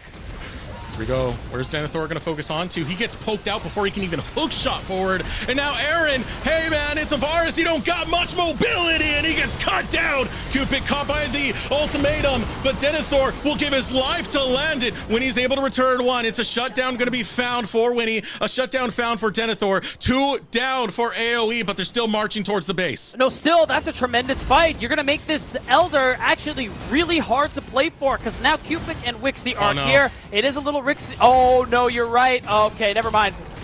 Never mind. A picture in picture, if you saw it right there. NXI hunted down that Lilia. That's right. And now a staggered death timer. SkyTech is the only one to defend the base. And he might live. Oh, man. Yeah. Might. Needs to head over to the respawn Aaron if he 10. wants to get his health Aaron back. and 10. Oh, this is all too much to ask from a poor little humble support. He gets smited down. And AoE, they bounce back, they fight back, and they'll take game number 2 of the series. They're going to take us to our 8th game of the day, Eric. A really nice comeback coming through from AoE. And a much-needed win, to be honest. Again, going down 0-4 to start off week 4. is less than ideal. So we might not be there yet. And good play coming out of AoE. It felt like they knew their win conditions and what to play to. Barrick was constantly on that side lane. Cupid was doing a good job of poking out. But the player that we have to highlight the most is going to be Wixie Beatdown, who is our player of the game. Yeah, 100%. I think he had a great Kaisa game. I really appreciate the recognition on when he could play aggressive, when he could play forward, and when he couldn't. When he had no sums, he played very respectfully. He picked his angles very carefully. And when he had them, he played forward. He played aggressive. He was eating those Lilia ults with his cleanse when he had it up.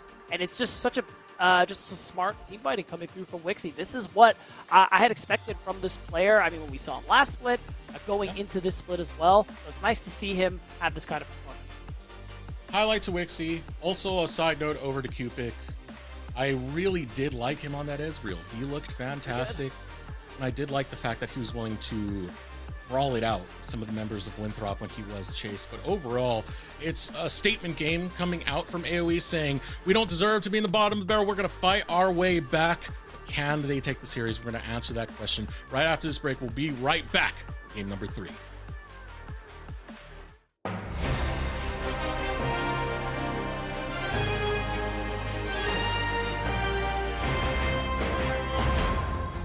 Hello and welcome back to the NA Talent Update. It was only proper that if we revived one show, we revive another. So here's Mazel with On the Range from his office. Alrighty. See what we got here. What our critters doing on the range, shall we? Looking for the play. Jenkins has the RFC gold card. Tobo from the bush just assassinates him, and will look for even more. Tobo, the hero that DSG needed, will make quick work of TLC. I do really like the Mulligan second on the Karthus as Kennedy's lying away for Chad, and I think he's going to find him. Oh boy. Hello, I have damage now. Two shot from full health. There you go. And that, my friends, is why you evolve the Q. As Kenvy is going to go pop, pop, takes down Chad. They're going to take the boob off the boot as well. Way, as the minions are already there, they get the re-engage over by Moosehater, and NXI is there. Music getting a little bit low. The CC from Cupid's big right into the storm, and it's a Requiem, but it might just be a silent night for Blue. Got some rambunctious ones, that's for sure. I got to get to wrestling. The LCS has been loving the Talk Your Split tagline as players and fans have gotten in on the fun. But in NACL, we've always had our salt. Did you know we also have our spice? Here's Beatdown with the Spice Alert.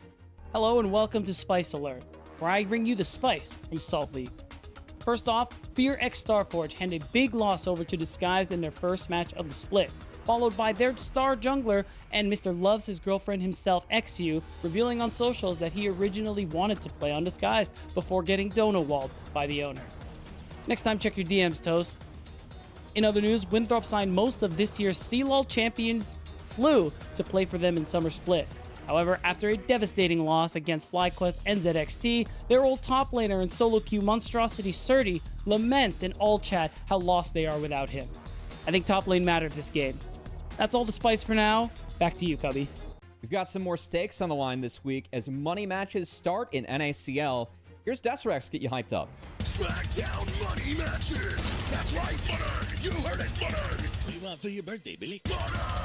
A SmackDown so big, we needed 2 weeks for the fight. Money Mania. For weeks 4 and 5, teams will have 2 of their series upgraded to money matches, where a cash prize will be on the line. Catch bangers like who's the best LCS affiliated team, who's the better new kid on the block, which university will reign supreme. Money Mania, weeks 4 and 5. Miss it anyway, Monday. That does it for this week's NA Talent Update. You can catch us live on twitch.tv/NACL as well as youtube.com/NACL. And until next time, may your weeks be filled with positive gaming experiences.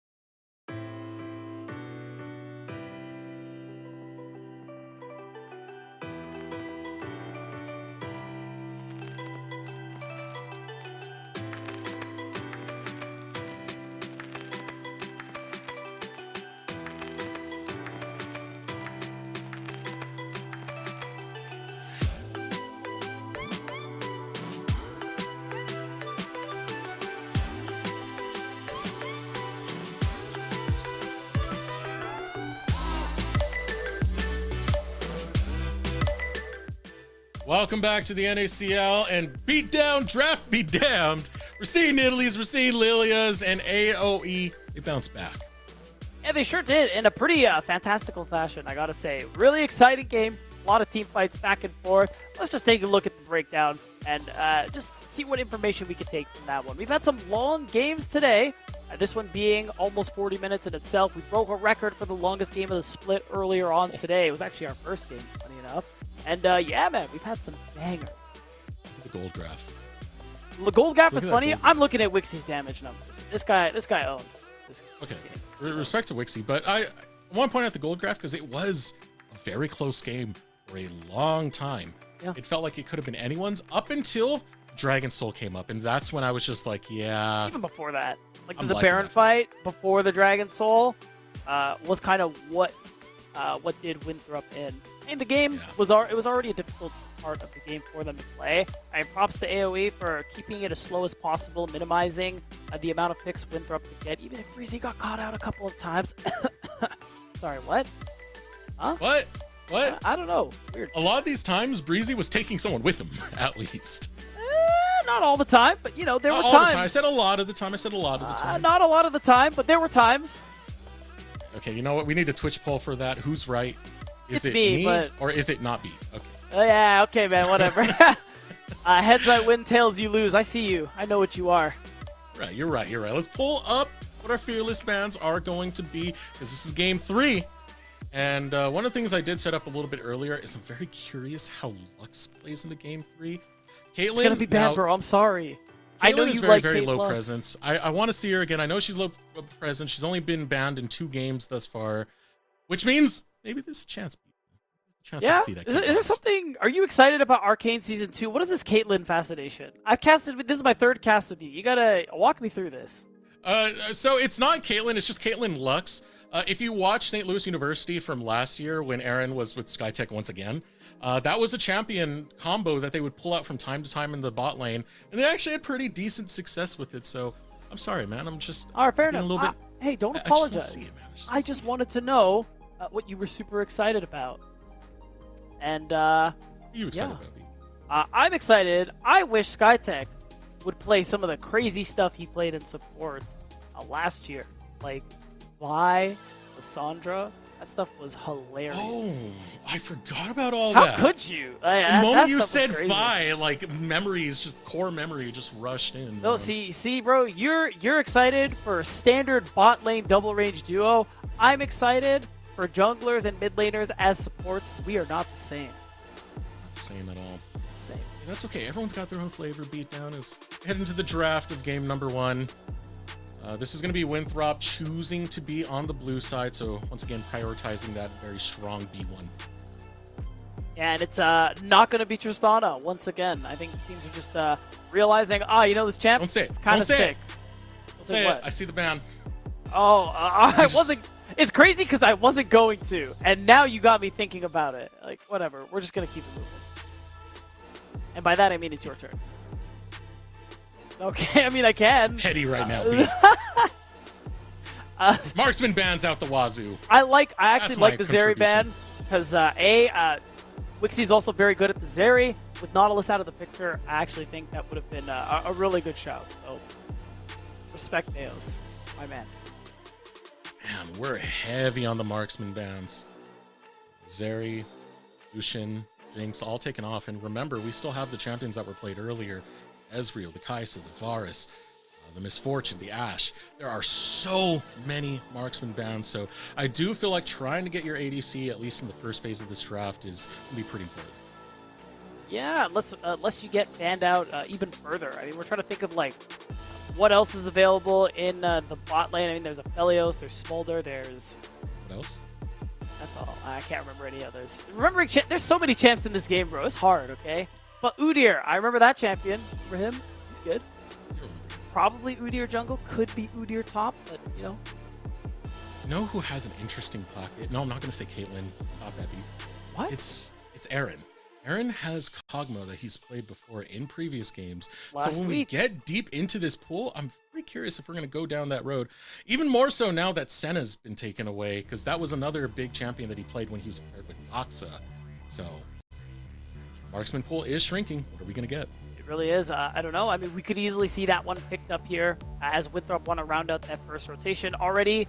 You do have, I mean, Rumble's just a really strong champion right now. Long range engage, or not engage necessarily, ability to impact fights from long. The equalizer is really good, but the engage comes in this next part here with the Rel lock. And that gives such threat on these tight corridors. If AoE do not put good respect on that, because it's Magnet Storm, hold you all together, and the Equalizer to roast you and toast you. So a good 1-2 punch that Winthrop have drafted first phase of this, and fine, beat, it'll be Smolder. Why are you hating? I don't understand. Like, you just really wanted Caitlyn that bad, huh? There's no luck. Or Cog. I want to tell you the Cog too, you know?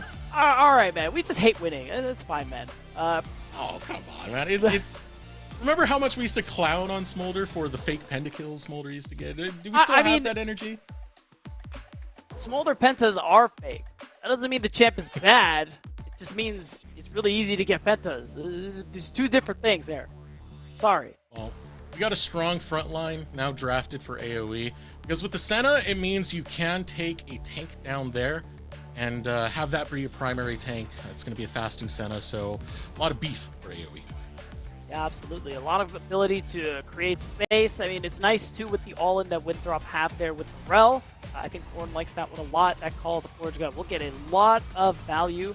And it's no Nautilus. It's still a pretty reliable way you can knock up beating carries like the Smolder. Good long-range engage. Oops. Team's running. And speaking of long-range engage, you can see right now that AoE are looking to take some of that away from Winnie. You ban away that Maokai. Else Cupid getting targeted as well. His mid lane pool has been tested in the season thus far. Nivea was a very, very big pick that he played earlier. Had a perfect KDA with it. That gets banned away. Yeah, I mean, respect again to the research to know that this could be that potential game 3 pickup. And honestly, it would have been pretty solid so far considering the mids that are out of the picture. So Cupid will have to go another route as we're seeing more mid laners taken away from the other side as well. Ione. See the map, provides a lot of team play. Be nice to lock down, especially since you already have your AP over in the top lane. Makes sense to ban away that Yone and deny a little bit of that AD profile. Final ban is going to be Twisted Fate, which I'm actually kind of surprised it got so far deep into this draft. Yeah, I mean, he hasn't, he's fallen a little bit in priority. Still a good champion, but, you know, the couple of nerfs he's gotten means that he's not just, you know, be one of them right off the bat. And so the question's going to be keeping the Udyr flex and picking mid here. Hover tells me that's probably going to be the case here. But it wasn't the mid that I was thinking it was. I mean, Talia's fine. You have a lot of good, I think, zone control between Talia and the Ornn. And that actually feels really good for AoE because Winthrop, in this comp that really wants to move forward, and AoE's comp kind of just says, stop.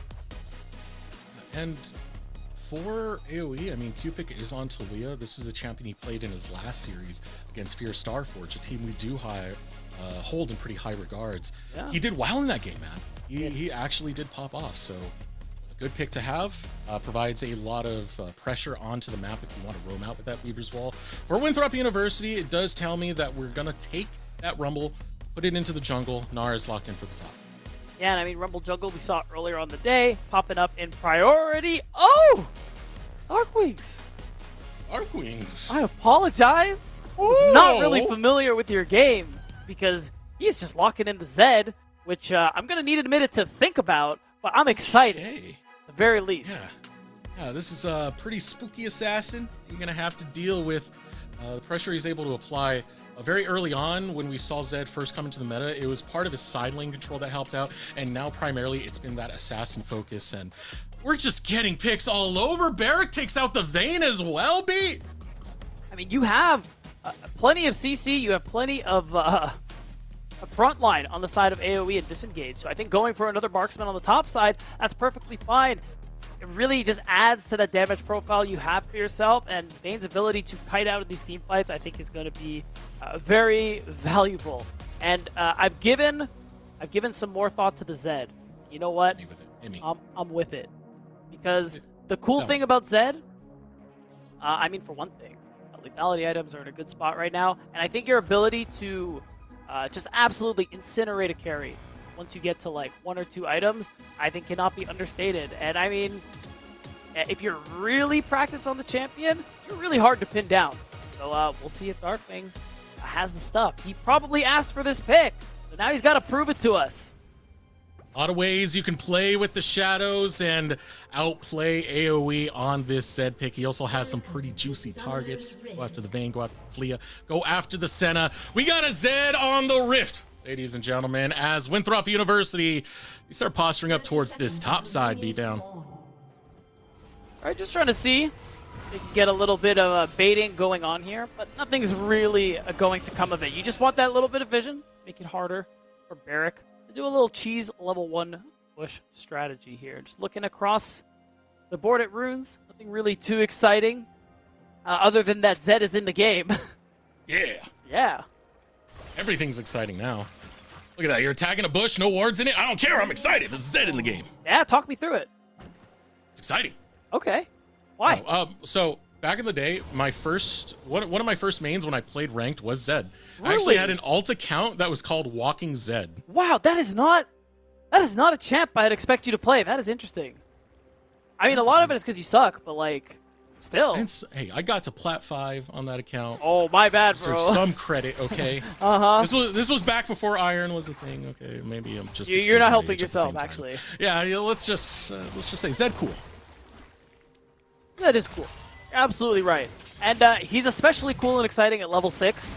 Once he gets access to the Death Mark, I think something that is actually really nice too about Zed, that in a way he benefits from this year, is the fact that blue buff can be shared now. I think blue buff is something that is just so great on this champion, on energy champions in general. So post 20 minutes, being able to share that with the team, I think will also do Winthrop a lot of good. So just pointing out that the AoE fans have finally arrived. There it is right now. Do they win? There we go. I don't know why I couldn't think of that word for a second there. You know, you're doing great, bro. Don't worry. All right, here we go. Another engage comes out from Skytech. This is a level 2 advantage. Aaron and Skytech. Skytech just hops right in. Get a little bit of punishing onto Breezy. Again, this is a fasting Senna, so Breezy does have to step up towards the wave, and that's always going to put him in a little bit of a curious situation. Just a little bit. And it's nice for Aaron, too. I mean, the more you're trading, the more stacks you're generating on the Smolder. 225, of course, is that magic number. If it's, you haven't seen Smolder in a little while. He's definitely fallen in priority compared to other marksmen, which is honestly how I like it. But, you know, unfortunately, the odd Smolder game is going to happen now and then. What do you mean? You were hating Smolder earlier. You didn't like those times where we had like 5 Smolder pentakills in 1 week? Oh, you're being sarcastic. Yeah, Yeah, I'm being sarcastic. Okay, yeah, no, I understand. No, it's okay. We're good. We're good. Yeah, no, I didn't. I mean, the sound is nice when you get the kill once he hits the threshold. It's pretty nice. Have they fixed Mom's audio levels? You remember how loud define that is? fixed, because it's probably still loud. Just have like the quietest small duo going on and suddenly just right down into your headset. Look at this. Winnie is coming in on Invade. It's just to get vision for the time being. The Raptor camp was already cleared away, so just trying to spot out potentially where NXI will be. Yeah, plus you get the timer. Maybe there's an opportunity for you to grab that camp when it comes back up. But other than that, things have been nice and slow, nice and chill. And I'm kind of stalling at this moment because I'm trying to decide which team I favor in terms of scaling and playing into that late game. And, you know, I think I've spoken enough words and bought enough time that I've made that decision, Eric. And I'm going to lean to Winthrop. Provided Darkwings can go crazy on the Zed, which, I mean, he picked the champion, so surely he can. And I am leaning Winthrop's way just a little bit. You have Smolder. You have the Rumble as well, and some good team fight with the Gnar. I think that's enough. I'm in agreement there.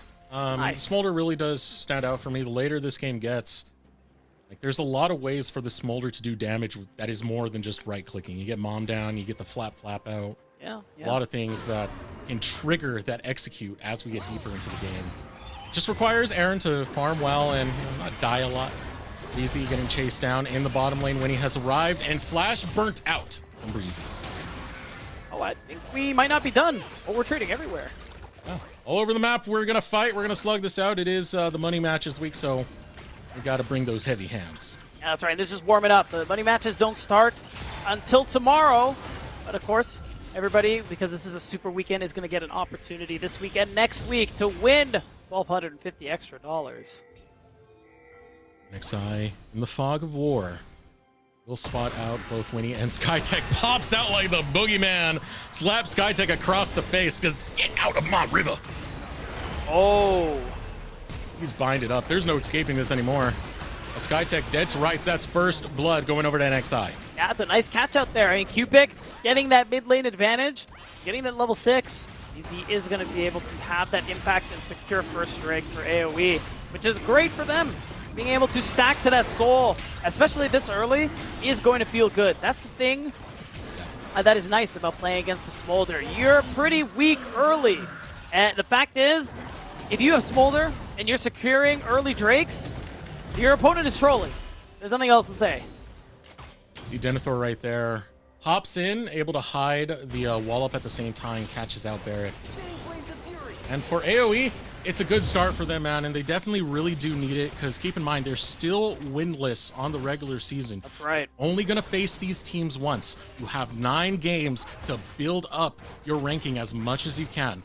AoE very much need this win. Yeah, and this weekend especially, because they're going to have a second series. If they were to lose this one, before the weekend ends, they're already going to have lost almost half their matches. It's just going to make getting to that top 8 and avoiding the promotion relegation tournament so very difficult. So AoE, they're showing us some sparks, something, how well they played that last game. And the hope for them is that they're going to be able to keep that up here this game. That's the thing. The promotion relegation tournament is no easy thing to get through. Every time we've had one, we've had a new team show up. Yeah. So don't go down there. Simply just win. It's dangerous. Take this. You know, I was thinking about that. You're just in my head today. I like it. NXI coming in with the invade. We'll get some deep vision into the jungle of Winthrop University, but Winthrop start a collapse onto him. Wixie's over there. Here comes Denethor over the wall. He's looking to focus onto Wixie. Eric over on the sidelines can't really get too close. Doesn't have an angle to get a condemn going. Now Winnie starts posturing forward. NXI has to flash over the wall. Tell right now, Winthrop University are playing it very carefully. Upic needs to as well because he does not have flash, and he's caught out. No ultimate, no chance. Darkwings on the Zed will get the kill. And the more gold you get onto this mid laner, the more he's just going to be able to do what we just saw, blow up members of AoE. So being able to pick up that early kill, really nice move coming through here. Good recognition that Upic has no flash. Denethor! Oh, Denethor! Denethor's just going for it. He has Winnie in the back pocket. Barrick's going to run right past him. Look to take down Denethor. Denethor's still standing, though. There comes the stun. The follow-through from Skytech. And Barrick does not get the kill. He's going to have to kite for his life. He has a lot of ground he needs to cover, and he will find his way out, but could not take down Denethor. And that feels bad, because he blew both his summoners to try and make that play happen, SRX. Now he's going to be that much more vulnerable. Next time Denethor has his ult, next time Winnie is on the top side of the map, maybe even if Skytech joins. This Vayne who doesn't have TP, falling behind like this or even further is going to really spell doom for this marksman top side. I'm glad you mentioned that, the TP. It's a big thing because the wave was crashing into the tower. Wixie had to go over there just to catch the wave to make sure the minions weren't wasted, but it still puts Barrick behind, and that's a struggle he's going to have to get past. Now, not a very high kill game. You know, blows being traded back and forth, especially of the objective side there for AoE. They have that Drake stacking to play for, again, like we mentioned before. We're 1 minute and a half away from the next one. So the question is going to be, can they actually secure it, even though, despite the fact that they have a good bot lane advantage here, Smolder's still really weak early, because now you look at the mid jungle of Winthrop, they're in a pretty okay spot. Darkwing's rushed his first item. He has the Eclipse. He can have a lot of value in this fight, and he can make it hard for AoE to Drake stack. Yeah, I believe that was first back. He gets the Eclipse, and that's very, very fast. Yeah. That's why when you do look at mid lane and you see Cupic there, he's afraid to go up whenever his Q's on cooldown. He can't walk up towards Darklings, because Darklings, with his damage, he will pop you with that death ward. 100%. The Eclipse build is definitely interesting too. Remember, it doesn't give lethality anymore. Oh, hold on. Hello there. Nice seeing you on this side of the rift as Wixie interrupts some recalls. Darklings, be a little bit careful right there, as a little bit of Worked Earth does damage to Darklings, and Cupic tries to get control back in the mid lane. Yeah, landing those seismic shoves can do a lot for your ability to trade. But I mean, as long as Darkwings is farming, which he is, it really doesn't matter in the end. So now Winthrop will put their focus on the grubs. They're going to get the grub again in pretty easily. And I don't really know how likely they are to be hitting very many turrets when I look at the solo laners and the 1v1 potential, but any extra golden XP is good, and it's still going to help when you siege as a team. You still got people who are good at wave clearing, just not the best side laners, right? Yeah. I mean, Zed can clear out a wave in no time. What I would look at is whenever Winthrop get a tempo lead, that's when we're going to see those grubs really start to pop off. But for AoE, that priority they have in Smolder being weak very early on, it's going to result in early dragon stacking for AoE. Yeah, so they will get those first 2 Drakes.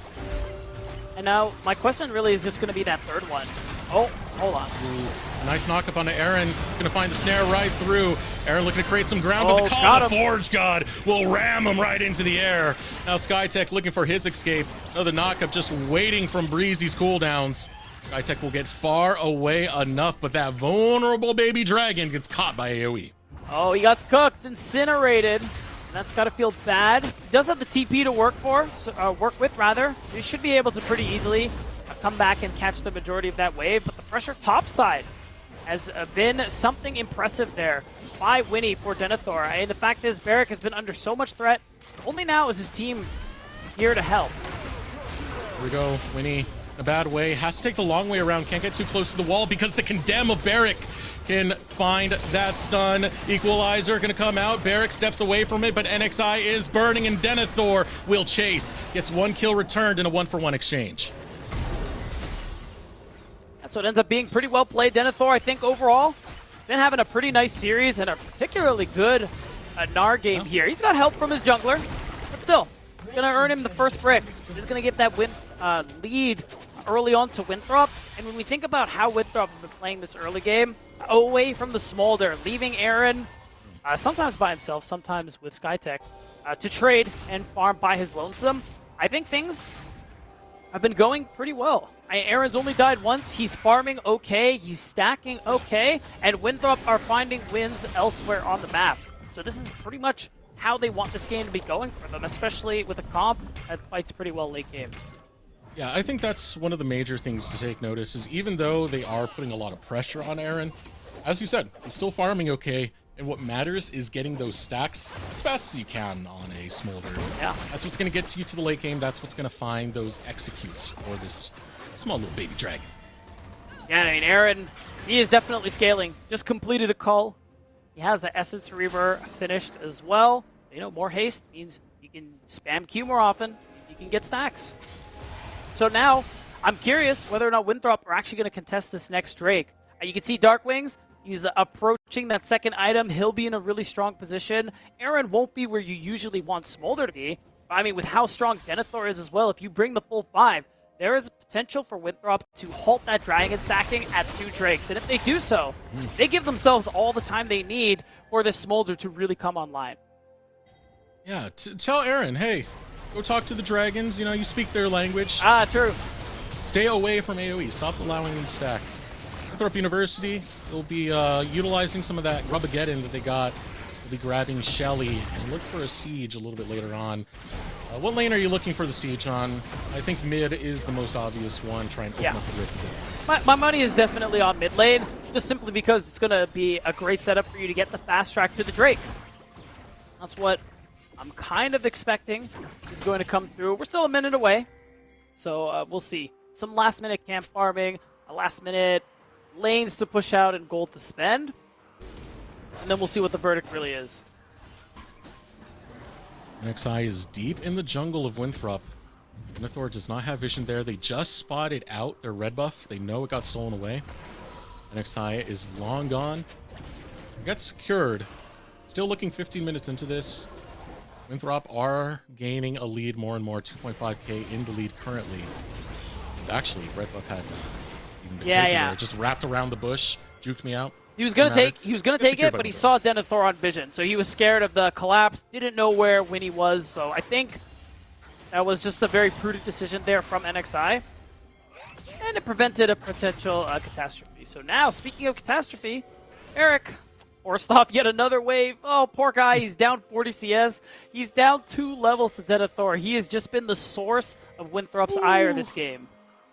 It's a bad time for Barrick. He's trying to make the Vayne work out, but Denethor did have some pretty spot-on plays. Also, pressure that was applied over there, and Barrick is just not allowed to farm, not allowed to play League of Legends. Denethor gonna be happy to cash in on another tower. Now look at this gold start to balloon up for him as he denies some of the minions to Barrick as well. 7k Denethor 16 minutes into this. I mean, this team, rather this day, has been all about the top laners having so much impact on this early game. And I think Denethor is happy to continue that trend in our last game of the day. So now he's in a very strong position. He's really impactful in these team fights. And my confidence in Winthrop's ability to secure this next Drake is just increased that much further because of it. They're up 3k gold. Even with Aaron not reaching that stack threshold from his passive, I think Winthrop are still too strong. Very strong right now. They have an opportunity to put down the equalizer on this choke point as Skytech finds the engage. Wixie's dead. The hunt from Winthrop University. The Eagles will fly and Breezy will die. A double kill found by the Rumble as Barrick heads for the tower. Low health bars for NXI. Low health bars for Barrick. A triple kill for Winnie. And that was a fight even Mr. Clean would approve of. Eric, it was perfect. The setup, the ultimates, the CC layering. You couldn't ask for more in a situation like this. At Winthrop University, and I like this call too. They're pushing out some of these waves. They're not committing all of them to the Drake. They're getting the maximum value from this. And just look at the engage. Oh, look at the damage on Wixie. 1 bit of crowd control and 0 health whatsoever. Winthrop just clean up afterwards. This fight was just too easy. It was almost comical how well Winthrop ended up playing it. Winnie, giving us dreams of a real pentakill per chance, but what really matters is that Winthrop, they get it all. The fight, waves, and of course, they halt the Drake stacking, and suddenly AoE in a very, very difficult spot this game. That was a big one right there. You needed to stop a lot of the scaling, and part of that can be scaled through dragon stacking. You're not allowed to have that. We will fight you on any terms. AoE, unfortunately for them, when they came in, they played towards Winthrop's beat. When you start collecting towards those corridors, that combo, both the Rel and Rumble, will put you away. Just did for AoE. Now posturing up over into the mid lane. Here right now, AoE trying to find some presence back, able to find a slap right on Skytech. Knockup comes through, support not looking too good right now, but here comes Darkwings to get one right back with the death mark. Equalizer goes down, it's burning them alive. It cuts out Cupid from finding an angle. And now Darkwings on one side wants to grab Cupid, will flash right onto him and shuriken him down. Winthrop continue their chase. NXI survives by the skin of his teeth. And here comes Denethor. He's got the rage bar ready, and he'll slam Wixie right into the wall. Take down Barrick as well. And Winthrop University, 6k gold lead.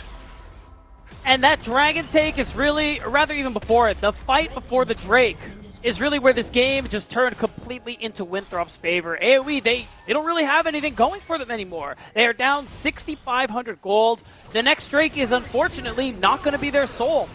Now, unless we get an insane pick in the side lane with Cupid's ultimate. I'm talking like overload 4 people onto 1 person. I don't see a world where AoE are going to be able to actually get set up and fight for a Drake. Even then it's hard because your carries, they're not fed, man. Nope. They are behind. Barrick and Cupid are suffering at the moment, and this provides so little opportunity for AoE to fight back. In fact, right now, Winthrop are so far ahead, they could just style on and go play a different game. We're on Tokyo Drift. We're just taking a tour of the Rift right now. Finally going to end up in the mid lane. Yeah, and I mean, the Herald won't get the charge. Oh, hold on. Oh, NXI. Bye-bye. Out of position right there. Equalizer, and you got to walk into the flames of Winnie.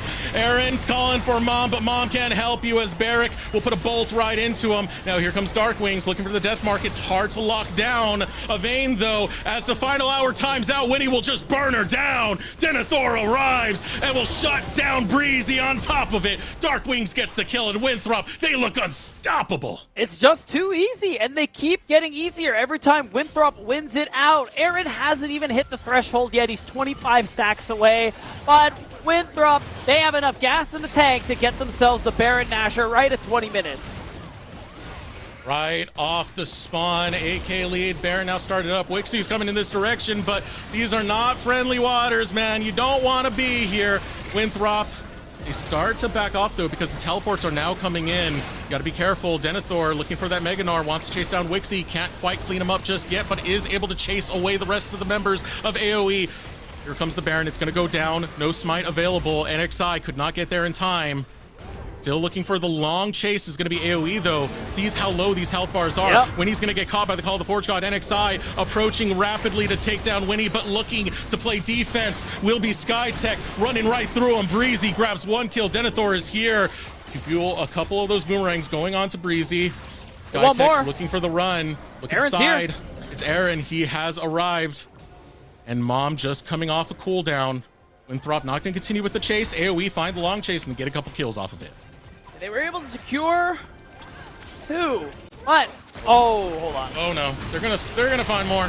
What's Skytech doing? He's jumping right onto them and he's flashing over the wall! Darkwing! Whoa! Winthrop still trying to make the best of it. Denethor's there. He's got his Meganar, and here it comes from the sidelines. Aaron looking for the executes, looking for the kills. He'll find two back to back as NXI scraps it with Denethor. Realizes there's a baby dragon in his rearview mirror. He needs to get out of here. He needs to make haste, but he's being chased as a house lands right on his back. The slows are found, and NXI gets aced.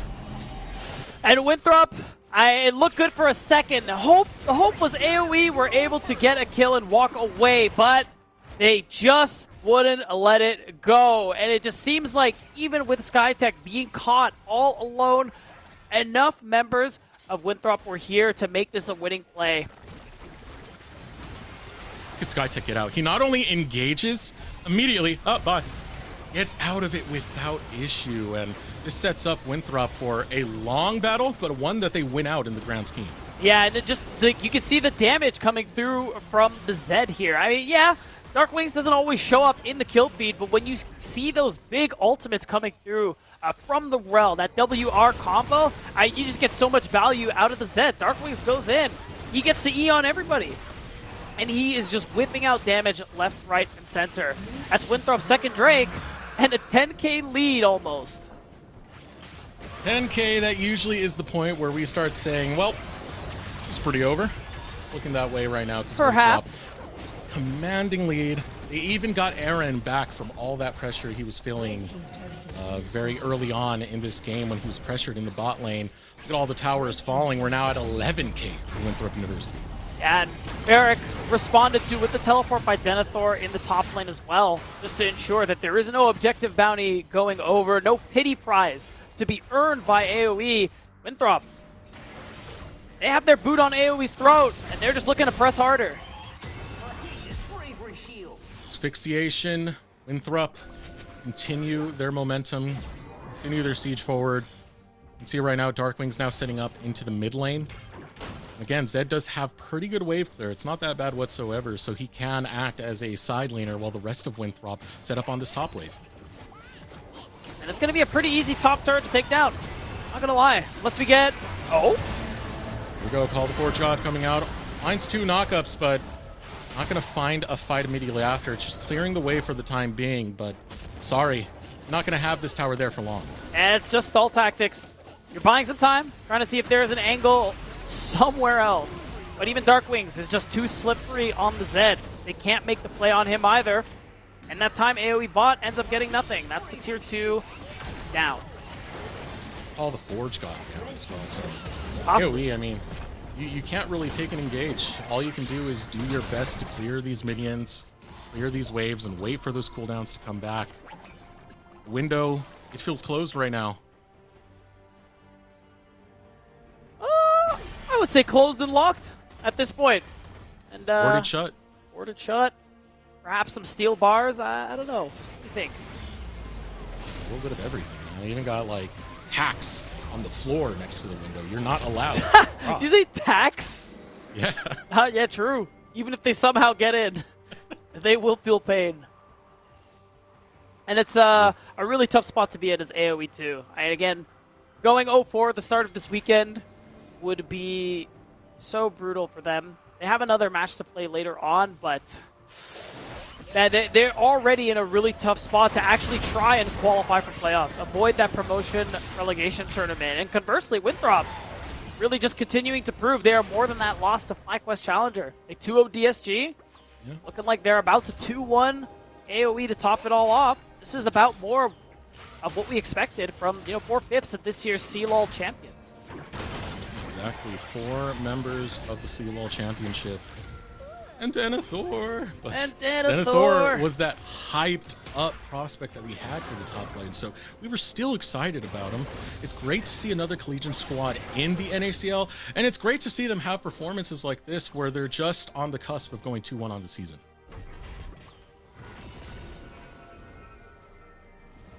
And now, just going to be recalls. Spend the gold that you've earned, because AoE, they're not going to walk into this push. I think they've learned their lesson the last couple of times that didn't work. The 10 kill lead, for Winthrop, very telling of that story, and it's now just them trying to, just risking their lives to walk outside of their base. Is this where we set up the over/under? Is what we do? You're right. How could I forget? Give me a number. I'm gonna look at 30. What do you think? I'm gonna say 29. I think 29 is the over/under. All right, what are you going for? I'm going under. What about you? Going under? Yeah. I'll go over. Okay, respect. I think Winthrop will close it out a little bit more smoothly, composed. Twitch chat, let us know. Is it going to be before 29 or after 29? As now an engage on a Cupid. He's left by his lonesome. Skytech goes in. Oh, look at the equalizer. Damn it, Beat. I think you were right. It's a double kill for Aaron. 3 fall for AoE. The chase of Aaron will find another one. And Barrick tries to fight for his team. Will condemn Aaron into the wall. But the execute does not care. Quadra kill for Winthrop Aaron. And that's an ace to close out the series. Winthrop made it back and forth for a while. Game 2 was for content. But now, at the cusp of losing this series, they turned it up as we have a little fun with the Baron Dasher. I'm dead, man. Wait, pat the stats. I'll take the Nexus yet. Finish off the Baron. You got to get that stat up as well.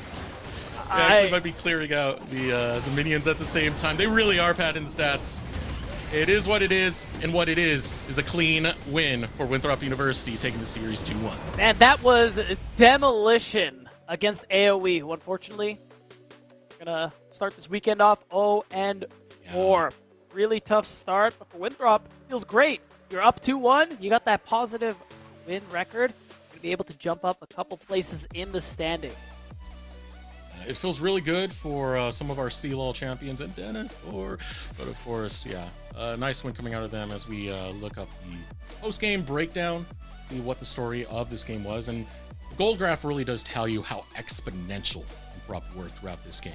I think that's a good word for it, Eric, because wowza. To be fair, even when AoE were 3k gold down, there was still a chance. They had that soul to play for, but that one big team fight Winthrop went for, that halted the dragon stacking was such a big deal. To top it all off, I think Winnie's attention on the top side was a really smart call against this Vayne. Didn't have TP, and for Denethor, who had such a great game with all those resources he got, was a big part of how it happened.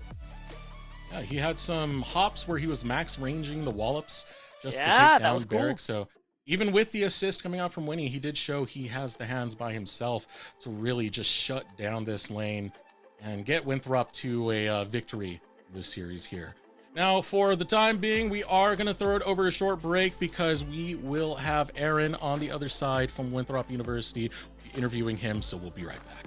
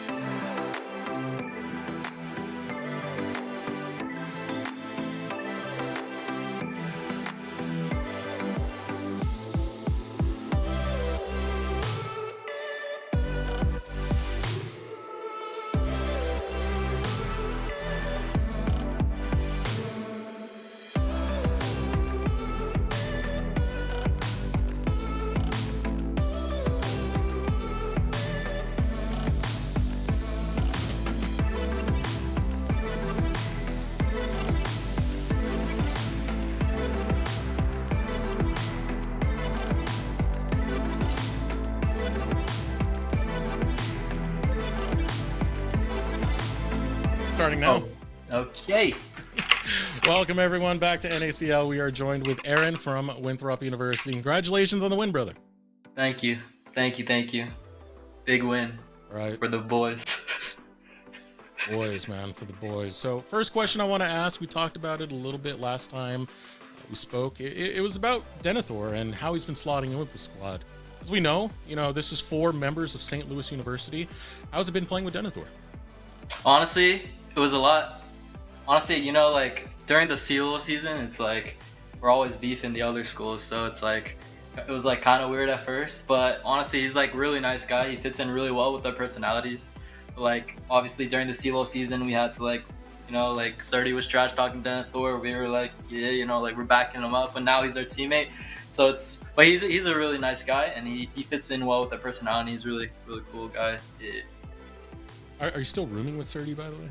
Yeah, I still am. Yeah. Oh, that's tough. It's tough. Your teammate and your roommate at odds with each other. Yeah.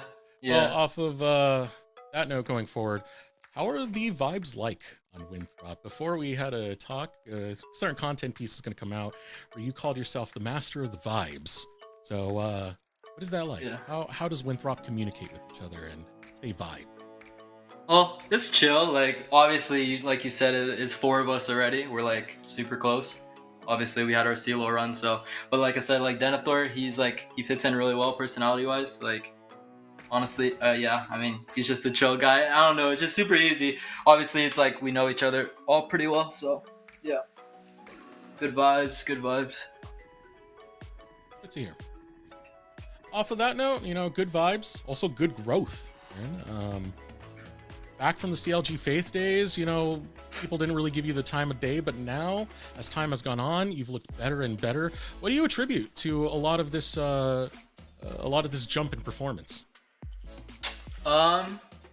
Honestly, it's like a little of everything. I'd say obviously my teammates, Winston and SkyTech, they give me the confidence that I didn't really have before, especially on CLG Faith when we're losing every game. Shout out to CLG. But yeah, I mean, obviously it started with them. They gave me the confidence to play super aggressive and use my mechanics like well. So shout out to them. And then obviously this year, Deos coming in was super helpful. Like he's best coach like I could ask for, so him. And then yeah, just like myself as well, just like I was really not really like a confident guy in my gameplay, but like I put in the work. So it's like once you have confidence, because you have confidence in the work that you put in like behind doors. So yeah, I would say a combination of a lot of things. Yeah, and all those things combining together so well, because looking great, Aaron. Great on the Thank you.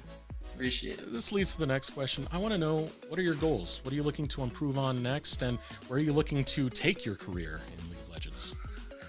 Well, obviously we won CLO as a school, and it's really huge for us. So just want to keep on the growth, just showing that we could do anything, because not many people thought we would win CLO. So we all worked super hard. And I don't think a lot of people think that we can do well in NACL either. So just keep putting in the work, because obviously I think we all have the potential. And I want to go to Brazil and vlog and go to Brazil.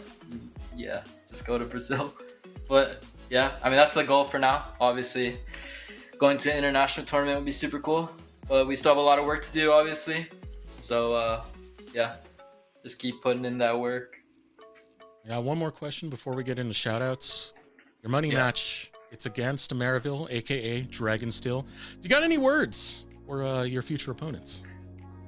No, I'm not the trash talk kind of guy, but me and Surdy went to Korean barbecue yesterday with Zamudo and Zyko. So, it's chill, but all I'm saying is round 2, we'll win. Okay.